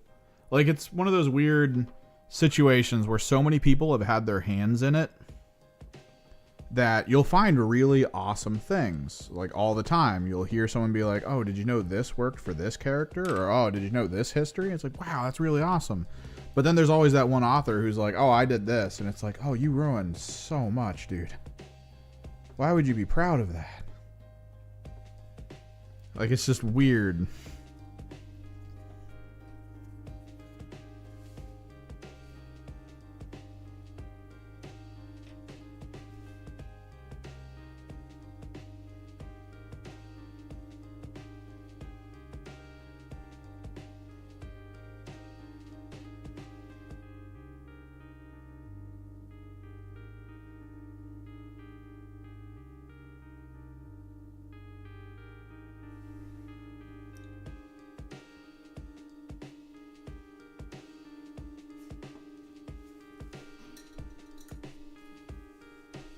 We're so close to being done. I think I'm going to do some slime on a lot of the flesh parts. We need to apply the base paste, which is going to need to take like a couple hours to dry, and then I can finish it that way. No, yeah, it's most giant nerddom IPs do this. I'm not saying like no others just kind of suck because of the volume of information. Anytime you reach like a critical mass with the concept, or just general anything really in lore, you're gonna get crappy things. The thing is, I do like where it's going is probably a key element, because it does get reflected a little bit in the system, and I also like that some tournaments actually play into whether or not certain things will happen in the grander lore.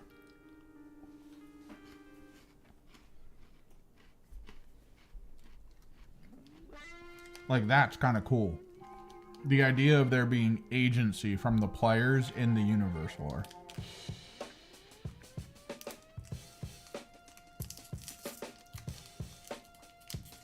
Like, I like where we're at with the whole, like, Cadia destroyed. I like where we're at with the whole, Angron wrecking, like all that, the stuff that's now created that rift through the galaxy that's blowing out like psyker power kind of situation.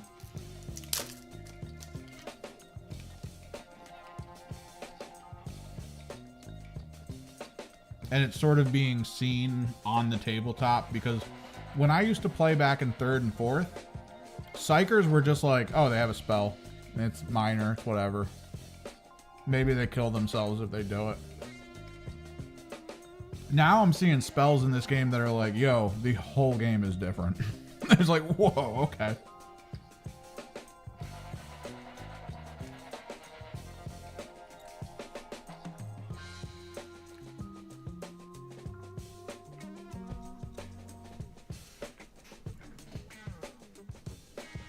We need to get some goo going.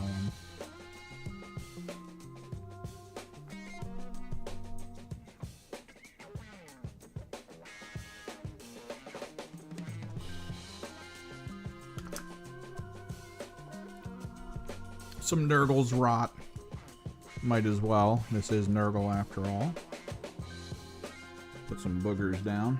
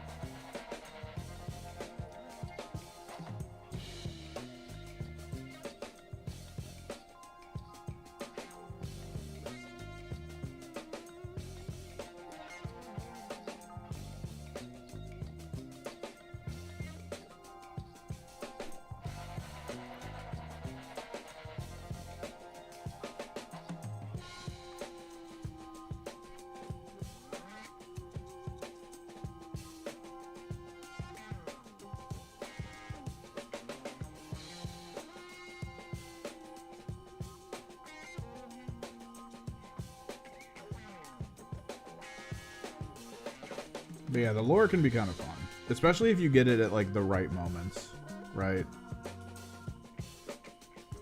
Like I've enjoyed the kind of rise of the Votann for that very reason, because the Votann are very new, but also a key element of their society and everything that made them what they are is kind of a harkening back to the Dark Age of humanity, where like AI and everything was like trying to kill us all.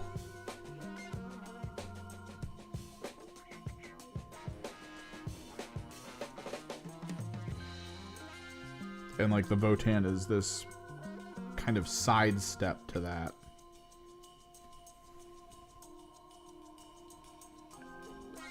Like an alternate history almost.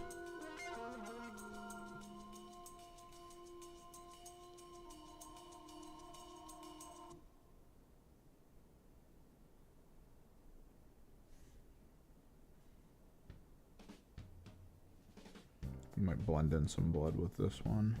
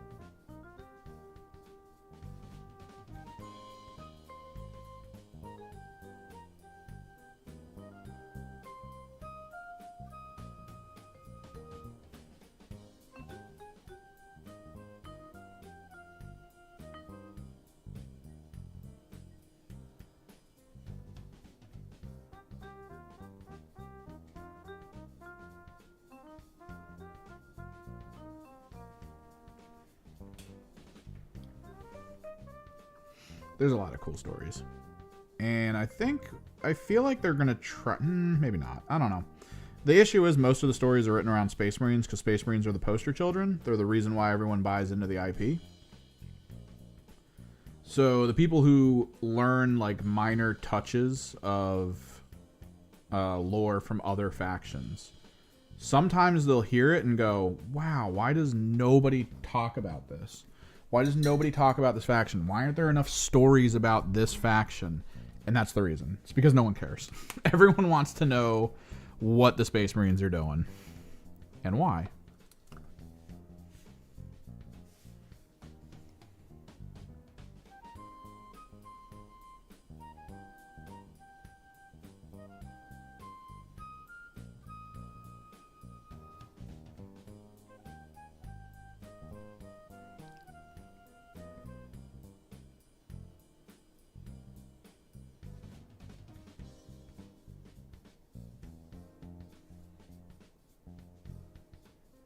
which, I mean, it kind of sucks. Wish there was a bit more to it, but I feel like some of the stories are expanding in pretty good ways.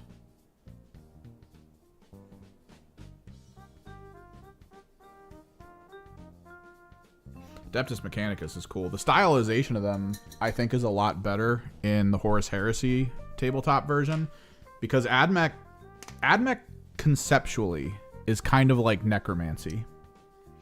So the Horus Heresy version of the game, the AdMech seem to be visually represented in a sort of Horus Heresy or a sort of necromancer style.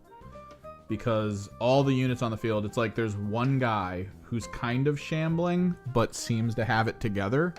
And his entire horde are a bunch of mechanical puppets that are also sort of covered in flesh. A little bit. So there's this, like, grossness to it of actual horror that I think got ironed out in the general 40k universe. It's not that anymore. It more feels like everyone's kind of just a regular dude who's trying to augment themselves to be strong.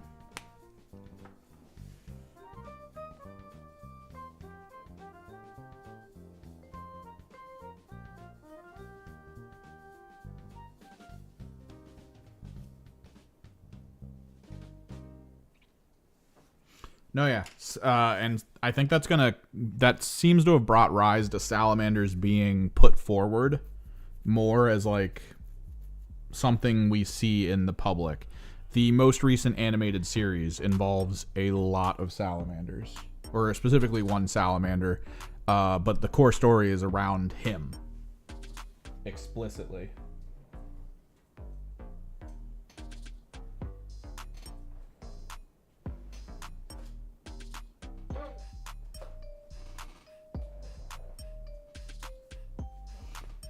Because, yeah, it's a different concept, the salamanders.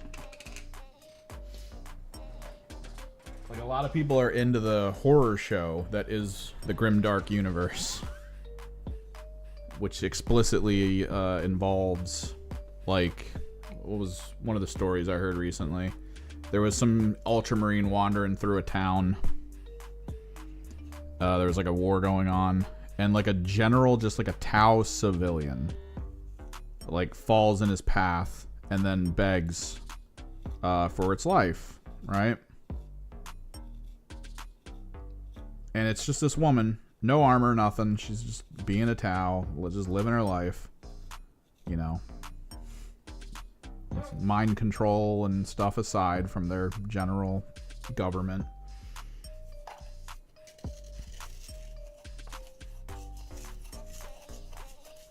And she's just like, please, I pose no threat, blah, blah, blah. I've heard of your people, like, you're noble kind of situation. And the Space Marine was, like, looking at her for a second. And then it heard footsteps from, like, other Space Marines nearby. And then it just stepped on her chest and crushed her and then spit on her face. And it's like, all right. That's kind of like the Space Marine. Like, that's the overarching system. They do have some people in them that are like, nah, human condition is important to us. And those are cool.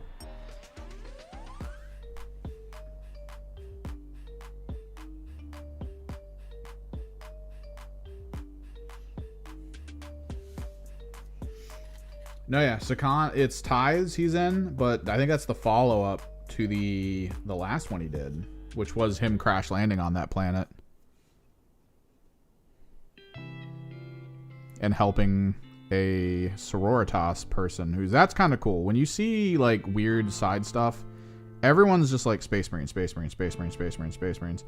And then once in a while, like, Games Workshop will go, okay, Space Marines, but we're going to hit you with a sororitas member. So you kind of experience the level of zealotry of a sororitas, but we're also going to show you a situation where it's a sororitas who has never seen a Space Marine, which is actually a more common thing than some, like, situations tend to make you believe. Space Marines are not at all common.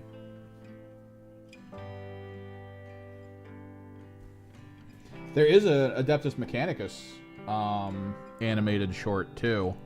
It's one of the like engineer people, like a standard just Mechanicus person, and she has an automaton, and they're just traveling around trying to find stuff because their whole thing is finding tech.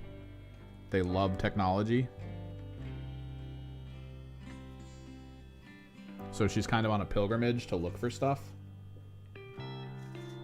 So she has an automaton that she's trying to keep like repaired and active and helping her, which is pretty cool. It's a fun little story.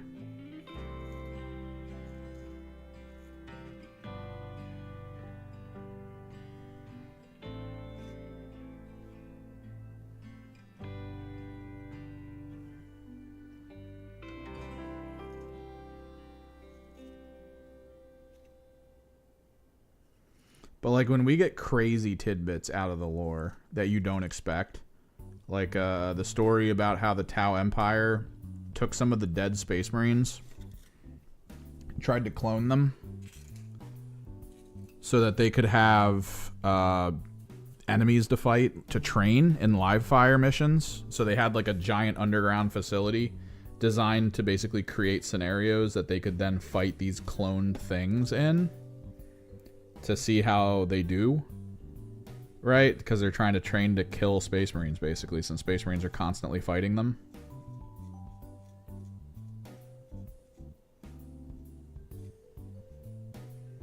It's like when you get small tastes of different factions through those kinds of stories where you're like, whoa, they're going to a pretty serious length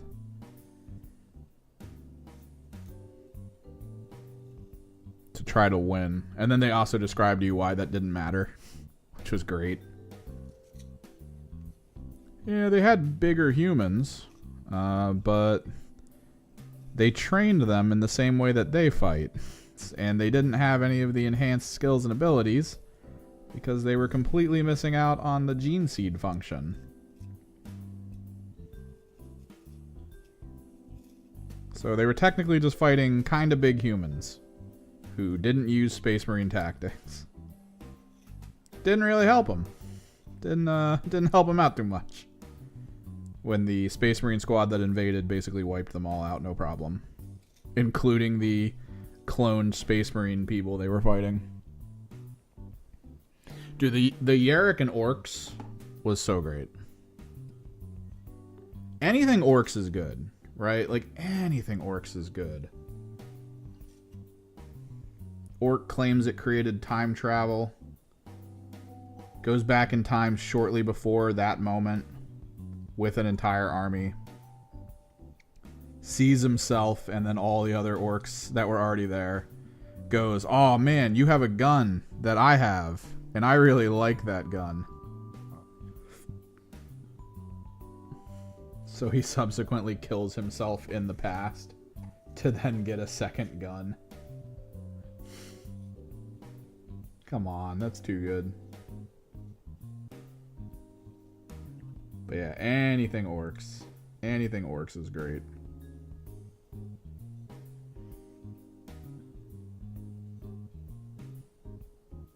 Like the theme song for Orcs is I Believe I Can Fly. That's all it is. If I can see it, then I can be it. Like that's just Orcs.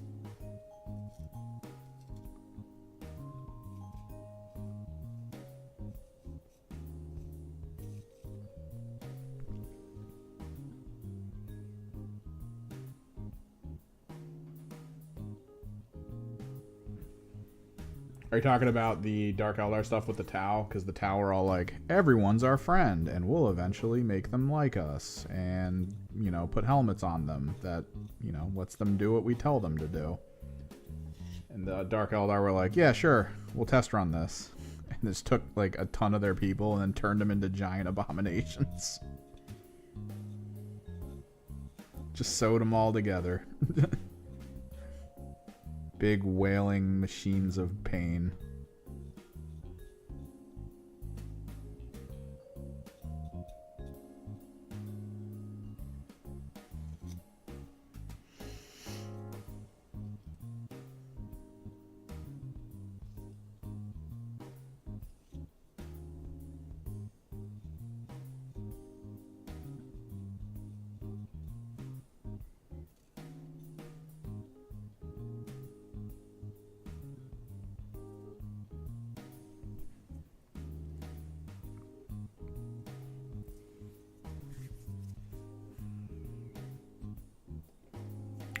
take a while to dry, but basically once it's dry, I just got to hit it with the gray, hit it with the ash gray dry brush, and put some tufts of yellow on top of it, just like that guy. And these guys are basically fully done. One sitting, one go, from priming to done being painted.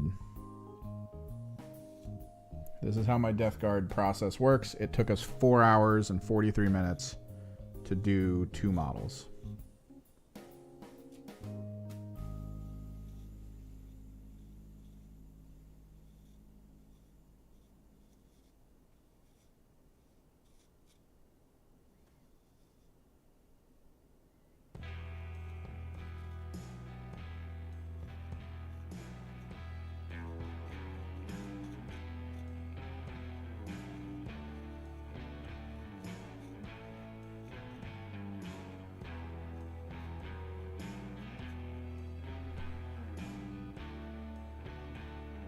I do not.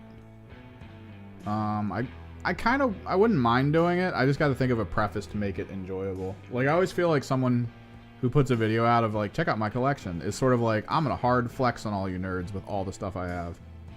I've shown models that I've put together, and a lot of what I have has been put into videos. Like, most of my knights are in a video. I don't think I put too much of my GSC in a video yet. I occasionally try to put together, like, hey, this is how this tournament went videos. But they tend to never do that well. Just because I don't know. I know these videos need to be entertaining. It is not necessarily easy to do with tabletop, because this is a very slow medium.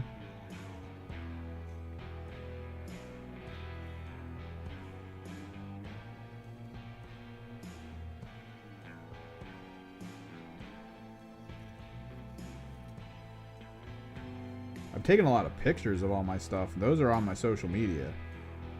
Like, almost everything I've ever painted is probably on my Instagram.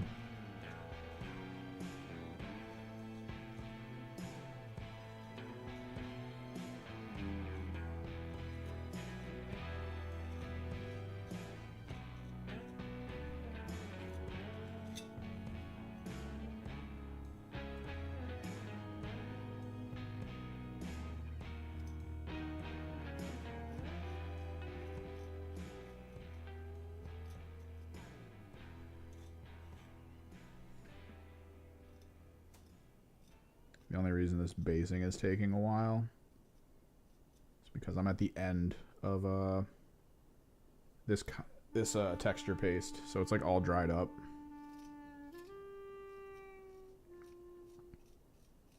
It's making it a little hard to push down and hold.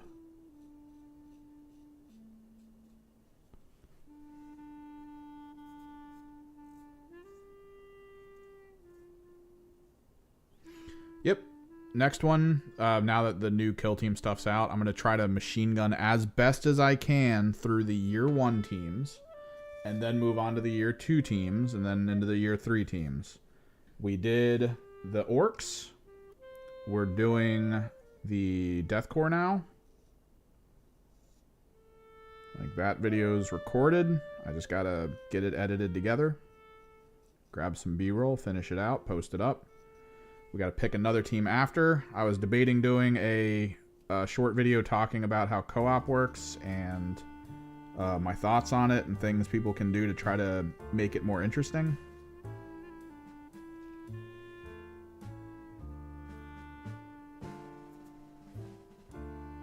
That's on the docket as well. There's a lot going on. I keep wanting to show other things too. Like, that's kind of a problem. I want to show like 40k and stuff because that's also what I play, as well as AOS. But like, man, there's so much going on with Kill Team. And I am just one guy.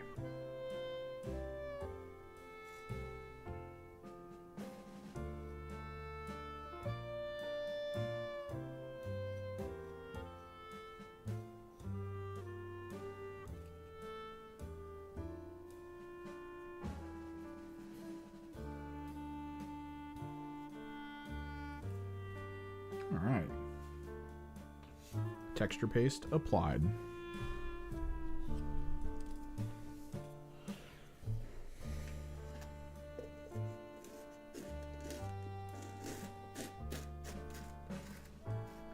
throw this out soon.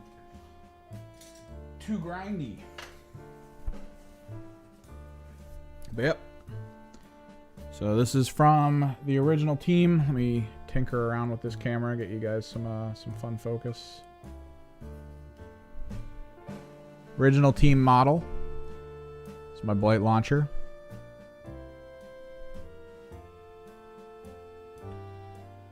This guy is going to be the replacement icon bearer.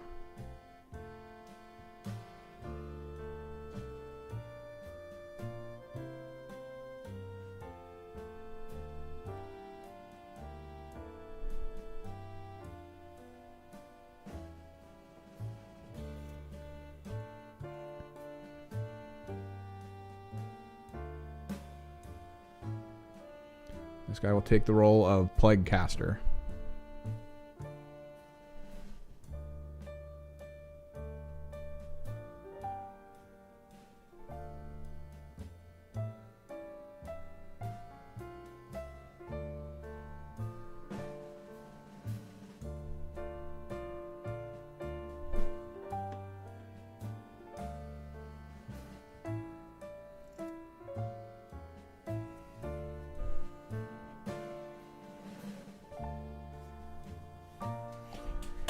Simple enough, chat. Alright, so hopefully this week I can finish that deathcore video. That'd be great. Don't really have any other painting projects. We might not stream that much until maybe next week. Not this coming week, or this current week, I guess. But the week after, I'll reset up. We'll probably try another co-op game, or we might even do a versus game where we play a standard op mission, and I'll pick a team, and you guys can pick a team. Normally what I'll do is on Discord, I'll put up a vote, probably a little bit in advance, to pick a team specifically for you guys to play. And then, depending on which team it is you pick, if I have options, you guys can kind of tinker around with a potential on-field list.